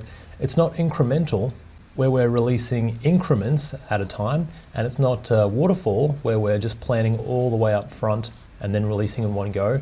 So that's where it is in the middle there. And I see it's not predictive. Incremental is probably our one. It's not really agile or adaptive, and it's not, iterative. Iterative is the one, sorry, because we're iterating towards success. I always get them confused as well. A little bit tricky, but it's not delivering increments. So let's go with answer D. Fantastic. Gathering feedback and improving over time while delivering in one release is an iterative delivery approach. Incremental releases increments of value like features. Predictive plans everything up front once and then delivers in one go. And Agile gathers feedback and releases incrementally. And we've got page 141 under Tailor for Your Project, Product and Deliverable in the PMBOK Guide, 7th edition. Wonderful way to start. How did you guys go with that one? I thought that was pretty good. So now we're starting to get into the delivery approaches. Very important stuff. What have we got next? You've been asked to make a process improvement in the accounting area for your organization. You have been assigned a small team of 9 people, sounds promising, each with all the skills you need to complete the project. This sounds like a very agile way of work so far. The team is co-located, even better, and have unlimited access to the project customer. Okay, wow, this is just the perfect agile scenario, I think. How will you tailor your delivery approach? Wow. Okay, or what sort of delivery approach are we going to use? Okay, by the sounds of it. So use predictive, probably not. Agile adaptive, sounds perfect. Incremental, we could deliver increments, but this one's going to be better because it has everything. It's iterative and incremental is an agile way of work, so we're using both. We're getting feedback and delivering features. Use a hybrid delivery approach, that's waterfall plus agile, so that's not for now. So I think for our purposes, let's go with answer B. Excellent work, all right. An agile or adaptive delivery approach works best when the team is small, fewer than 9 to 12 people, has close access to the customer, is cross-functional, so everyone has the skills required, and some extra skills, so that they can do other jobs as well if needed, and is co-located in the same space so that we can learn by osmosis. You will have heard that a few times in this series. Predictive is best when lots of planning is needed.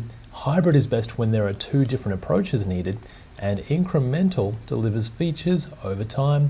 Page 141 under Tailor for the Project Team in the PMBOK Guide, 7th edition. Wonderful, wonderful stuff. And we're certainly getting through them. Let's see what we've got next. You have been working as a project manager in an organization for some time, where an agile-centric delivery approach and way of work has been selected and tailored for the organization. Good stuff. Over the past few months, you notice several things are not working and could be improved as you begin new projects. What will you do next? Okay, so what do we do when things are not working in an agile team? Usually if we don't problem solve, we hold a retrospective or something similar. So I wonder if there's something here like that.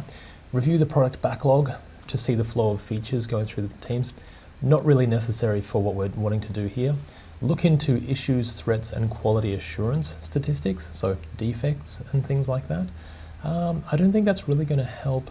I mean, that might be part of the problem-solving approach, but we need to get a more broad range of ideas and solutions and feedback on our way of working. So suggested retrospective, I think that's probably going to be our one, with our PMO leaders to determine ongoing improvement opportunities. So what worked well, what didn't work well, can we take actions on the things that didn't go well, and we can improve them over time. Review a control chart and value stream map to see non-value added activities and remove waste in the process. That's also a really, really good answer. That's probably for our problem solving, and it's going to be a process improvement approach. So, that is actually quite good. Agile centric though, that just might be one part of the problem solving that we do as part of a retrospective, where we're going directly to the source and asking for feedback and improving as a team. Let's go with answer C. It could be either one, but let's try answer C. Okay, pretty good, lucky. In an Agile environment, holding a retrospective to gather what is working well and what is challenging us or could be improved is the best way to find ongoing improvements. So yeah, this can definitely work. It's still a good way to do it, but the best way is close in person, place and time with our retrospective. Under page 151, tailoring diagnostics for Agile teams. Pretty good. All right, how did you guys go with that one? Let's see what we have next. You have been working on a project to deliver a new customer data system and have noticed that the work is starting to slow down. Fewer user stories are appearing in your sprint backlog as they are not ready. Okay, and you hold a retrospective with your team. Good thing. Maybe we'd previously read the last question and we got a few tips maybe. And we discover that there are long delays waiting for requirements and acceptance criteria approvals. Okay, what will you do next? All right, so how are we going to speed things up? Long delays waiting for those requirements and waiting for those approvals. So, that's definitely not a good thing. We can problem solve this and improve it. So what do? Do we streamline approval decisions through fewer people, such as a product owner, authorized to make decisions up to certain value thresholds? Oh, that actually sounds very good. I really like that one, actually. It makes sense too. Let's see what else we have just in case. Ask your team to place the user stories in the sprint backlog, reducing the need for customer approval. That's probably going to end in tears. I'd probably prefer to work with the customer directly and closely. I think that's the whole point of Agile as well. So we can always be getting that feedback, make sure the requirements are right, make sure the development acceptance criteria is right, and then the developed item is right, and then the test criteria is correct, and then the ultimate product is correct as well. So happy days, customers always involved and happy. Note the long delays as a risk to your project with a high likelihood as it's already happening. Probably more of an issue if it's already happening, as we would know. So maybe a no for that one. Escalate the issue to the functional manager to ensure approvals are happening quickly. I think we could escalate it, but is that still going to solve the problem? So we still need to problem solve this and manage it ourselves as project managers. I think not the best answer, that one. Let's go with that one. Answer A, I think, is our one. Excellent work, all right.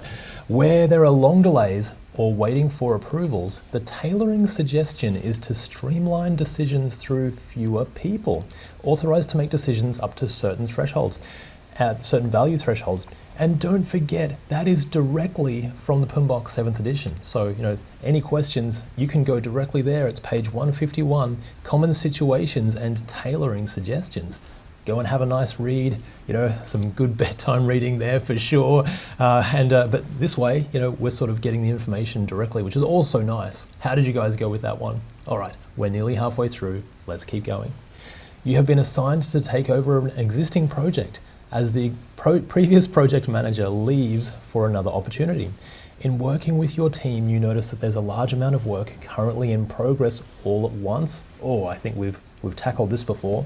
With team members working on multiple items at a time and constantly context switching between tasks, and we've spoken about that. Then it takes time to get back up to speed on the next task, doesn't it? And then they leave that one, and then they go to the next task, and then they have to get back up to speed on that one as well. And all of that getting back up to speed is time lost. And it also takes people out of the flow state, if you're into deep work. So, all of these things, many different things. I could talk about this for days, if not weeks, but we haven't got time for that right now. What are we going to do next? Add more people to the project. Okay, if we add more people, then that actually might complicate things. We prefer small teams for a reason, because there's fewer communication channels and there's fewer ways that we can get mixed messages. So it's much easier to manage in a small team. So let's put a no for now. Use value stream mapping and Kanban boards, I like that one, to visualize the work and brainstorm solutions with your team.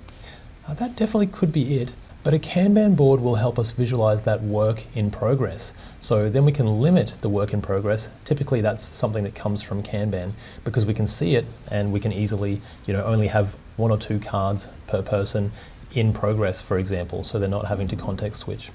Ask your team to work overtime or to cover the extra work and bring it all back in line. Obviously, and again, we've spoken about that, working overtime is the opposite of a sustainable pace. So we want a sustainable pace so people don't have to work overtime and then take sick days and get disengaged and then come back and work overtime. And it's that hurry up, stop, all of that, that just ruins the flow of work again. We want a nice flow of work. So that's a no for that one. Review the scope of the project and reduce items with low impact to customer satisfaction. Yes, that's a good practice. So that's actually a decent answer as well. But I think the best answer for our purposes, getting rid of that context switching, keeping a low work in progress, let's go with answer B. Okay, good. And again, a few different answers that could be correct there. You will see that on the exam. It can be a little bit tricky, but we want to choose the best answer for us. Where there is too much work in progress or high rates of scrap, it's recommended to use techniques like value stream mapping and Kanban boards to visualize the work, identify the issues and propose solutions. Adding more people can also complicate communication and processes. And you'll probably see that happen in your real life and career many times. Page 151 in the PMBOK Guide, 7th edition, under common situations and tailoring suggestions. Really good stuff. All right, we're halfway through now. You're doing great, guys. Keep going. The product owner has prioritized the product backlog of features, and the team creates user stories with estimates and places enough of them to fill a 2-week sprint. Very nice.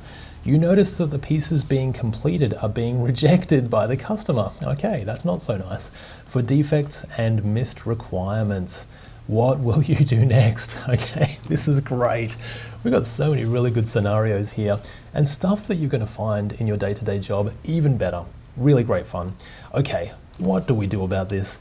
Create the project scope from scratch and with the project team and customers so it's correct. Okay, so we're suggesting we work together but we burn it all down and start from the ground up. I think there's probably a better way to do it than that. So let's put a low maybe for that one for now. Have an iteration 0 planning sprint with your project team to set it up for success. Oh, okay. Yeah, look, you will hear that term a lot, iteration 0. I think there's way better ways to do it. So look, what people suggest is you have this empty iteration that is just for planning. But really, we want to just be working and getting in that flow state and getting work flowing through the team straight away. And so there's way more to this that we could again talk about. One, because requirements take a long time usually, or a longer time to figure out and get solutions for. And then it's broken into pieces and those pieces take a couple of days to complete each. So the work is done at different rates. It's not really done in an iteration 0. Something to consider. You will definitely see this in the real world when you're working in your career in corporate worlds. And let's put a big fat no for that one for now. Add more feedback loops. Okay, that sounds all right. Such as shoulder checks, peer review, that sounds good. Unit testing and system testing. Okay, Obviously, all of these sound good, and this is testing and quality at all levels. So we want the requirements to be correct. We want them to be peer reviewed to make sure the customer is okay with those. Shoulder checking of the of the development and the code, unit testing of the single items, system testing of the system as a whole. If we're doing all of those things, now we're catching a lot of those issues before they become issues, and it's less costly for us to catch them earlier at the requirement stage, and then the longer it goes on, the more costly it becomes to catch and fix those defects. Something else to consider. So that's a pretty good answer. I think we'll put that as a high maybe. Have less frequent customer demonstrations so they only see the product when it's correct. For our purposes, we want to be working with our customer all the time, the good, the bad, and the ugly. We need them to see what's being delivered so they can give their feedback on it. So we want that feedback loop. Let's go with answer C. Very nice. When a product is facing poor quality deliverables, the tailoring suggestion is to add more feedback loops or feedback verification loops and quality assurance steps, including things such as demonstrations and reviews, peer review of the items, shoulder checks, pair programming, working together with someone else close, quality audits or testing, unit testing, system testing, user acceptance testing, regression testing, and automated testing as well. Definitely a big thing in Agile. So all of those things, what a great combination. Page 151 under Common Situations and Tailoring Suggestions, directly from, again, the PMBOK Guide 7th edition. Wonderful stuff. All right, how did you guys go with that one? I think a little bit more complicated, but still pretty nice and really good learning as well. I'm having a bit of fun. I hope you guys are too. All right, let's see what we've got next. Your project team has started to find their rhythm. Excellent. Yet you notice that they seem disengaged. Okay, there's always a catch, isn't there? I always think, oh, this is going well. Oh no, something happens in their work and they're dragging their feet on normal tasks. Okay, this will happen. You check your project budget and note that the team are all paid fairly for the market and within the same range for the role. Okay, that's a good thing to check.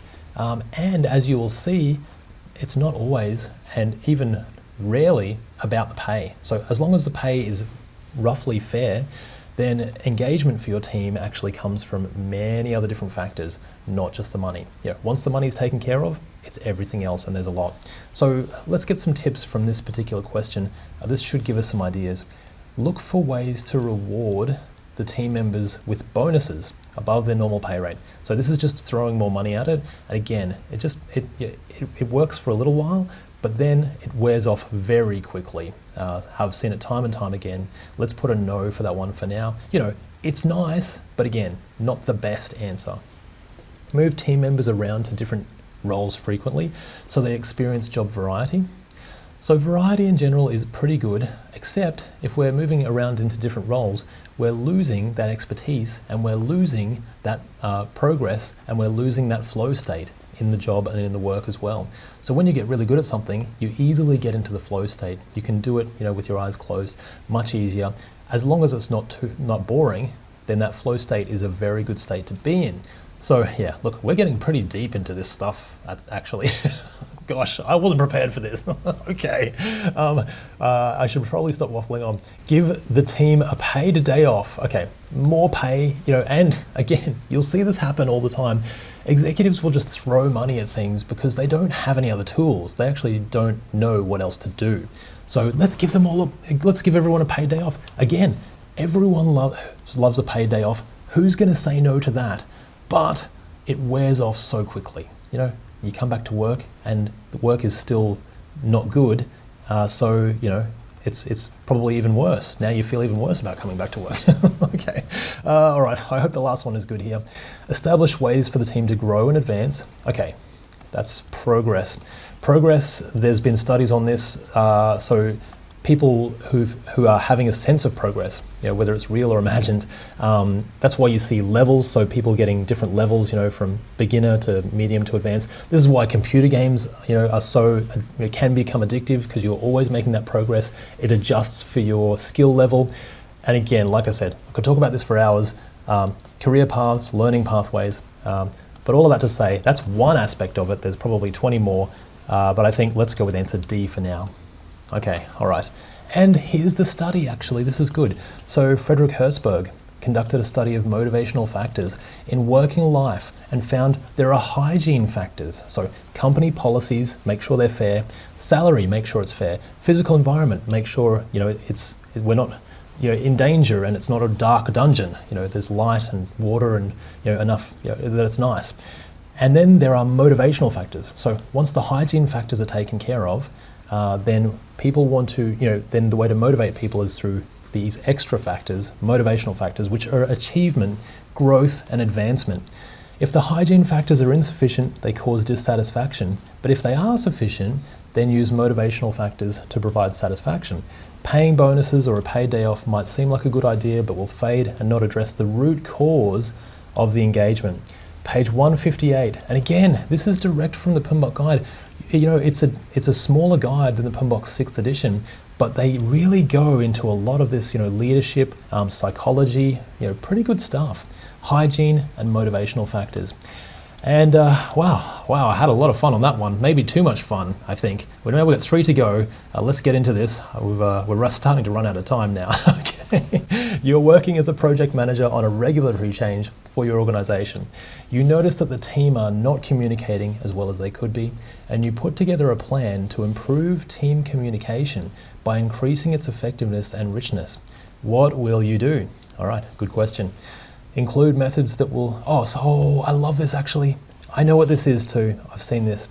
Team communication, effectiveness and richness. I think this is directly from Agile from Crystal, and I'm doing something on this. You're going to love it. Crystal, Alistair Coburn, I think his name is, one of the original guys, from one of the original methods that fed into Agile. And he had different things that fed into effectiveness and richness of communication. So it's like natural language and stuff like that. And the first one is straight away. Include methods that will handle multiple information cues. So body language, voice, words, all of those things combine to give you the message. If you're just sending an email, you lose 90% of that as well. You've heard that before. Facilitate rapid feedback, very important. Are they on the same page as us? Utilize natural language, so none of this jargon or fancy other language. I think that's a really good one.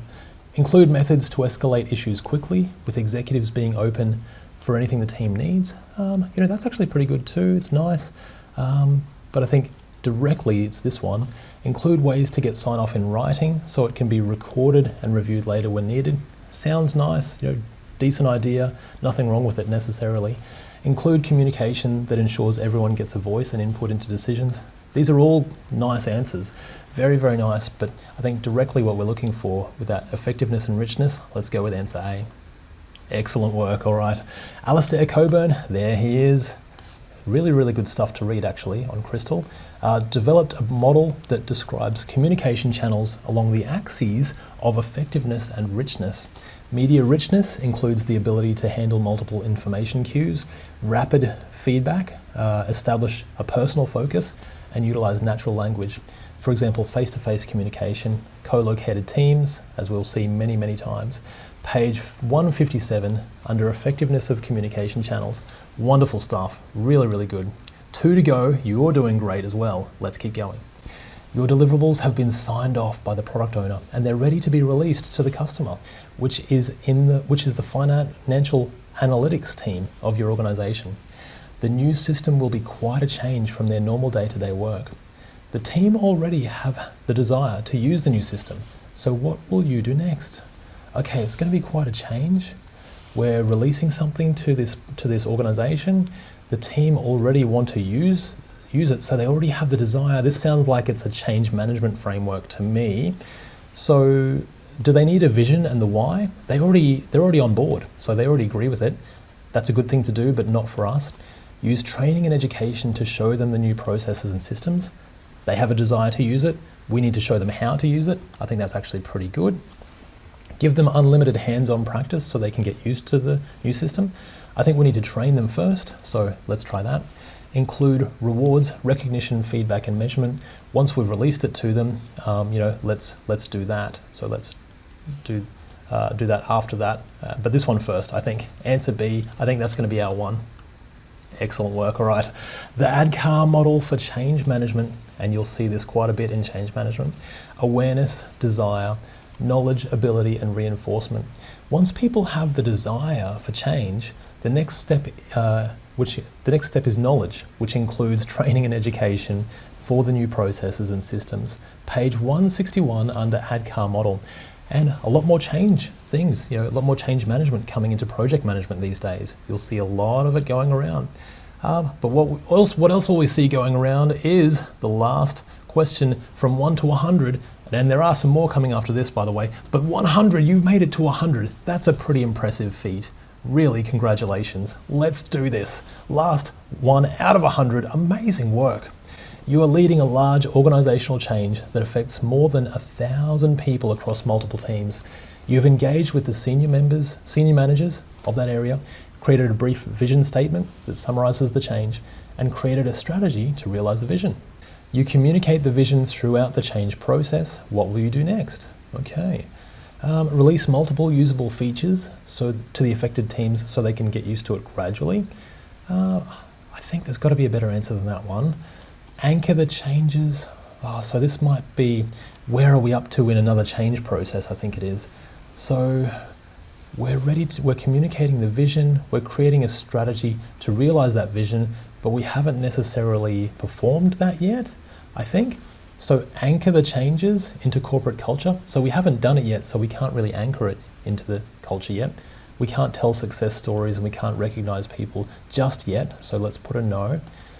We could release multiple usable features, but I wonder if there's anything else. Address any obstacles to the change. I think that could be good, including outdated processes and people resistance. So we've got a vision, we've created a strategy. Now let's figure out what the obstacles are towards that change, address them, and then release. I think that's actually pretty good. We don't want to release before we address the obstacles, right? Otherwise we could end up, it just could be a bad situation.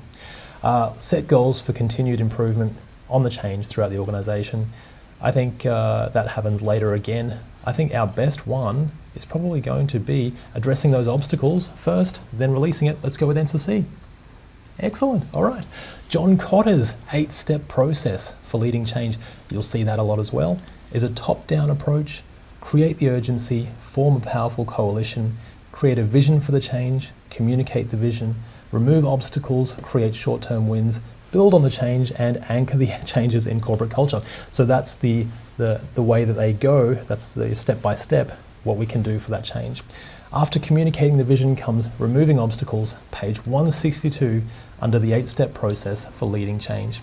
You have done an amazing job getting this far, and also doing all of this together, working on these PMP questions. I truly believe with this practice and with this work that you're putting in, you can pass the PMP exam. I genuinely believe in you and I believe in what you're doing. You're doing the right thing. Not only that, I truly know that you can do it. We're doing it together. You're a project manager assessing the risk of future releases with your team. You have a clear set of requirements from your customer. However, there are a range of possible correct solutions. Okay, so one input, lots of different potential outputs that may or may not get the outcome that the customer needs. There are a range of known unknowns. Well, I feel like that's a clue, but I'm not sure how. Known unknowns are like risks, so we know that they're there, but the impact of them is unknown. So how are we going to approach this situation? I have a feeling this is about one of the models in the PMBOK guide, as well as like complexity models. There's a lot on complexity and ambiguity and stuff. So let's see what we've got. Use current best practices to make decisions. That sounds all right. Sure, couldn't really go wrong there, could we? Let's put a maybe for now. Use emergent practices that will allow you to probe the environment, sense the situation, and respond with action. Probe the environment? I think that's for like quite a complex situation maybe. This one is like medium complexity, because we know that there's stuff out there. We know what it is. We just don't know what's going to happen, what the responses or what the solutions need to be. So we need to, what do we do here? Assess the facts, analyze the situation, and apply known good practices. I think if we were to look at this from that risk perspective, that's probably what we would do. I feel like I'm going to get tripped up here though. Sense where there is some stability and take steps to try and stabilize the situation. Okay, that's like an out of control situation, I think. So we need to stabilize it, and then we can go and apply some of these other practices. So let's put a no in that one for now. It's not out of control. I think between these two, let's treat it as we would as if we were managing risk. And so we don't need just the normal best practices. We need to analyze, do a bit of analysis as well. So let's try with answer C. Okay, wow, that was a little bit lucky, I think. Oh, and here's the framework, so that's good. And this one, so it's spelled that way, but I think it's pronounced Kuhneven, the Kuhneven framework. Complicated relationships exist when there is a set of known unknowns or a range of correct answers. So complicated relationships.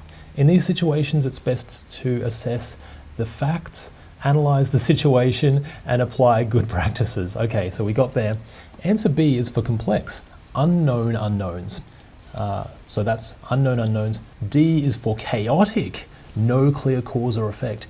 So we need to bring it back in control. And A is where there is an obvious cause or effect. Okay, wow, that's a lot of information on the first question. Gosh, I feel like I got my money's worth already. How good is that? All right, I hope they're not all like this, but let's see what we've got next. You've been asked to initiate a project to deliver a new system.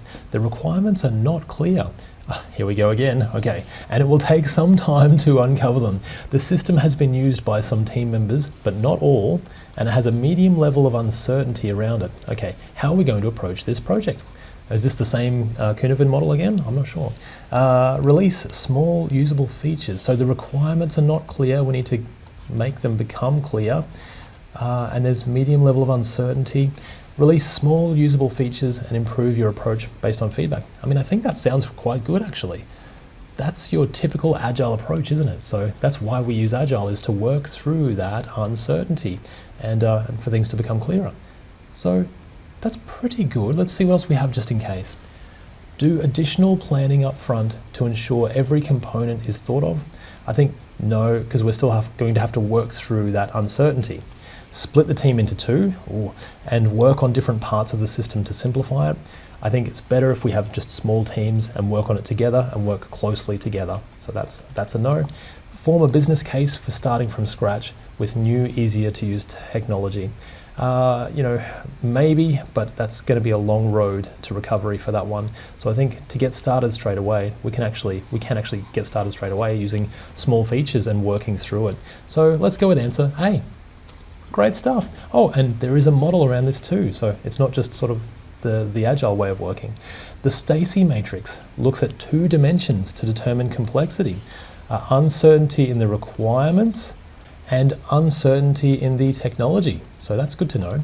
The labels, this labels a project simple, complicated, complex, or chaotic. And Agile methodologies work best in complicated and complex environments. If it's chaotic, same as the other model, we need to stabilize it and bring it back into that middle realm, so then we can use those Agile methods. Page 165 under Stacy Matrix in the PMBOK Guide, 7th edition. Wonderful stuff. We're getting pretty deep here, so this is pretty good. All right, what do we have next? Your project team came together from different parts of the organization and were introduced formally to each other, so we've all met, that's good. Now you notice that there's some conflict in the team. Okay, good.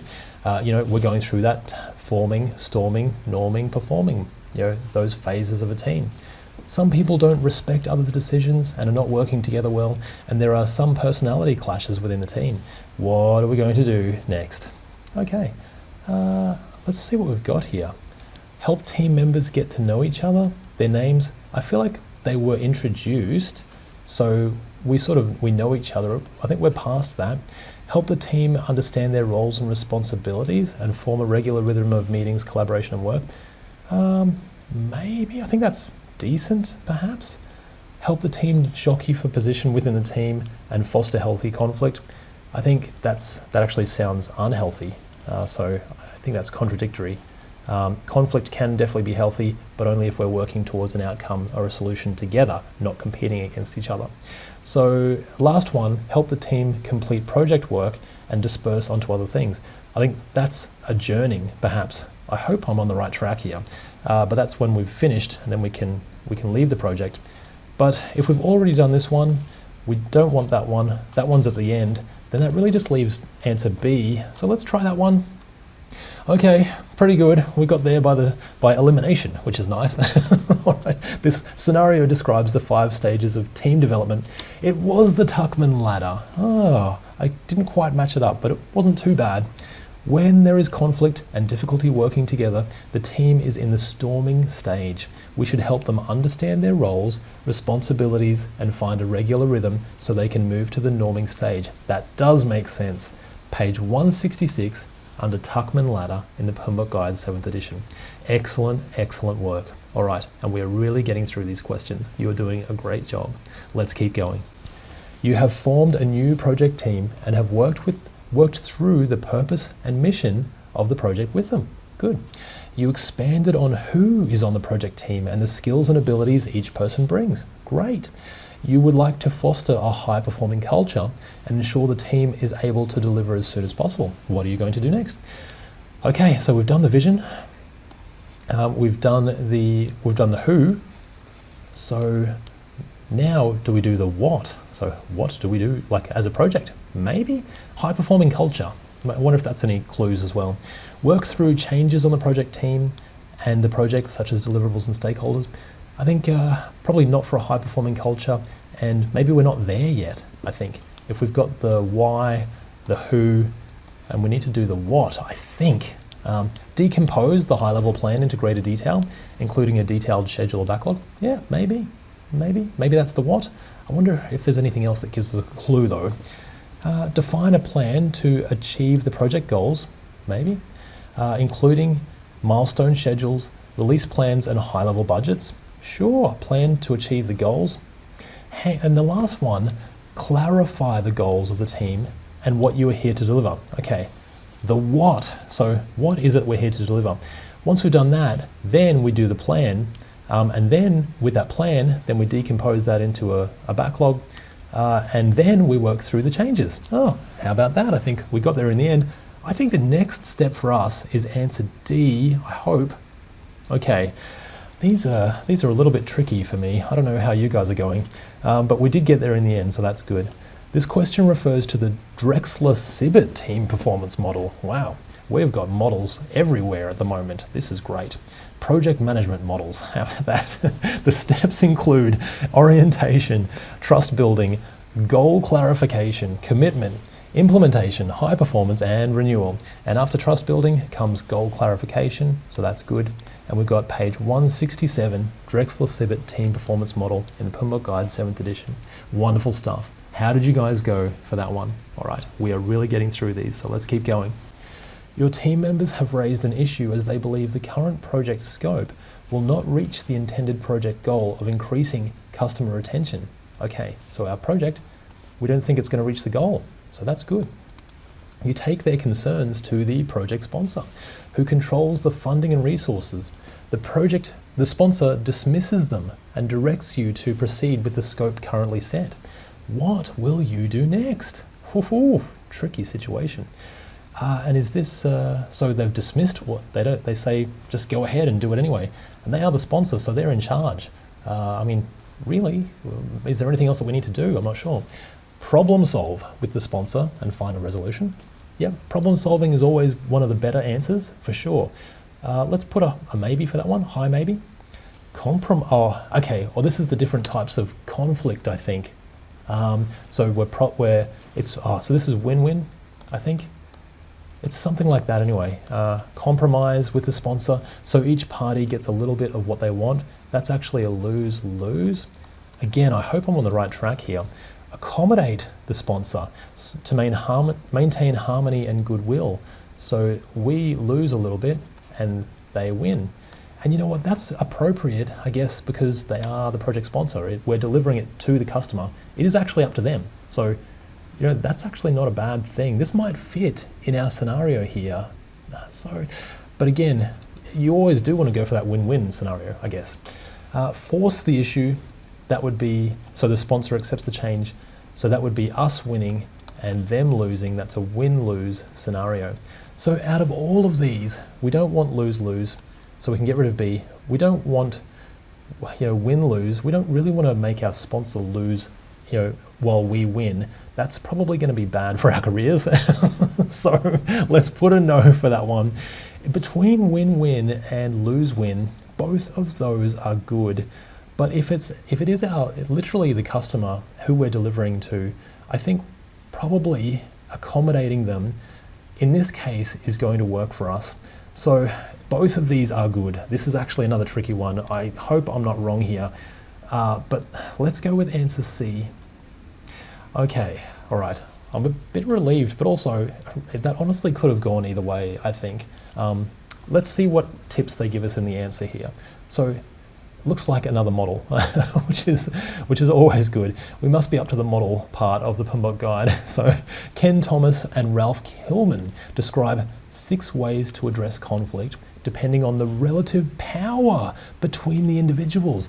Now that makes sense. So now all of a sudden the sponsor, they have a lot of power. They have a power over our career. And they're the customer, so we want them to be happy, obviously. They have all of the power, really. So there is confronting and problem solving, collaborating, compromising, accommodating, forcing and withdrawing. Since there is a desire to maintain a good relationship with the sponsor, adopting an accommodating posture might be appropriate. That actually does make sense. So page 168 and 169 under the conflict model in the PMBOK guide. Okay, well, I think, I got lucky there, but how did you guys go? And I certainly learned something at the end of that as well, which is definitely the main thing. That's really, really good. All right, we're halfway through now, so you're doing great. The functional manager raises a concern that they have not been engaged correctly, and the program is missing some key requirements as a result. You believe you've captured all the items required. Your program manager asks you to handle the situation and approach it from, look at that, a win-win perspective.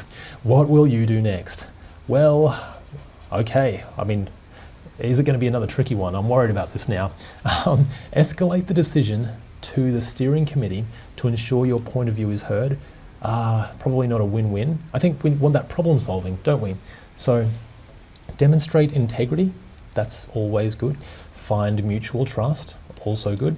And look at the situation from their point of view. All of those are good things, but is that a win-win? I'm not sure. Sort of. Let's put a maybe for now. Choose to give some leeway in your approach so the functional manager can add their requirements. So we want win-win. Again, is that a lose-win? Is that more of a lose-win scenario? I'm not sure. Let's put a low maybe on that. Get your requirements baselined first and then compete with the manager to ensure a win. And let's win at all costs, except of course there are going to be costs down the road when that manager doesn't collaborate with us in the future. So not the best scenario. Let's put a no for now. If we're win-win, do we have to have integrity? Absolutely. Do we have to find mutual trust? Do we have to look at it from their point of view? All of those things, very appropriate. I think I'm not confident on all of these or any of these, but the best one, I think, the high medium. Let's go with answer B. Okay, all right. And it's Stephen Covey from the 7 highly effective habits of people. Something I can't remember. What is the book? Someone help me out in the comments, please. But it's a wonderful book, Stephen Covey. Really good stuff. And he says, think win-win. So it shows different possible outcomes. We've got all of those. A win-win approach is found when there is mature character, trust, and the ability to approach it from the other's point of view. So there it is directly from the PMBOK Guide, 7th edition, page 169 under negotiation. And also nice that they threw in the 7 habits of highly effective people. So there, I finally remembered it. Excellent, and we're nearly done. We've only got 4 to go in this little section. You're doing an amazing job, guys. Keep going. You have been planning a project to deliver a process change for the past 4 weeks. The requirements and scope have been signed off by the business owner, and the team are moving into delivery and execution. The work begins in line with the project plan and scope. What will you do next? You know what, this sounds suspiciously like the PMBOK 6th edition, actually. Those steps, the project steps. So we've planned, we've initiated it, it's the requirements have been signed off by the business owner. We're ready to move into execution and delivery. So what do we do next? We monitor and control, and then we close the project. So that's all of those steps that you've become very familiar with from the PMBOK 6th edition, and now they've taken a bit of a back seat in the PMBOK 7th edition. So I see we've got that answer here. And there we are. These are all those steps. Execute the project work. Well, we're currently doing that. Plan the work. We've already done that. Formally sign off the project. We can't do that until it's finished. So I think for our purposes, let's monitor and control that work. Make sure that it stays on track. Make sure it meets its goals. Let's go with answer A.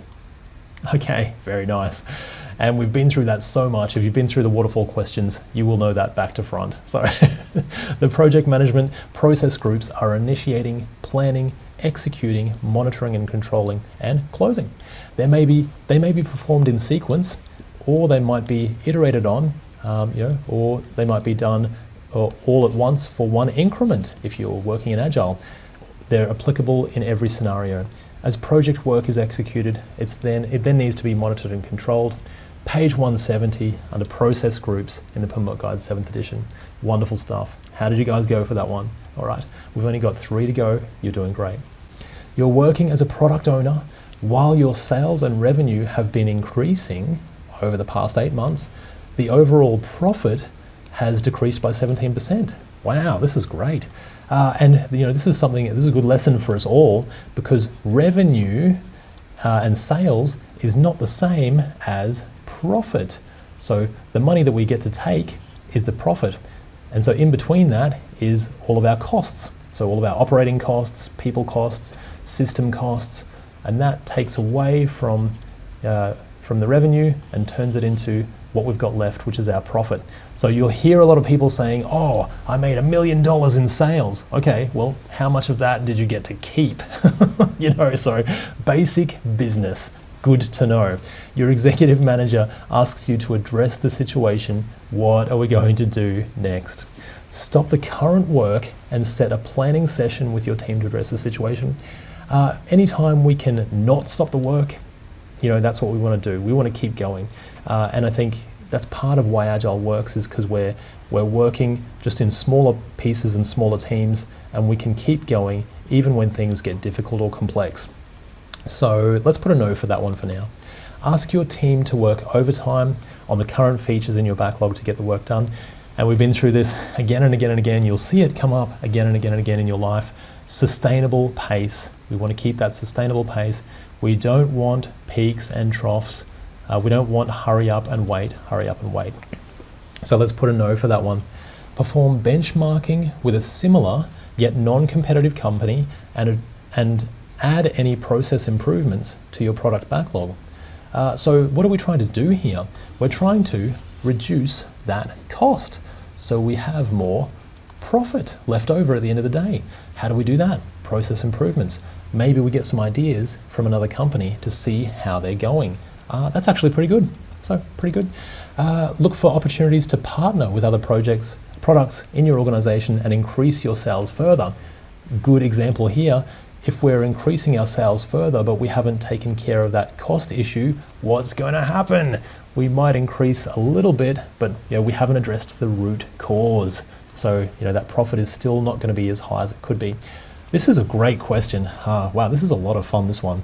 And I think if you guys are on the same page as I am, I think we're going to go with that answer C. Okay, very nice. As a product owner, your responsibility is to increase users, sales revenue and profit for your product.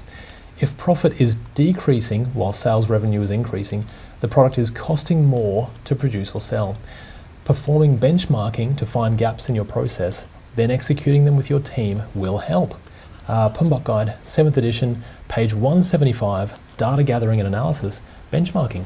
Again, this is information direct from the PMBOK Guide, 7th edition, so we're learning while we're answering these questions. You don't need to read the book. You still can. I would recommend it. But we're actually going through it piece by piece, so this is pretty good. How did you guys go with that one? All right, 2 to go. Let's do this.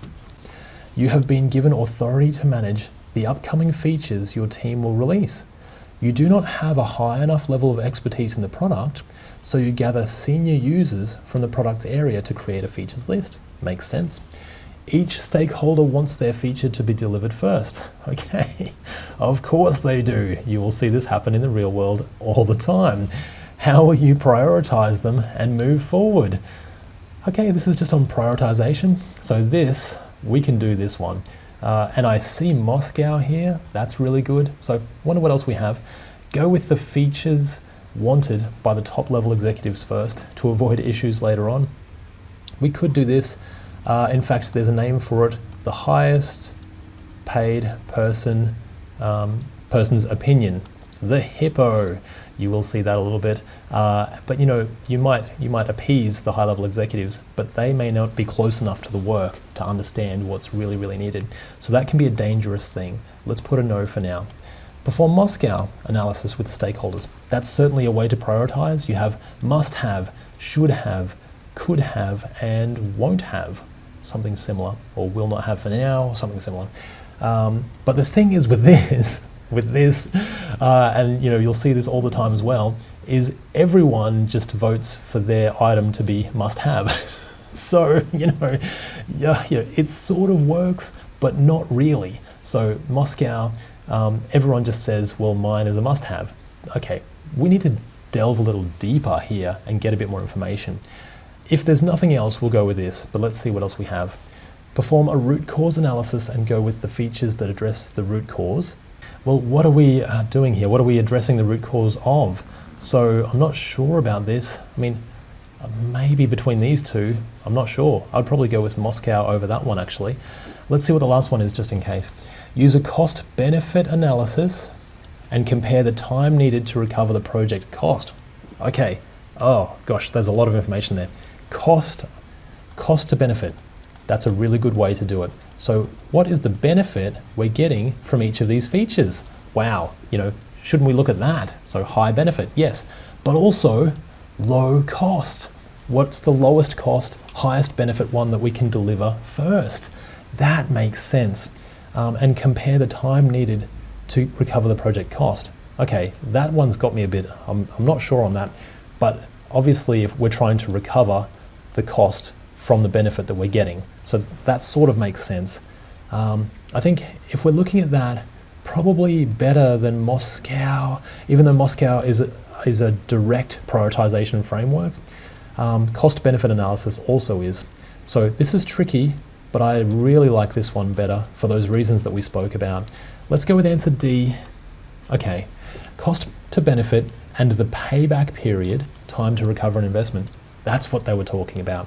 Are the best accepted ways to prioritize business value? Well, there you go. Something for the real world, something we can take away and use. Root cause analysis is better for specific problems, which we didn't know what they were. Performing Moscow with the stakeholders may result in each of them wanting their feature to be must have. Yes, indeed. Page 175, business justification analysis methods, direct from the PMBOK guide again.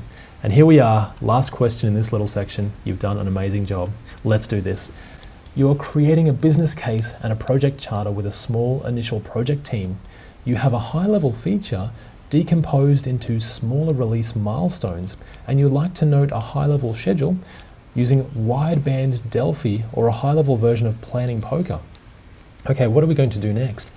Wideband Delphi is when we do an estimation, and it's high level, and in the next pass, we actually get a bit more refined. And then in the next pass, we get a bit more refined again, and in the next pass, and so actually this is based on everyone's information. So everyone has different estimates, and then the estimates get closer together now that we know what everyone else is saying and they've given their reasons, until finally we've got our final amount after all these different passes at estimating. So it gets more honed every time. So planning poker, hold a round of cards with points on them where each team member places their cards in the center for the total estimate. That sounds correct, but it's not, because it's still this. Planning poker is basically still this, but just with with cards. So with playing cards or with numbers. So people change the numbers with each round. Let's put a no for now. Ask subject matter experts to complete multiple rounds of estimates. Sounds good. Individually compare and explain the highest and lowest estimates for each round. That's exactly it. Show the wideband high-level range from the lowest to highest for each feature. They used the right word, but that's not the right process, so let's put a no for now. Find the business functionality for each feature and estimate the effort based on that. I think that's a different type of estimation, not wideband, so that's a no. Let's go with answer B. And there it is. The wideband Delphi technique asks subject matter experts to complete multiple rounds of estimates individually, compare, and explain the highest and lowest estimates for each round. Planning poker is a variation of wideband Delphi. Page 178, estimating wideband Delphi in the PMBOK guide, 7th edition. And you guys have made it through this little section. You've done an amazing job. I have to congratulate you on just the work that you're putting in. By putting in this work, you're truly proving that you can pass the PMP. You're putting in a little bit every single day, learning a little bit more, getting a little bit better, and if you keep doing that, nothing can stop you. I truly believe that you can pass the exam, and I know you can get what you need out of your career once you do that. You have been asked to help facilitate a senior planning meeting in your organization. High-level executives have made a presentation on the strengths and opportunities of the organization. So, strengths, oh, this sounds like SWOT, strengths, opportunities, weaknesses, and threats. Painting a rosy picture. Revenue has fallen recently, and the chief executive asks you to level out their analysis with a more complete view. What will you do next? Okay, so we've got the strengths and opportunities. How do we level that out? We need the weaknesses and the threats as well. We need that whole picture, I think. Unless I'm off track there, but let's see if there's something like that in the answers. Add your organization's competitors and compare their products. Competitors could be something around there with our threats or our, maybe. Let's put a low maybe for now. Showcase the pipeline of upcoming work to be delivered in the next quarter. I'm not sure if that's relevant here, especially for what we're after. Let's put a sort of a no for that one for now. We can come back to that. Add in the background and abilities of the executive team that will allow the organization to deliver. I think we need a more rounded picture than that. We don't just need the good, we need the bad, and we don't just need, their background either. So I think that's probably a bit less relevant here. Brainstorm and capture the weaknesses, here we go, of the organization and threats to the organization. I think that's exactly where we're heading here. Let's go with answer D. All right, fantastic. This question is referring to SWOT analysis, strengths, weaknesses, opportunities, and threats. Once strengths and opportunities have been captured, a complete picture also involves the weaknesses and threats. Page 175 under SWOT analysis in the PMBOK Guide 7th edition. Wonderful stuff. How did you guys go with that one? All right, let's see what we have next. You are adding an essential feature to your product roadmap. Okay, very agile centric. Your team believe they can complete the feature in 6 weeks. However, the feature is quite large and a bit more complicated than normal. One of your lead developers says they worked on a similar feature in another company and it took around 4 months to complete. Okay, that's a good clue. What will you do next? So the team believe they can do it in 6 weeks, but someone else has worked on something similar in the past. And what is something similar? Similar is like an analogy. So that is analogous estimating, where we're looking at something similar and using that as a guide. So maybe it's going to be that. Let's have a look. Use relative estimating. So relative estimating is when we have the smallest piece of work that we could do, and that we assign that as, usually in story points as a 1, and then everything else is relative to that. So if it's twice as big, it's a 2, 3 times as big, it's a 3, 5 times as big, it's a 5. It's all relative to that first smallest piece. But I don't think that's relevant here. Use analogous estimating. Okay, so that's sort of what we were talking about. I think that could work. And place the feature with around 4 months to complete. That way we're a little bit safer. Maybe, I wonder if there's a better one, but that's pretty good. Use parametric estimating, and it looks like it's all just the different types of estimating here.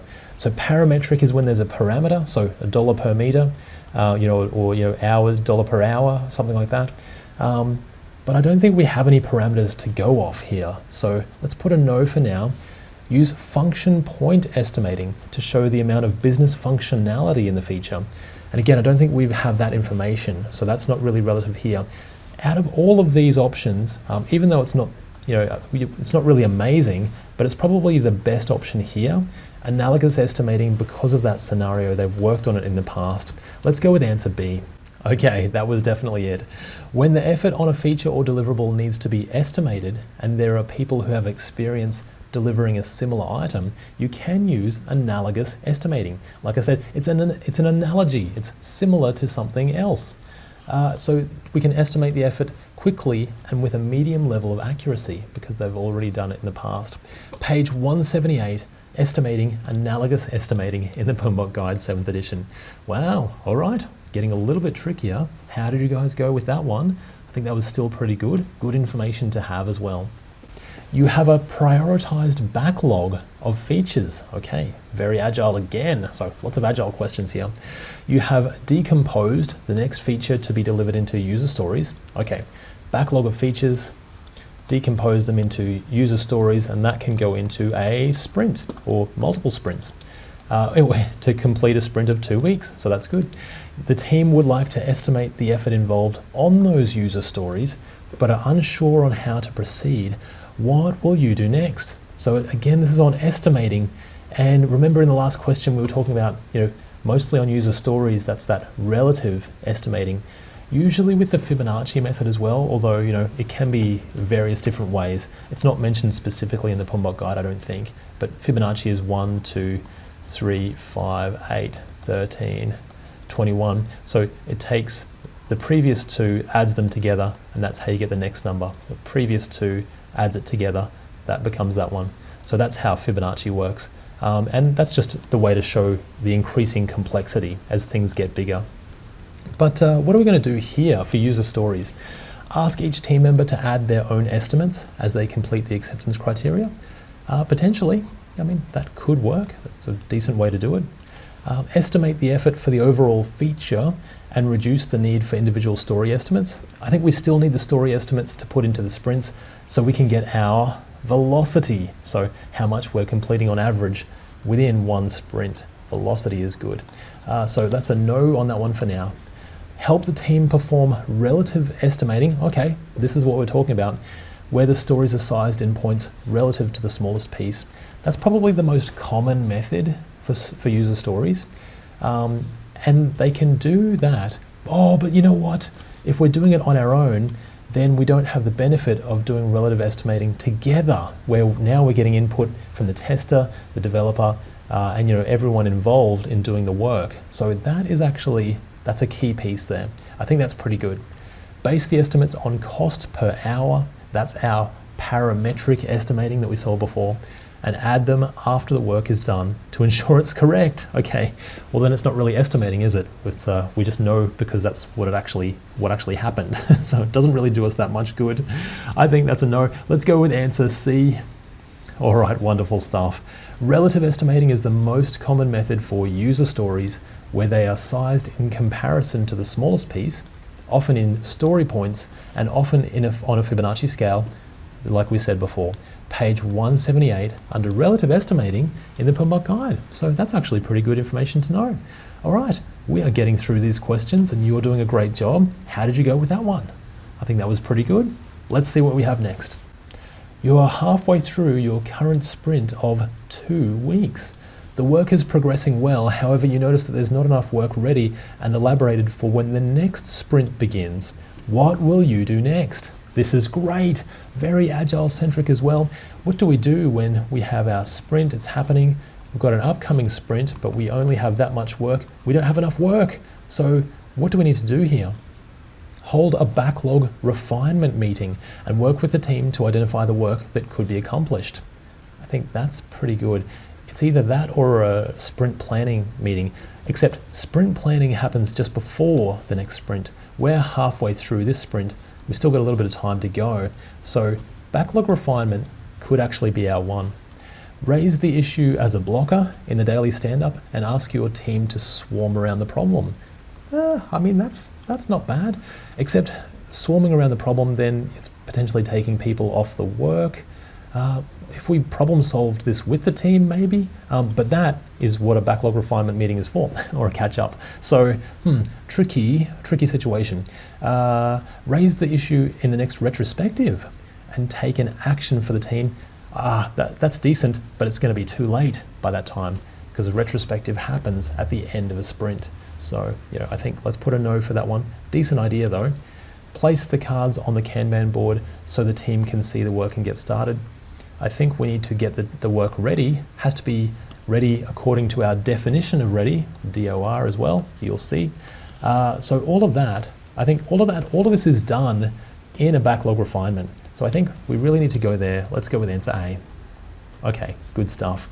At a backlog refinement meeting, the backlog is progressively elaborated and reprioritized or prioritized to identify the work that can be accomplished in an upcoming iteration. Very nice. Page 179, meetings and events, backlog refinement. Good information to have, not just for the PMP exam as well. For the real world, I think that's pretty good. Okay, we're up to a question that's halfway through. You're doing great. Let's do this. You have completed a make or buy analysis in your project and found that part of your deliverable is best created by an external vendor. Sounds like a procurement happening, so this is good. These can be a little bit complex as well, so we'll see how we go. You work with your project team to create the procurement strategy, source selection criteria, and statement of work. So the selection criteria is, we know the reasons why we're going to select someone. So this is good. And what are we going to do next? So we've got our strategy as well, which is good. So gather the seller proposals, including technical details and price. Seller proposals. I think we need sellers first, actually. So we've got our source selection criteria. We need to find out who our sellers might be or could be.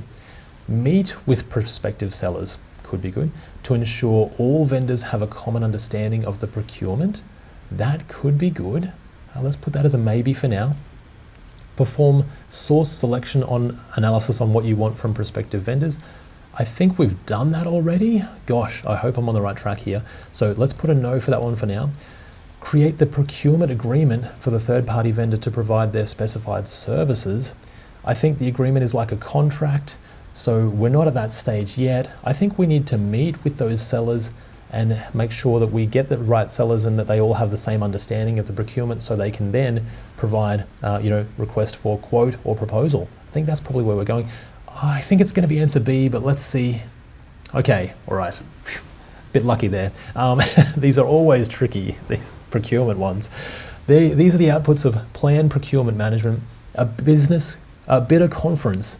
So bidder conferences, that's what it is meeting with prospective sellers prior to the preparation of a bid or proposal to ensure all prospective bidders have a clear and common understanding of the procurement. So that's good.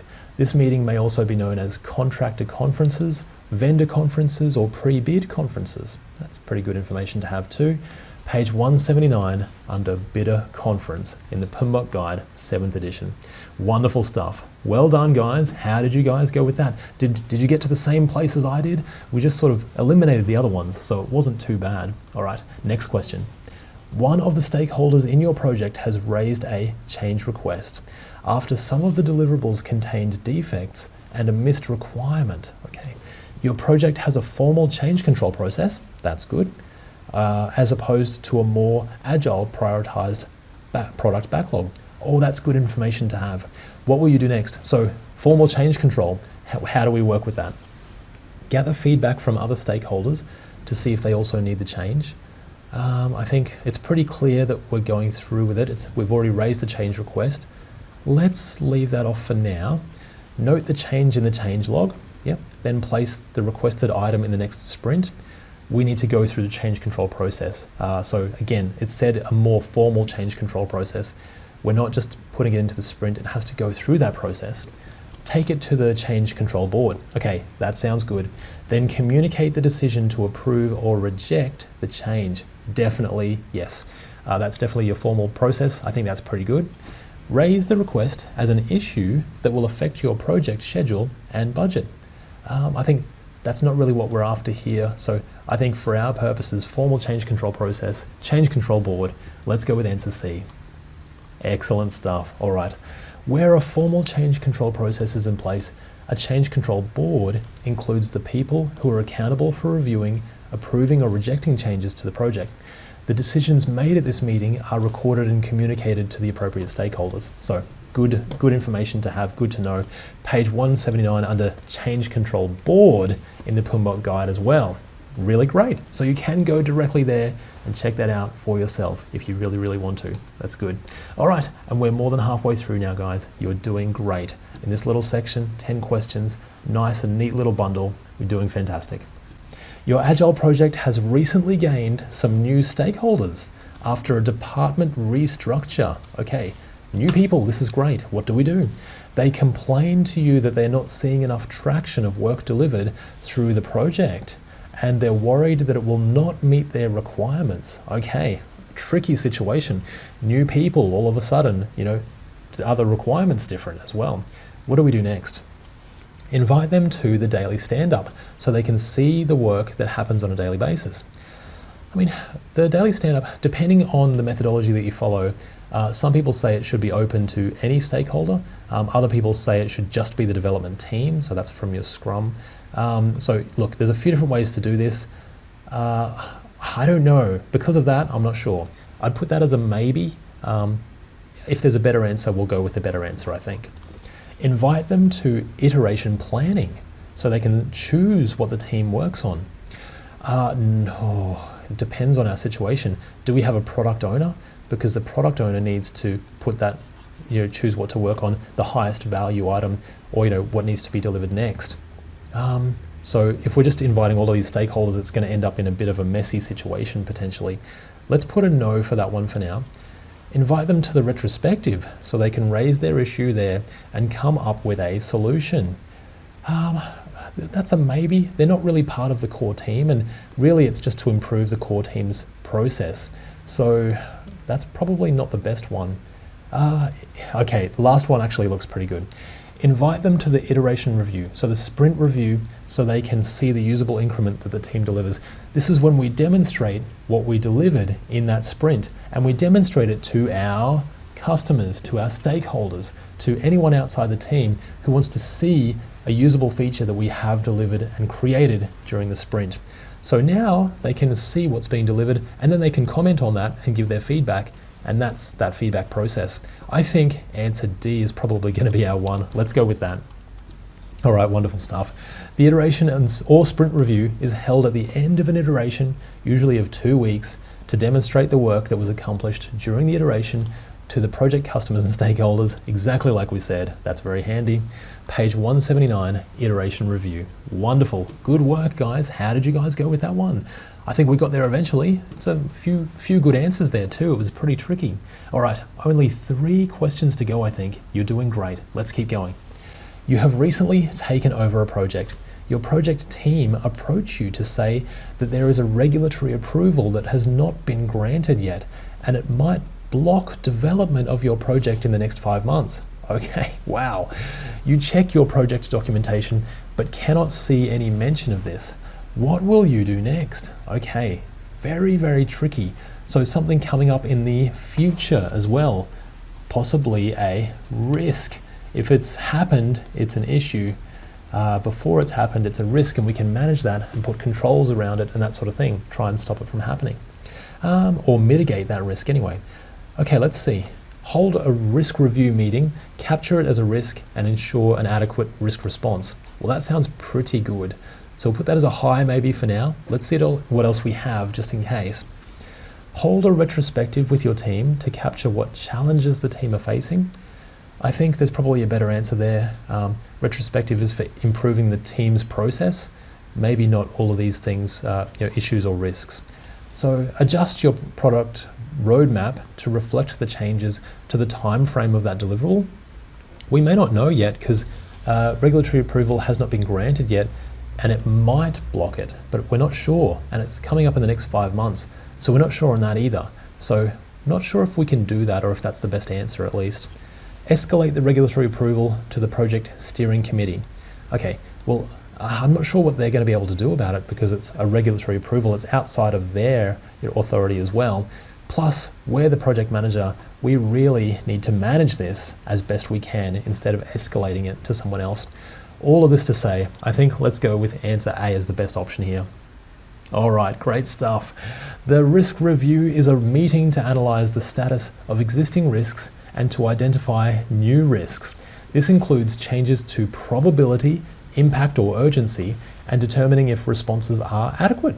So that's good to know. Page 180 under risk review in the PMBOK Guide 7th edition.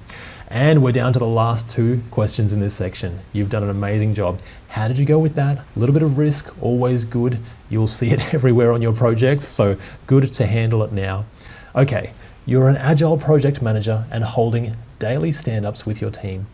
You notice people accusing other team members of not doing their job, and there are some tasks that are not mentioned anywhere and no one is responsible for. Okay, goodness. The team velocity has slowed in the last 3 sprints.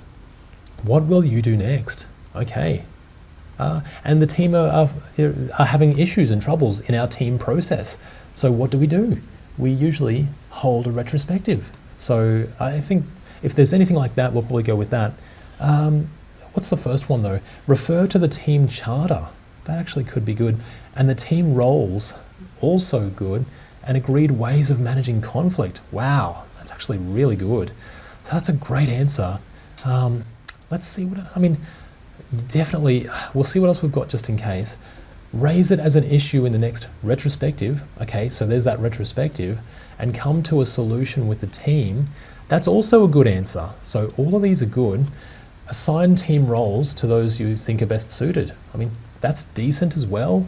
If we're a manager on this project, probably a better answer than that one though. Let's put a low maybe on that one. Work with your team to size user stories correctly so velocity improves. So that's taking a different approach. But I think we're looking at roles here, roles and responsibilities. So let's put a no on that one for now. Between these 2, these are both good. So, that some tasks are not mentioned anywhere and no one is responsible for. So even if we go to the team charter, maybe it's not there. I think, we're saying that it's actually not listed anywhere. So in that case, we need to problem solve and probably update the team charter. So that's maybe a little bit of a trick. Again, I think we're coming back to that problem solving retrospective with our Agile team. Let's go with answer B. Okay, all right. 2 very good answers there, but I think, if the information isn't there, we can't refer to it. So, that's always that. The Agile approach is to problem solve with your team. A retrospective is a regularly occurring workshop similar to a lessons learned meeting where the team explore their work in order to improve their process and the product. Page 180 under retrospective in the PMBOK Guide. Excellent. And what else is excellent? You made it to the last question in this particular question set. Amazing work. Let's see what this one is. I think this has been a great practice so far. You're managing a large construction project. Due to some delays, the project schedule has been pushed back by 1 week. As a result, one of the project risks has increased slightly, but is still within the acceptable limits. What will you do next? Okay. Hold a risk review and update the risk response and owners. Maybe. Raise a change request for the change to the project schedule.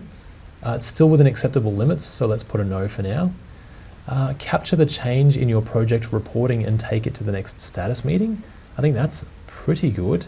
We obviously want to keep our stakeholders informed, so I don't know. None of these are really speaking to me yet. Update the sprint backlog to reflect the delayed work. Oh, that's probably a no. Especially on a large construction project. So I think, maybe on a software project, maybe, but still not the best. So between these 2, so one of the project risks has increased slightly.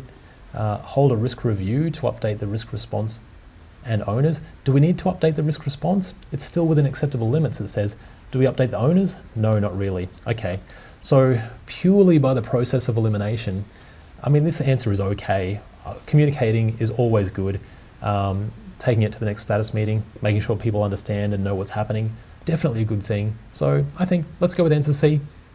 Okay, all right, that was pretty lucky maybe. How did you guys go with that one? Maybe you got straight there, I'm not sure, but yeah, it definitely, by process of elimination, does make sense. A status meeting is a regularly scheduled event to exchange and analyze information about the current progress and the project and its performance. page 180 under status meeting in the PMBOK Guide 7th edition. And so that's that. And what else is a good way to communicate is to communicate that we have made it to the end of this little section of PMBOK and project management questions and PMP questions. You have done an amazing job. I also want to say that I truly believe that you can pass the PMP exam, and when you do, it will really positively impact your life. I know it has helped me personally, and especially in my career. It's given me just such a great framework for working with projects and getting better outcomes that I could not get before. I truly believe that you can also do it, and we're working together, we're doing it every day and learning and improving. This is fantastic. You are an Agile project manager and your team have delivered 3 features to improve a customer app over the last 3 months. Your product owner needs to know if the features are having the desired effect. It's a large organization and there are multiple measures available. Okay, what will you do next? So what are we going to measure this, or how are we going to measure that the features are having the desired effect? As a product owner, this could be a little bit tricky. What effect exactly are we wanting here? Let's have a look at the options that we have. Ask them to gather the team velocity and throughput over the past 3 months. Okay, that's more of a team measure. So are we, how fast are we delivering? But again, that's more of an internal team measure usually. Throughput is more how many features are we delivering. So just purely how many features, not are they having the desired effect. So let's put a no for now. Ask them to gather the cost-benefit ratio over the past 6 months. The cost-benefit ratio is more, so how much did things cost versus what's the benefit that they got. It's actually, or the benefit that we're expecting usually. So it's actually more of a measure we use to prioritize our items. So what has the lowest cost but the highest potential benefit, then we'd really want to do that one next. That's not bad, but I wonder if there's something better here. Ask them to gather the NPS over the past 6 months. Net Promoter Score. So Net Promoter Score is a customer measure, and the product owner represents the customer, if they're not the customer themselves as well. So Net Promoter Score scores from 1 to 10. How likely would you be to recommend us to a friend or something similar? That's that sort of question. It's a great customer measure. And then then they do something fancy with that measurement as well to find the detractors and the promoters, something like that. But that simple measure, 1 to 10, is a good start. And I think that's also a good measure, actually. So I think that's pretty good. Ask them to gather the average app availability and uptime. So that's more around the sort of the operations of the app. Unless we were delivering features to specifically improve those operations, I still think the customer measure is definitely the best from a product owner point of view. Let's go with answer C. Excellent work, all right. A product owner prioritizes features to improve usability and profitability of a product. The Net Promoter Score measures the willingness of the customers to recommend a product or service to others and is used to gauge overall customer satisfaction and loyalty to the brand or product. Under page 181, Net Promoter Score in the PMBOK Guide 7th edition. And that was a wonderful way to start us off. All right, let's see what we've got next. You are a project manager in an Agile team developing new features for an app. An executive stakeholder with a high influence in the organization approaches you and asks you to add a feature that they like. And of course, this will happen all the time. They call it the highest paid person in the room, the hippo. And they have a lot of influence, and sometimes they get their way simply because of the role or the title that they have. Very difficult situations. They ask their friends, and their friends think it's a good idea as well. Well, of course they did. That's confirmation bias that we'll see, and you'll see that happen in the real world as well. We gather all of those opinions that conform with our own, and then we say, well, look, everyone else agrees. It must be a good idea. But how do we get some critical thinking around this? So what do we do next? Okay, this is a pretty good scenario, actually. Place the feature in the product backlog and prioritize it using cost versus benefit. All right, that's pretty good. That's what we were talking about before, where we want the lowest cost, but the highest benefit. So now, instead of just asking people whether they think it's a good idea, we're getting some hard data on this. That actually could be a really good one. Let's see what else we have just in case. Raise a change request to add the new feature into the scope baseline. I think we really want to analyze it first, so let's say no for now. Gather the requirements for the new feature and ask your team to elaborate on it. Well, we need to figure out if we're doing it first, so let's put a no for now as well. Analyze the impact to your project schedule and cost, and add the feature to your project scope. I think we'd probably analyze the impact, then we'd raise a change request, and then we'd gather the requirements. But before all of that, we need to figure out if we're actually doing it. Let's go with answer A. Excellent work, all right. In Agile, we have a product backlog that we prioritize. Prioritization schema are methods used to prioritize portfolio, program, or project components, such as features, requirements, or even risks. Examples include multi-criteria decision matrices. So we've got our criteria down the side and our criteria up the top. And does it score high on this one and high on this one? Well, that's a 5. Maybe low on this one and low on this one, that's a 1, for example. So that's a good way to prioritize. Moscow, which is must have, should have, could have, or won't have, cost to benefit, and more. There's many different ways to do it. Some work better than others, and you'll find your way in the real world. But we've got page 181 under prioritization schema in the PMBOK guide, 7th edition. Wonderful work. All right, how did you guys go with that one? Let's get into the next question. Your project team are gathering solution ideas for a particular customer requirement, which is prioritized to be worked on next. The item is complicated and they've been trying to find a way forward for the past 3 weeks. There is not enough work for the upcoming sprint. Oh, okay. So we've got our upcoming sprint, not enough work to complete in that sprint currently, so that's not good. And our requirements, they're fuzzy. We can't really, it's too complicated for them to figure out. We need to get those requirements done so that we can get that work into the sprint and keep the work going and flowing. So how do we do this? This is good. All right, start work on the item in the next sprint anyway and elaborate as the sprint begins. I think it's going to be pretty tricky. Then we're not actually delivering at the, instead we're actually working on the requirements. So for Agile, I'd prefer to be doing both at the same time. People who need to be working on the requirements, doing that, and then people who need to be developing, doing the development work. So, making sure that that work, doesn't stop. That's probably the best scenario. So let's put a no on that one for now.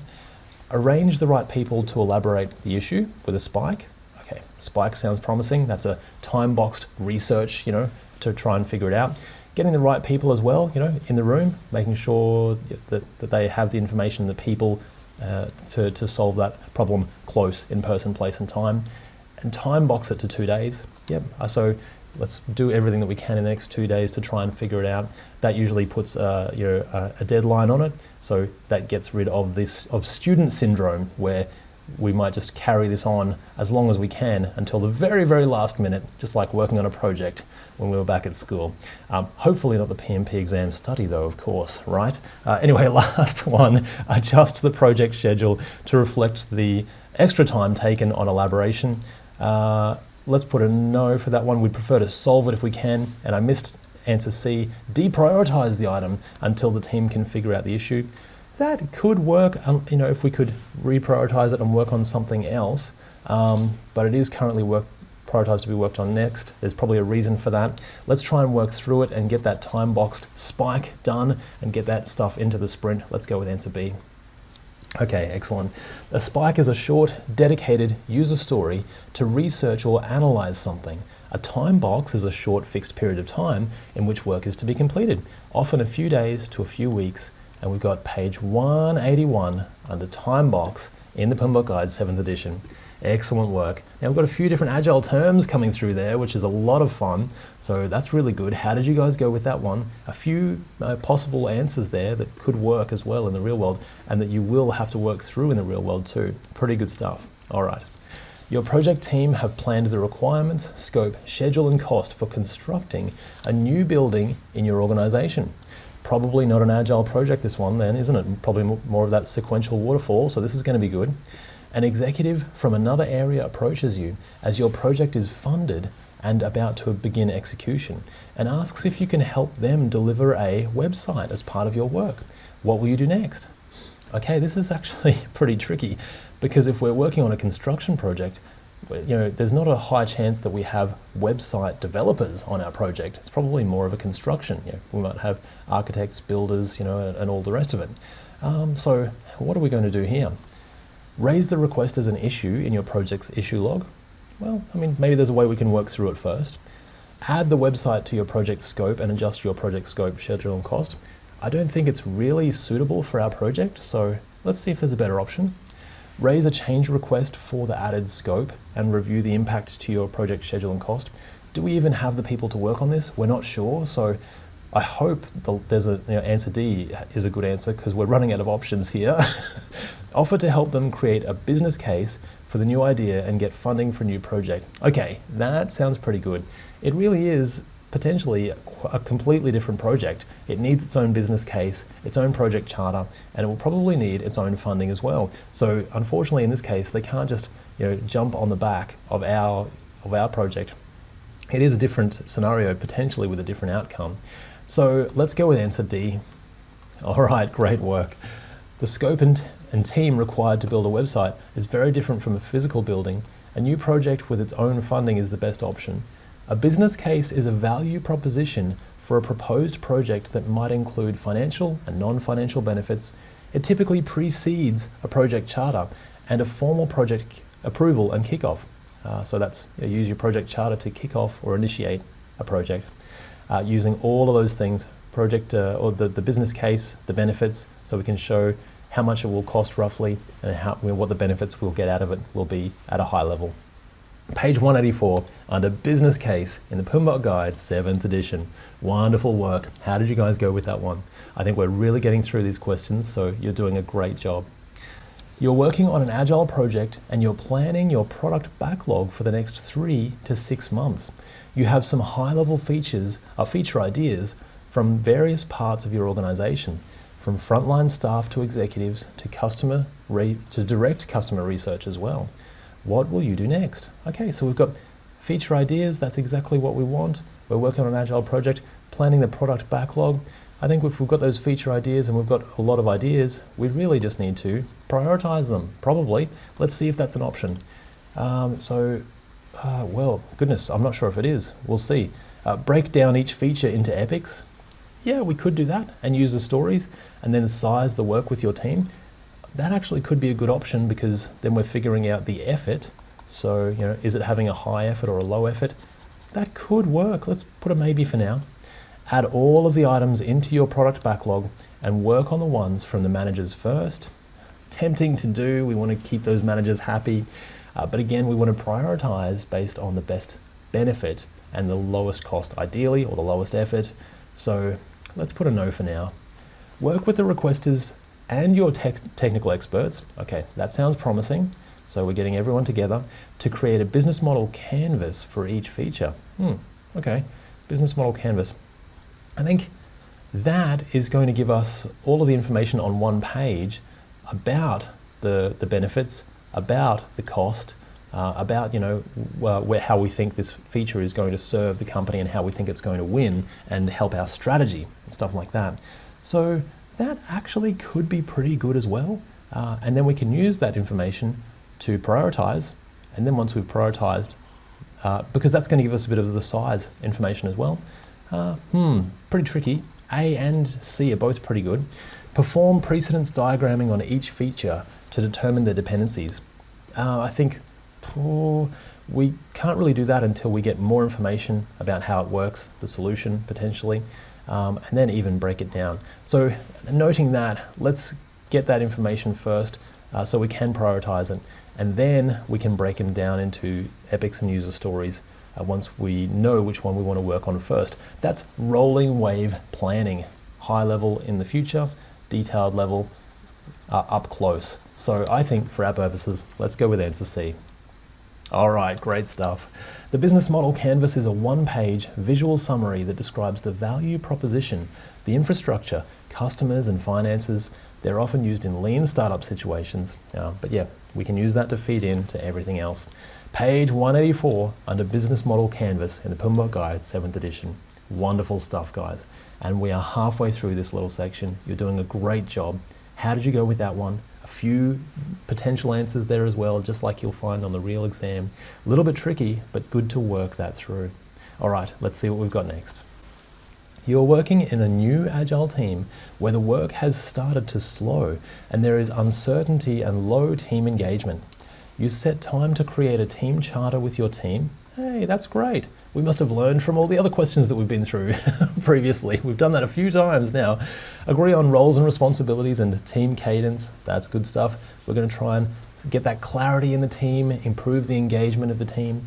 What will we do next? Okay, set a team goal for them to be more engaged in the work over the next 3 months. Potentially, yeah. Goals, the what are we doing? That's pretty good. Create a product vision statement showing the value you're bringing and the why behind the work. Now that's really good. So that's part of us creating the team charter. So roles and responsibilities plus that product vision statement. So that actually could be very good. Ask the team to contribute more to all pieces of work during each team meeting. I don't think that's really what we're talking about here, so maybe that's something for a different time, but not as part of us creating a team charter. Raise it as a people issue for your project and manage it with the project steering committee. I think we are managing it ourselves, and I don't think we need to escalate this just yet. We want to manage it first and do the best that we can as project managers. So let's put a no for that one for now. I think for our team charter, let's do that product vision statement, the why behind the work, the value that we're bringing. I think that's going to be really good. Let's try answer B. Okay, all right, that was really good. The project vision statement is a concise, high-level description of the project that states the purpose and inspires the team to contribute to the project. Page 184 under Project Vision Statement in the PMBOK Guide, 7th edition, and that's really, really good stuff. So I think, we're getting through those engagement questions, and I think we're getting pretty good at those by now, actually. So how did you go with that one? I thought that was pretty good. What have we got next?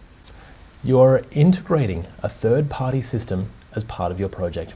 The developers in your project team have not worked on this system before, but they believe the language and layout is the same and they should be able to implement it, adding a bit of time for the uncertainty.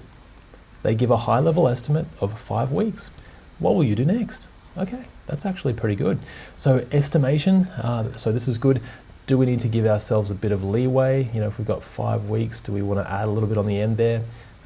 We've got some assumptions there, so how do we manage those? Let's see what answers we have. Note the estimate of 5 weeks and update the assumption log. Okay, well that's good. With the technical assumption that the languages and layout is the same. So that actually could be pretty good. I wonder if we add a little bit of time in there, but let's put a maybe for that one for now. Don't add the estimate, break down the integration into user stories and use a bottom-up approach. That also could work. So, but if we're just trying to get a high-level idea, that's definitely a good answer. I wonder, let's work through these and see what else we've got. Check the estimate using parametric estimating to increase its accuracy. Also a good idea, potentially not the best idea for us. So let's put a low maybe for now. I think we need to just get that estimate done. Bottom-up estimating with user stories is typically agile. Noting the estimate and the assumption is also really good practice. So yeah, we can put that one as a lower one for now. Gather your whole team and customers together and estimate using wideband Delphi or planning poker, where we have one round of estimation, another round and it gets closer, another round and it gets closer, and each person explains their highest and lowest estimates, and then we re-estimate, and it usually gets closer and closer and closer until after a couple of rounds, it's probably the most accurate that we'll get it. That's also good practice to do. So all of these are really good, but here's the information we have. They know a little bit about the system. We've made an assumption. We've got an estimate of 5 weeks already. So I think let's put that estimate in and with the assumption, and let's go with answer A. Okay, all right. An assumption is a factor that is considered to be true, real or certain, without proof or demonstration. A constraint is a factor that limits the options for managing a project, program, portfolio, or process. An assumption log records all assumptions and constraints throughout the project. Okay, so that's pretty good. Good to know, and I think that's obviously where we were going with that question, so that's pretty good. Page 185, under Assumption Log in the PMBOK Guide 7th edition. And of course that can apply to many other questions that you might see, so it's good information to have. Now, let's see what we've got next. Your Agile project has delivered 3 features so far and is halfway through delivering the latest improvement. During a brainstorming session, one of your customers comes up with a new feature idea. You check the benefit, and the benefit is high. The complexity is also low. So this is exactly what we're after. High benefit, low cost or complexity. So this is good. What are we going to do next? All right. Well, I mean, it seems like we'd probably want to work on this. So let's see. And it's come directly from the customer as well. So that's wonderful. All right. Add money to your budget to accommodate the additional feature as soon as possible. Maybe.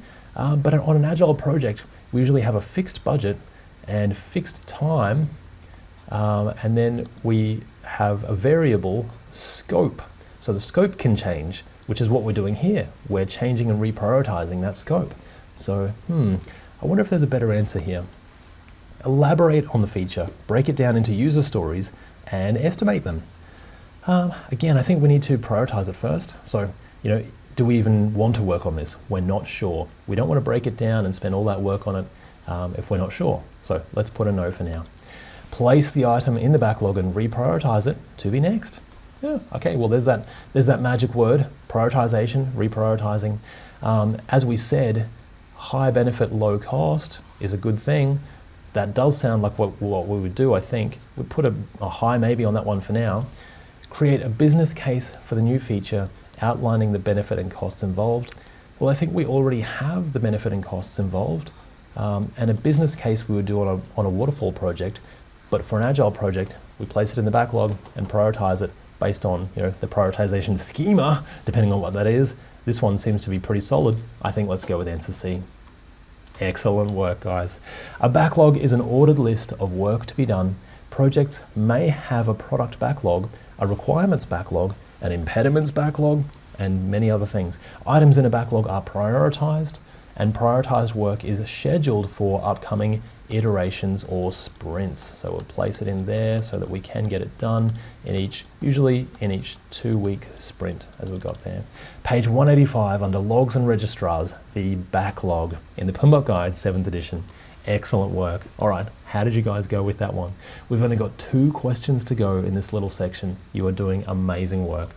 Okay, one of the senior users testing your product has found that it was missing a key requirement that he had assumed would be there. It was not noted in the project scope, which has been baselined already. You check the impact to cost and schedule, raise a change request on his behalf. So this is great, good process here. And you take it to the change control board where it is approved. Hey, do we need to do anything else? I'm not sure. So that sounds pretty good. Do we just work on it now? What will you do next? Okay, ask your team to elaborate and turn the requirement into user stories. Yeah, I mean, maybe we do. Maybe we just go ahead with it. Is there something we need to do first though? Let's have a look. Place the new requirement into the sprint backlog for the next sprint. I think we need to turn it into acceptance criteria and actual user stories first. So we can't just place the requirement in there. We have to elaborate on it and figure out what the actual work is first. Do we add the missed requirement to the issue log and problem solve with your team to ensure it does not happen again in the future? I mean, yeah, maybe we do that, but potentially after all of this, I think we need to figure out what to do with it first. So we can problem solve, that's also a good option. Gosh, there are a few good options here again. So let's see what the last one is. Note the outcome in the change log and communicate it to your stakeholders. Okay, this one I really love because this is actually the change control process. So once we've had it approved by the change control board, we need to note that back in the change log, and then we need to communicate the outcome to the affected stakeholders. So we do that first, then we elaborate on it, then we place it in the sprint, and then we take it to the next retrospective and we problem solve and figure out how to avoid that happening in the future. So the first best next step, let's go with answer D. Excellent, all right. A change log is a comprehensive list of changes submitted during the project and their current status. A change can be a modification to any formally controlled deliverable, so any baselined document, a project management plan, or project document. And we've got page 185, logs and registrars, change log in the PMBOK Guide 7th edition. Great stuff, guys. And you know what else is great? You have made it to the last question in this little question set. 10 questions, you've done an amazing job. Really great preparation for your exam. Let's see what that last one is. You're working on a hybrid project to replace an aging customer system that has just had a feature upgrade release. The senior developer raises a concern during the daily stand-up that the system doesn't seem to be able to connect to some parts of the organization after the upgrade. Okay, so we've had an upgrade and then now it's broken something by the looks of it. Okay, what are we going to do next? Replan the project to ensure the correct scope is worked on that will connect to the organization. We may need to do that, yeah, potentially. But what are we going to do immediately? You know, we've currently got an issue, I think. It's actually happened, it's impacting our project. Here we go. Raise it in the issue log, could work for us. Assign it to a responsible party, absolutely, and work with them to find a resolution. I think that's pretty good. So, and you know, we don't have to know all the details of this, but we have to know the process so that we can go through this, find the right person to work on it, and help them come to that resolution. Make sure we're removing any blockers, making sure they've got free work, they've got all the connections that they need and the people that they need to get that answer and that outcome. I think that's pretty good, that one. So let's see the other two just in case. Raise the concern as a risk and brainstorm risk responses. It's already happened, so it's more of an issue. Escalate the issue to the technical manager so they can resolve it. I think if we're going to do that, we prefer to do it to any responsible party. It may not be the technical manager, and and we need to raise it in the issue log as well. So that's still the best answer. Let's go with answer B. Fantastic. An issue log is a current condition or situation that may have an impact on the project objectives. An issue log is used to record and monitor information on active issues. Issues are assigned to a responsible party for follow-up and resolution, and we've got page 185 under logs and registrars, the issue log in the PMBOK Guide 7th edition.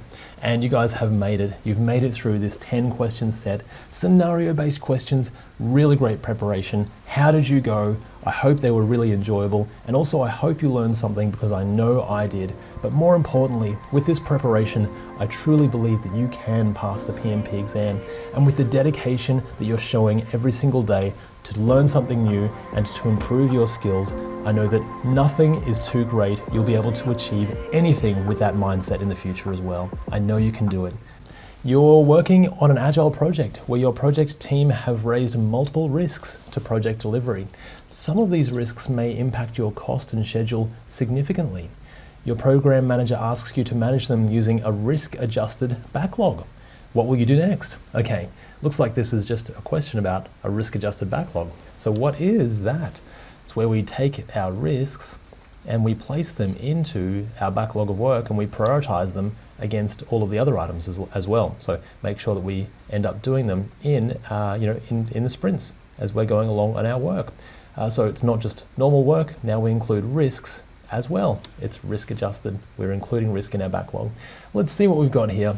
Adjust your risk register to include the work not completed if the risks are triggered. I think no backlog in there, so we'll say a no. Adjust your backlog velocity. Ooh, close. We've got that nice word, but velocity doesn't really match, so that your end date is not impacted by the raised risks. So we're not really looking at the velocity here, how much work we can complete. It's more, can we place this risk and get that done as well as other items in as part of our work. Gather risk mitigation responses from your retrospectives and assign them to an owner. I think that's close, but I see probably the best one here. Place at least one risk response, so that's those risk responses. It's good to have, but we want to work on them as well. We place them in each sprint in an Agile project to manage and close. So now they're in our backlog, they're going into being worked on, and that becomes our risk-adjusted backlog. I think probably out of all of these, that's probably the best one, definitely Agile-centric. So let's go with answer D. Okay, a risk-adjusted backlog is a backlog that includes work and actions to address threats and opportunities. So even though we're sort of putting those into each sprint, it sort of has to be in the backlog first, So I think that's still appropriate. We've got page 185, Risk Adjusted Backlog in the PMBOK Guide, 7th edition. A great way to start us off. All right, how did you guys go with that one? Let's see what we've got next. You are delivering a project to a functional area in your organization. The project is highly complex and there are many risks to project delivery. The functional manager would like to see the biggest risks that are assigned to her. What will you do next? Okay, so risks, who are they assigned to? What do we do? How do we figure that out? Is it the risk adjusted backlog? I mean, maybe if they're, the risk user stories or cards, maybe they're assigned to someone and they're placed in the sprint, potentially, but what about all the other ones? Well, in the backlog as well, that could work. Let's put a maybe for that one for now. Show the risk register. I think that's probably the one. It doesn't say we're on an Agile project specifically as well. So risk register will have the risks, their responses, and the stakeholders, the people who it's assigned to. So all of the information basically, it's the whole register of all of the risks in that information. That's probably going to be our one, I think. It has all the information we need. Show the risk management plan. That's the risk process. So how are we gathering and managing risks? Show her the qualitative risk assessment. That is our impact and likelihood. And we put the impact and the likelihood together and we get ourselves a qualitative risk assessment. I think that's not going to give the information that we need, but the best one, between these two, they're both good, not specifically an Agile project. Best case scenario, risk register, I think. Answer B, fantastic. A risk register is a repository in which outputs of risk management processes are recorded. So information can include the person responsible for managing the risk, the probability and impact. So we've got this in there as well, which is good. Planned risk responses and more. So all of the information that we do need. Page 185 under Risk Register in the PMBOK Guide, 7th edition. Looks like we're working through artifacts. So there is a section in the PMBOK Guide, 7th edition, that has just the artifacts that you'll use on a project as well. So I think we might be working through some of these by the looks of it, and that was pretty good. There we go, Risk Register, now we know. All right, how did you guys go? Let's get into the next question. Your project has been in progress for the past 6 months. Someone you have not met before approaches you and says they've not been engaged sufficiently, even though he believes his team is highly impacted by the change. Okay, so we've got high impact, so impact and potentially, I'm not sure about the influence, but we'll soon find out. Either way, if it's a high impact, we definitely want to help and manage those people closely and work with them closely. He advises he may block the project as a result. Okay, and that can happen and that's not good. What are we going to do next about this? It's stakeholder engagement is so important for that reason because things can go wrong when we're not engaging properly. Perform stakeholder engagement assessment with your stakeholder. Okay, well, that's pretty good. That's what we do here. So yes, I think that's a pretty good answer. Let's see what else we have just in case. Add him to the stakeholder register, including his salary and interests information. I don't know about salary. I don't know about interests either. I think that's a little bit of a funny answer, that one. Stakeholder register I like. So let's put a no. I see there's another stakeholder register. Add him to the stakeholder register, including his impact and influence information, which is this again. So we're taking this and adding to it. Now we're putting him in the stakeholder register as well, which is very appropriate. Otherwise, he's not there, he's not listed. And if someone else takes over the project, they won't have met him before either, and he won't be listed anywhere. So that's actually better. That's a better answer. Raise a risk to the project delivery due to the nature of his actions. I think there's better answers here. We need to manage this first. Maybe it's a risk, but probably there's better answers. And I think the best one is answer C. Okay, excellent work. A stakeholder register records information about project stakeholders, which includes an assessment and classification of the stakeholders. We need to know our stakeholder, ensure their details are recorded, and where they fit before we take further action. That's very good. All right, so page 185 under Stakeholder Register in the PMBOK Guide, 7th edition. How did you guys go with that one? A few good answers there again, so that was good to work through. I think we're getting through these pretty well. All right, let's keep going. You are a product owner on an Agile project and you've created a product backlog of features in a prioritized order for delivery. Okay, that sounds pretty good. That's what we're supposed to do, so that's great. You ask the team to break down the first feature into user stories and estimate their effort. What will you do next? This is great. So we've got our product backlog, high-level features. Now we're breaking those down into user stories, and now we have efforts for each of those stories, which is really, really good. Story points, for example, maybe 5s, 3s, 2s, maybe there's an 8 in there somewhere. We're ready to go. So we're potentially ready to work on these. So do we create an iteration plan with your team? And an iteration is a sprint. So same terminology, similar terminology. So a sprint plan with your team, we take all that information, we place as much as we can in the sprint to match our velocity or how much we think we can do. I think that's actually really good. That's a great answer, that one. So let's see what else we have. Create the product roadmap with your team.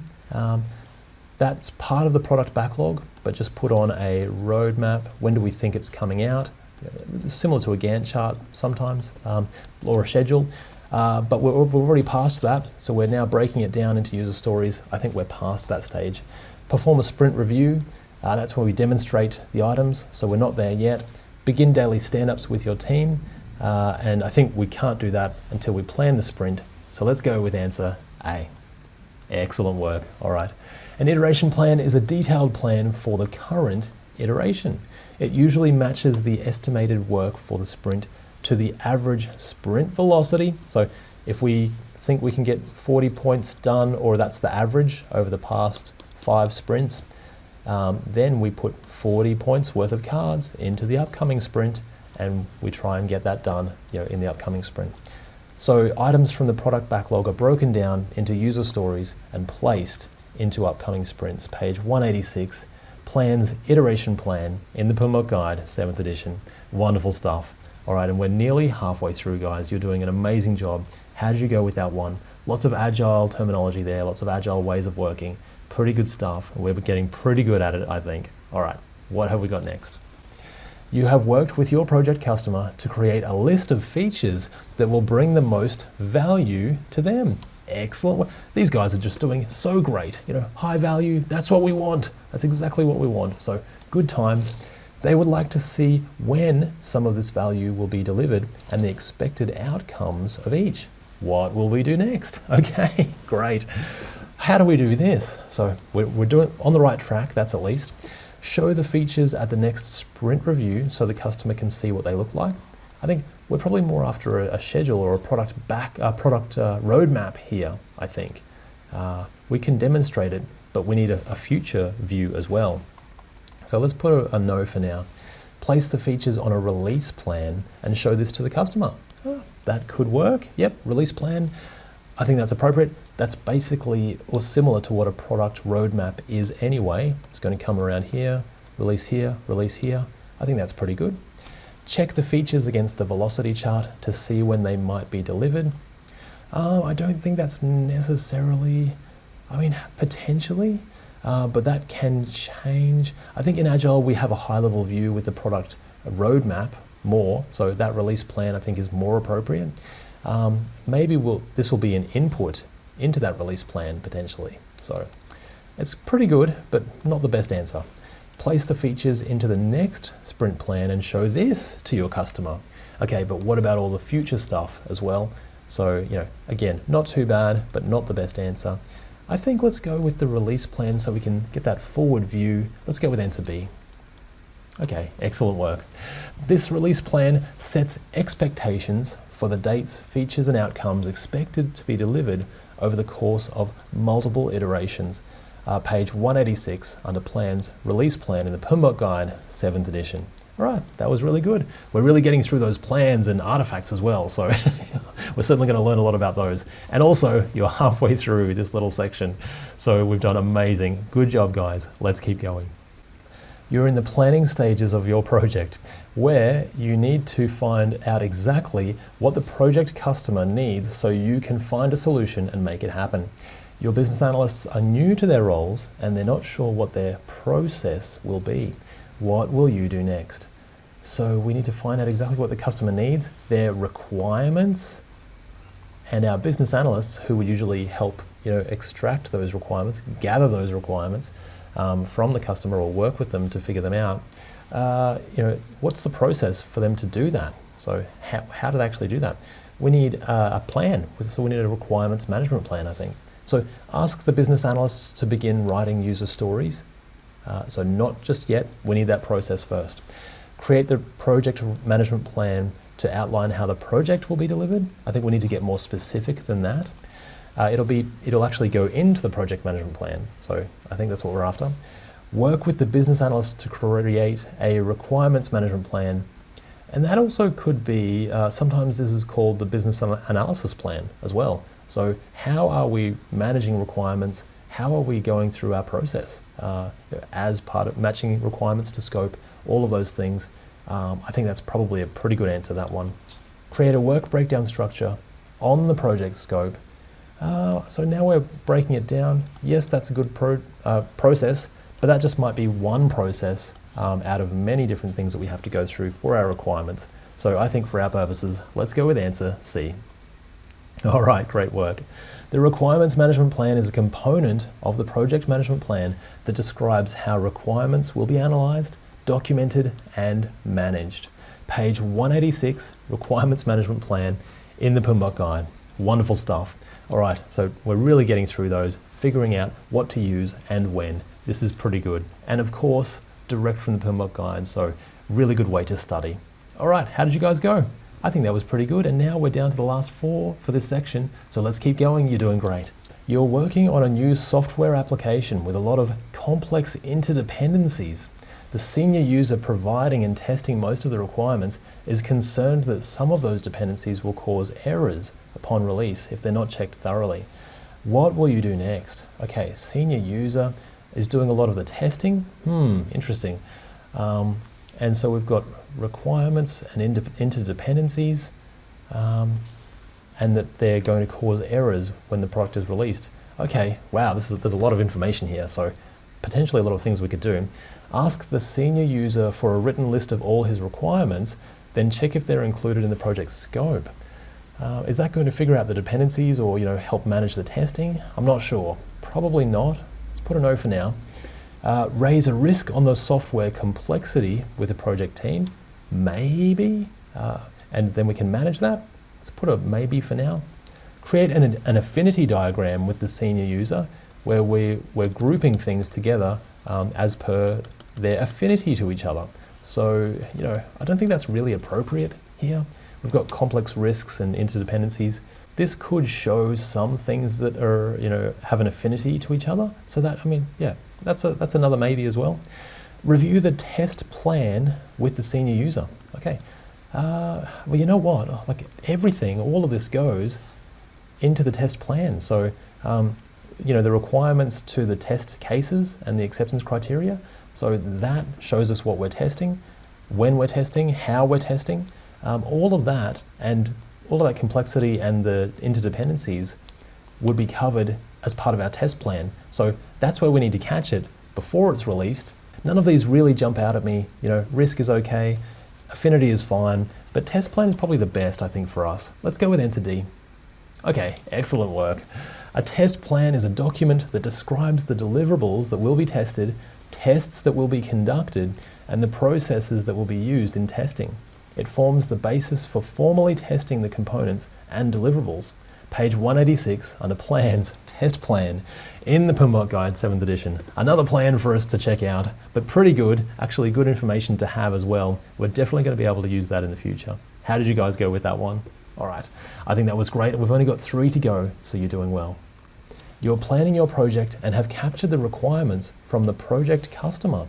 You ask your team to plan the project scope, but they need to see exactly what needs to be delivered and how each part relates to each other. What will you do next? So what we're delivering is the product. And how does it relate to all of the other parts? We've got this part. I think it's probably a breakdown. So a breakdown structure, potentially. So create a product breakdown structure with your team. That could definitely work. Now this piece is related to this piece over here, etc. So it could be good. Create the requirements traceability matrix with your project team. That's the requirements to the scope, into testing criteria and into deliverables as well. So that's not too bad, but how does it relate to each other part? We're not sure, so probably not the best one. Create the risk breakdown structure with your project team. Similar but not as good. Create the scope management plan with your project team. That's the process of how we're going to manage the scope, not necessarily how it relates to each other. So I think for our purposes, the best one is the product breakdown structure, and that will show the sort of dependencies and how everything interrelates. Let's go with answer A. Okay, excellent work. A product breakdown structure is a hierarchical structure reflecting on a product's components and deliverables. It provides an exhaustive hierarchical tree, and I hope I've said that correctly, structure of deliverables that make up the project, arranged in whole part relationship. So whole to a parts, or to the parts. And we've got page 187, product breakdown structure in the PMBOK Guide 7th edition. That was pretty good. All right, how did you guys go with that one? I think we're definitely getting there. I think getting through these a little bit faster, I think maybe we're getting better at this. So this is pretty good. And we've only got 2 to go, so you're doing great. You have just finished breaking down the scope with your project team that will meet your customers' requirements. Your program manager wishes to control the scope, the project scope. Control the project scope. So any changes go through the proper process. What will you do next? Sounds like we're baselining the project scope here, I think. And I see that here. That could be our one. Let's see what we have just in case. Create the change management plan to see how changes will be managed. Well, we need to baseline our items first, I think, so that they're controlled. And also baselining the project scope and noting it in the configuration management plan so that it's a baselined item. I think that's actually really, really good. So yeah, let's see what else we have. Create the scope management plan with a rule minimizing changes. That's the process of scope management. But we need to know what is the baseline, what does it look like? I think that goes into the configuration management plan. Create a resource assignment matrix limiting roles, and that could also be a responsibility assignment matrix, limiting the roles who can approve project changes, project scope changes. I mean, that could also work, but I think we still need to know what is the baseline, what does it look like, and what is the item, what are the items that are baselined in the configuration management plan. I think for our purposes, let's go with answer B. Okay, wonderful work. A baseline is the approved version of a work product or plan where actual performance is compared to the baseline to identify variances. Baselined items are noted in the configuration management plan. All right, we got it. You did it. Well done. Great work. Page 188 under baselines in the PMBOK Guide. So many artifacts. We're definitely going through those artifacts now. So I think we're not going to have too much trouble there on the PMP exam. So that's pretty good. How did you guys go with that one? But more importantly, we got it. We're done. We've nearly done the 10 questions. We're up to the last one. So you've done a great job. And it doesn't look too tricky either. So amazing work. You have planned and begun the current sprint where the project team have committed to delivering and releasing a particular feature. You need to see how the team are tracking towards their sprint goal. What will you do next? How are we tracking towards our sprint goal? I think I know where we're heading here. The Kanban board, we could do that. So Kanban board, cards, that's actually not bad. You can see it. Is there a better answer though? Team velocity chart. Velocity chart shows usually previous sprints and what we said we could do versus what we did. Then the next sprint, what we said we could do versus what we did, what we said we could do versus what we did. So that's our velocity. So, and maybe it's 50 points, maybe it's 45 here, for example. So measured in velocity usually. But for that purposes, how we're tracking towards the goal, not really. It's used to measure other things. You review the sprint burn down chart. I think that could be quite good. So we've got all of the items in our goal up here. From here to the end of the sprint is a straight line, and then this is how we actually complete the items, and maybe we've got a bit of a break, and then we finally get there at the end. So the sprint burn down chart is a burn down of all of the items as we complete them. I think that's probably going to be the one. Perform a sprint review with the team. So sprint review shows what we have completed in the sprint, and we demonstrate to the customer. but for our purposes, I think the best answer, let's go with answer C. Okay, wonderful work. A burn down chart is a graphical representation of the work remaining in a time box, for example, an iteration or a sprint of 2 weeks. It compares the ideal trend with the items actually completed. Like we said, a sprint review demonstrates what was created during the sprint once that sprint is complete. And we've got page 188 under Burn Down Chart in the PMBOK Guide 7th edition. And you made it. You made it to these 10 questions. Wonderful work. I hope you enjoyed them. But more importantly, the work that you're doing is really, really going to help you pass your PMP by showing what are the correct answers, what are not the correct answers, and figuring it all out together. And also putting that back directly from the PMBOK Guide. This is a great way to learn. I truly believe that you can pass your PMP. I know you can do it with all of the work you're putting in. A little bit of dedication every day can work wonders, and I know you can do it. Your Agile project has recently been merged into a larger program, and the program manager is reviewing how the project is tracking.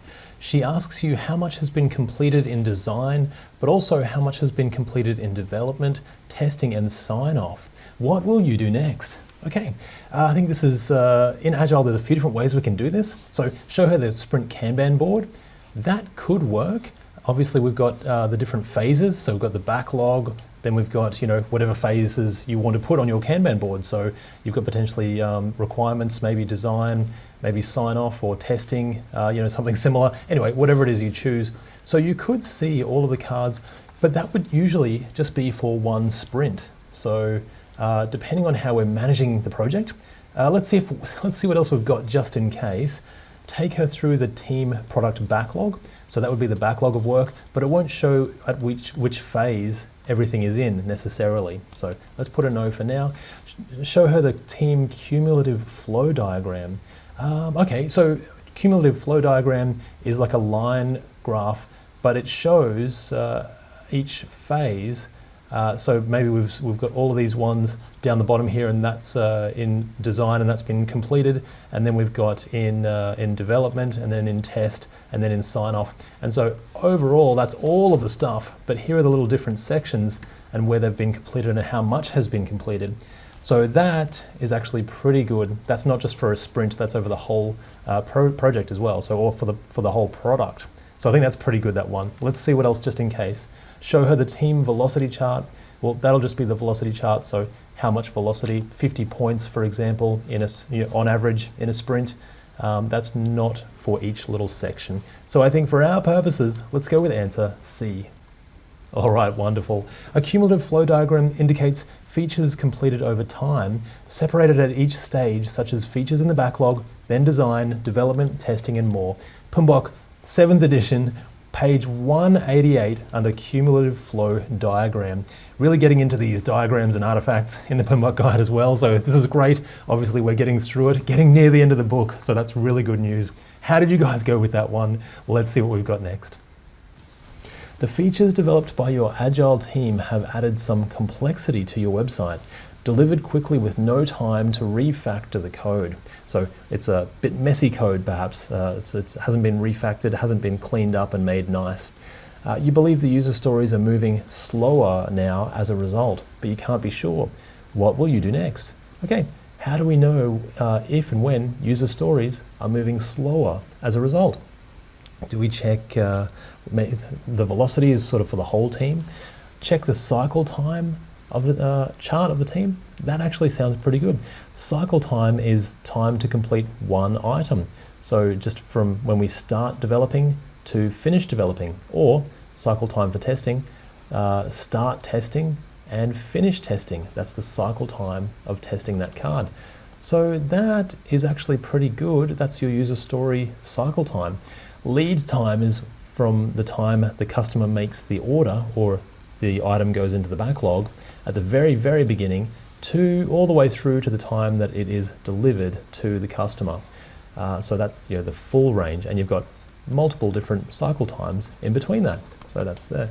So what else have we got? I mean, that's pretty good. I think that could be the one. Shadow the developers to overview the work that they're doing. I don't think that's going to give us the answers we need. View the product roadmap for proposed release dates. I don't think that's going to give us the user story, how long they're taking. Review the points in the sprint backlog versus the last 3 sprints velocity.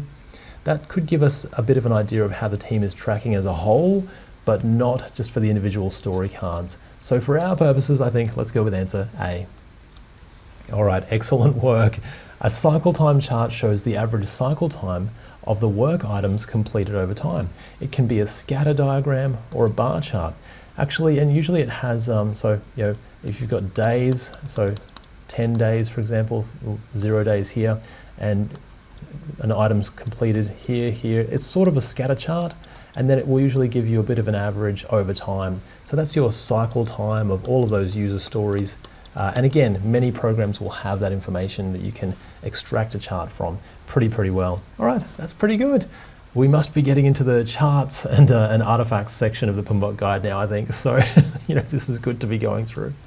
You're working on an Agile project with a full product roadmap for the next 6 months. Your project team are not sure what the next feature does or how they should turn it into user stories. What will you do next? Okay, so we've got product roadmap of features. How do we turn that into user stories? And we're not sure what the feature does as well. So that is a clue, I think, for us. So review the scope baseline. The scope baseline would just sort of, maybe not on an Agile project either, so I think that's not a great answer. Story mapping with your team is where we take the features, we break them down into usable parts, and then into parts that we can actually deliver, again, into user stories. So story mapping, breaking it down, it's like a work breakdown structure in a way, but based on the usability of a product. So that shows us what the feature does and also how to turn it into user stories. So that's actually pretty good. Sprint planning with your team, we need those user stories to go into the sprint plan, so we can't do that yet. Perform a retrospective with your team. At the end of the retrospective, then we check in and we ask what went well, what didn't go well, what's still puzzling me, what have I learned, and we take any actions for anything that's not going well, and we try and solve them and problem solve them with the team. But that's not what we want here. I think let's go with answer B. All right, wonderful work. A story map is a visual model of all of the features and functionality desired for a given product, created to give the project team a holistic view of what they're building and why. It can also break the feature down into user stories based on functionality. Page 190 under Story Map in the PMBOK Guide, 7th edition. Excellent work, guys. How did you go with that one? That was pretty good. We're really getting into those artifacts, so that's really good stuff. And we're getting through these questions really well. You're a program manager on a large-scale Agile program where each project team has its own Scrum Master. You need to know the rate at which work is flowing through each team so you can see if there are any blockers or issues and whether they will remain on track. What will you do next? Okay, so the rate of work for each team, so that could be good. Raise your query at Scrum of Scrums so each team knows what they need to do. I wonder if there's a better answer there. Do we know what we need to do? I think maybe we can come with some information there. Let's put a low maybe on that one. Attend the sprint review of each team at the end of each sprint. That could work. That will show what was completed, I suppose, but will it give us the rate of work? Maybe not. It's just a demonstration. Review the schedule management plan for managing the schedule. So that's the process of what we're going to do to manage the schedule. I don't think that's appropriate to show us the rate of work. So I hope answer D is a better one because none of these are any really good at the moment. Review the team velocity charts, that could work. And what was committed versus what was completed. We said we'd do 50 points and we got 47, pretty good. And now our average is 45, so we commit to 45. We managed to do 47 again, so that sort of thing. That's your velocity chart. Goes over time, and each sprint has what was committed versus what was completed. I think that's probably going to be our best answer to show the rate of work. Let's go with answer D. All right, excellent work.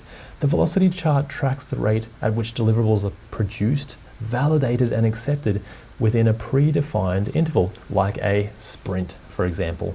Page 190 under velocity chart in the PMBOK guide. And we've nearly made it to the halfway point, so you've done an amazing job. And then after that, only 5 to go. Let's keep going. We're getting through this really, really well. Your project has been executing for the past 5 months, and due to an organizational change, a new project sponsor has come on board. Okay, what's going to happen here? He asks where the project is up to and whether it's on track. You tell him, but he wants more information. What will you do next? Okay. What can we do here? Show him the signed project charter. Okay. Well, that's sort of taking it back to the beginning of the project, isn't it? Where we kick off the project to ensure that he honors the original agreement. I think we need like a status. We need to know where the project's up to, actually. So let's put a no for now. Show him the project management plan, including the schedule management plan. Now again with this, while it will have some information in it, it's more about the process. So that's the process of how we're going to manage these things, the schedule and how we're going to manage the project and all of those things that go into the project. So there will be some information in that. It's probably going to be a lot, maybe too much. Plus it's more about the process of managing on how we're going to do it. So that's okay, but let's see if there's something better. Review the status report. Okay, that's promising. And previous status report with the sponsor. Okay, so we've got the previous one and then we've got this one as well. So we can see how it's actually going. You know, is it the same? Is it still on track? Did it go way off track? Is it getting better? You know, that actually is good for whether the project is on track or not. Usually you'll have red, amber, and green. They call it RAG status. You know, how is the project tracking? Or maybe you'll have some variance information in there. Maybe where 100,000 below budget or something similar. So I think that actually could be our one. Invite him to the next sprint review so he can see the progress made. We don't see an Agile project here specifically, so you know, that's not bad, but I think whether it's on track or not, that will show us a piece of progress, but not all the progress. So let's go with answer C. Excellent work. The status report provides a report on the current status of the project. It may include information on progress since the last report and forecasts for cost and schedule performance in the future as well. Page 190, reports, status report in the PMBOK Guide 7th edition. Great work, guys. How did you guys go with that? That was pretty good. I think, you know, we're able to eliminate some of those answers there that don't really fit. So we're doing a good job. And we're also more than halfway through now, so let's keep going. Your Agile project needs a third-party vendor to help complete the work. The product owner has multiple features on their roadmap. Excellent work. Which may change over time. Excellent. They might be reprioritized, for example. Making the scope of your project uncertain. Okay, so we're dealing, so we've got a vendor and we've got uncertain scope in an Agile project. So how do we manage that in an Agile project? What do we do next? Okay, ask your product owner to fix the features and scope so the project is more certain. Well, that wouldn't really fit an Agile project then. I think maybe there's a better answer here. Create a cost plus incentive fee contract with your procurement team. Goodness, these are actually quite tricky. That's not bad. Incentive fee with your procurement team, that definitely could work. They're charging us what it will cost, no matter what the cost is. And then there's an incentive fee, usually based on a few factors, like do they get it delivered quickly or that sort of thing. So we can put those into the contract. So I mean, that's not bad. Then if the cost goes up or down, depending on the new features, could work. Let's put a maybe for now. Create a firm fixed price contract with your procurement team. I think that will be very difficult because you know, everything is changing over time. So it's probably not fair to us or to the vendor to have a firm fixed price for a firm scope and a firm price. Let's put a no for now. Use the external vendor funding to create a project team in-house and complete the project. Wow, okay.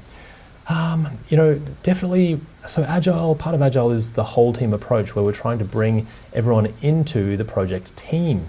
So do we go with the whole team approach, try and bring the vendor in-house, or do we work with an Agile-centric procurement contract, which will work based on the cost and an incentive fee to keep them happy? I think probably the easiest way at the moment would be to do the contract. We don't know if we can actually bring an external vendor in-house. So, there's all sorts of complexities around that. It could get very messy. I think the simplest, easiest way, still Agile centric.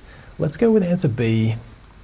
Okay, all right. That was pretty lucky. They were both good, those answers. Let's see if it gives us any tips here. Cost reimbursable contracts involve payments to the seller for actual costs incurred for completing the work, plus a fee representing seller profit. They are used when the scope is not well defined or subject to frequent change. Well, there's our clue. Includes cost plus award fee, fixed fee or incentive fee. Page 191 under cost reimbursable contracts in the PMBOK guide. Okay, that was pretty good. So really good to work through, definitely after that contract information. So that was good to know as well. How did you guys go with that one? It was pretty tricky. And we've only got 4 to go, so you're doing great. Let's keep going. Your project is releasing a number of upgrades to a commercial building over the next 12 months.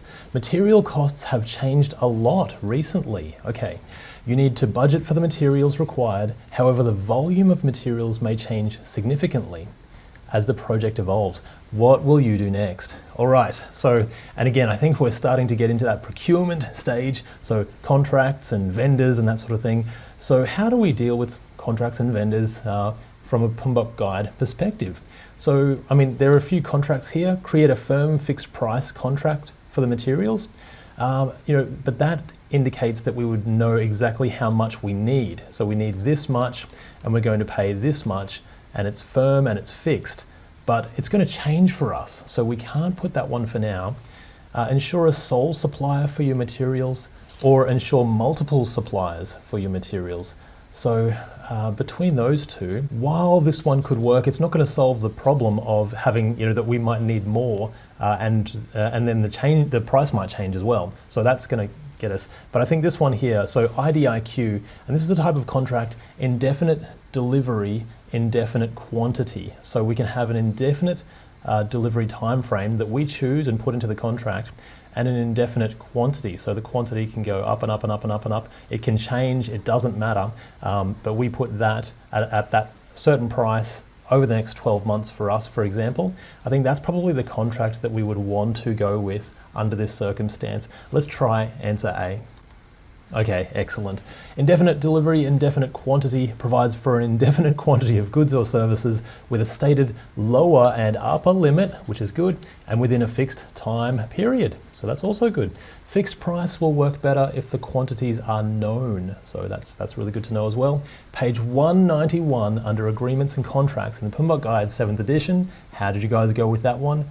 That could be a new contract for some of us, but all of these things will be good to know. They might pop up in the exam, different types, and just when are we going to use them, what circumstances. All right, let's see what we've got next. You've completed a make or buy analysis, and you agree to hire a third-party vendor, looks like we're really doing vendors here, to complete part of your product. You create the statement of work and have a list of acceptable sellers that will meet the source selection criteria. Okay, so statement of work, we know what we need to deliver. We have the sellers that we need that can deliver for us, so that's good. The work is not complex, that's even better, and they understand the scope. So everyone understands that it's pretty straightforward. It's business as usual, potentially. What do we do next? Send a request for proposal. Well, they may not need to do a proposal because it's not too complex. It's pretty straightforward. Request for information from the sellers. If we already have their information, we already have a list of acceptable sellers. So that's actually pretty good. We're fine with both of those. Request for quotation. If it's pretty straightforward, maybe we just need a price. So that could be quite good. Hold a bidders conference to ensure all sellers are on the same page. Again, I think we have that list of acceptable sellers, so we're pretty good there. For our purposes, I think it's straightforward enough that we can just get a quote for a price. Let's go with answer C. Okay, excellent work. The bid documents are used to request proposals from prospective sellers. The best answer here is request for quote, as we have the requirements ready. Request for proposal is used when the item is complex. Request for information is when more information is needed. Bidder conference is used to ensure all sellers have enough information. Page 192, bid documents in the PMBOK guide. Okay, we're really getting through this, and we've only got 2 questions to go. How did you go with that one? We're certainly into this procurement and vendors part of the PMBOK guide, that's for sure. So lots of really good information we're getting here. Okay, last 2, let's do this. Your project is new and the team have just come on board. There have been multiple disagreements and the work is slow as they try to understand where they fit in the project and the team. What will you do next? Okay, and this is one of those team engagement things. I think we've been through this a few times. So where they fit with the project and the team. Project charter kicks off the project. Definition of ready shows what an item needs to have on it before it can be worked on by the next person or start of work. It's when it's ready. Project management plan is our whole project management plan for all of our schedules, scope, cost, but it doesn't show people where they fit into the project. The team charter shows us our team vision, our mission, our roles and responsibilities, and ways to manage conflict and any other ways of working for our team. I think that's going to be our best answer. Let's go with answer D. Excellent work. The project team charter records the team values, agreements, and operating guidelines. It establishes clear expectations regarding acceptable behavior by the project team members. Page 192, Project Team Charter. And you did it. You made it to the last question. Let's do this. Hopefully it's not too hard because you deserve a nice easy one after all of this work. Let's see what we have. You've created a high-level view of the features your project will deliver and prioritize them. Prioritized, product, backlog, as we know. The development team is ready to start work, but they don't know where to start as the information is too high level. These features are too high level. We need to break them down. What will you do next? Okay. Ask the team to begin with the highest priority item first. Well, we need to get more information. Maybe decompose them, break them down a little bit. Help the team break the features down, that sounds promising, into user stories to place in a sprint. So this one, now we've broken it down into similar to work packages, items that a person can work on, and we take this much and that goes into the next sprint because that's how much we can deliver. I think that's probably pretty good. Hold a retrospective with the team to understand what's blocking them. That will happen after the sprint, after we've started. Reprioritize the features into an order that makes sense for the developers. It's too high level, so that's not going to solve our problem. We definitely need to break it down. Let's go with answer B. Okay, wonderful. A user story is a brief description of an outcome for a specific user. It has enough information at a level which team members can work on that item. Page 192, other artifacts, user story. And 192 must be close to the end of the PMBOK guide because we have reached the end of this little question set. And unless I add any more, you've done an amazing job. 150 questions is a huge achievement. Not only that, but I truly believe with this effort and dedication that you definitely can pass the PMP exam. I truly do believe in you, and I know that when you do it, it will help your career and your life so much. It's a truly wonderful thing to have, and I know you can do it. I hope to see you in the next couple of videos, and bye for now.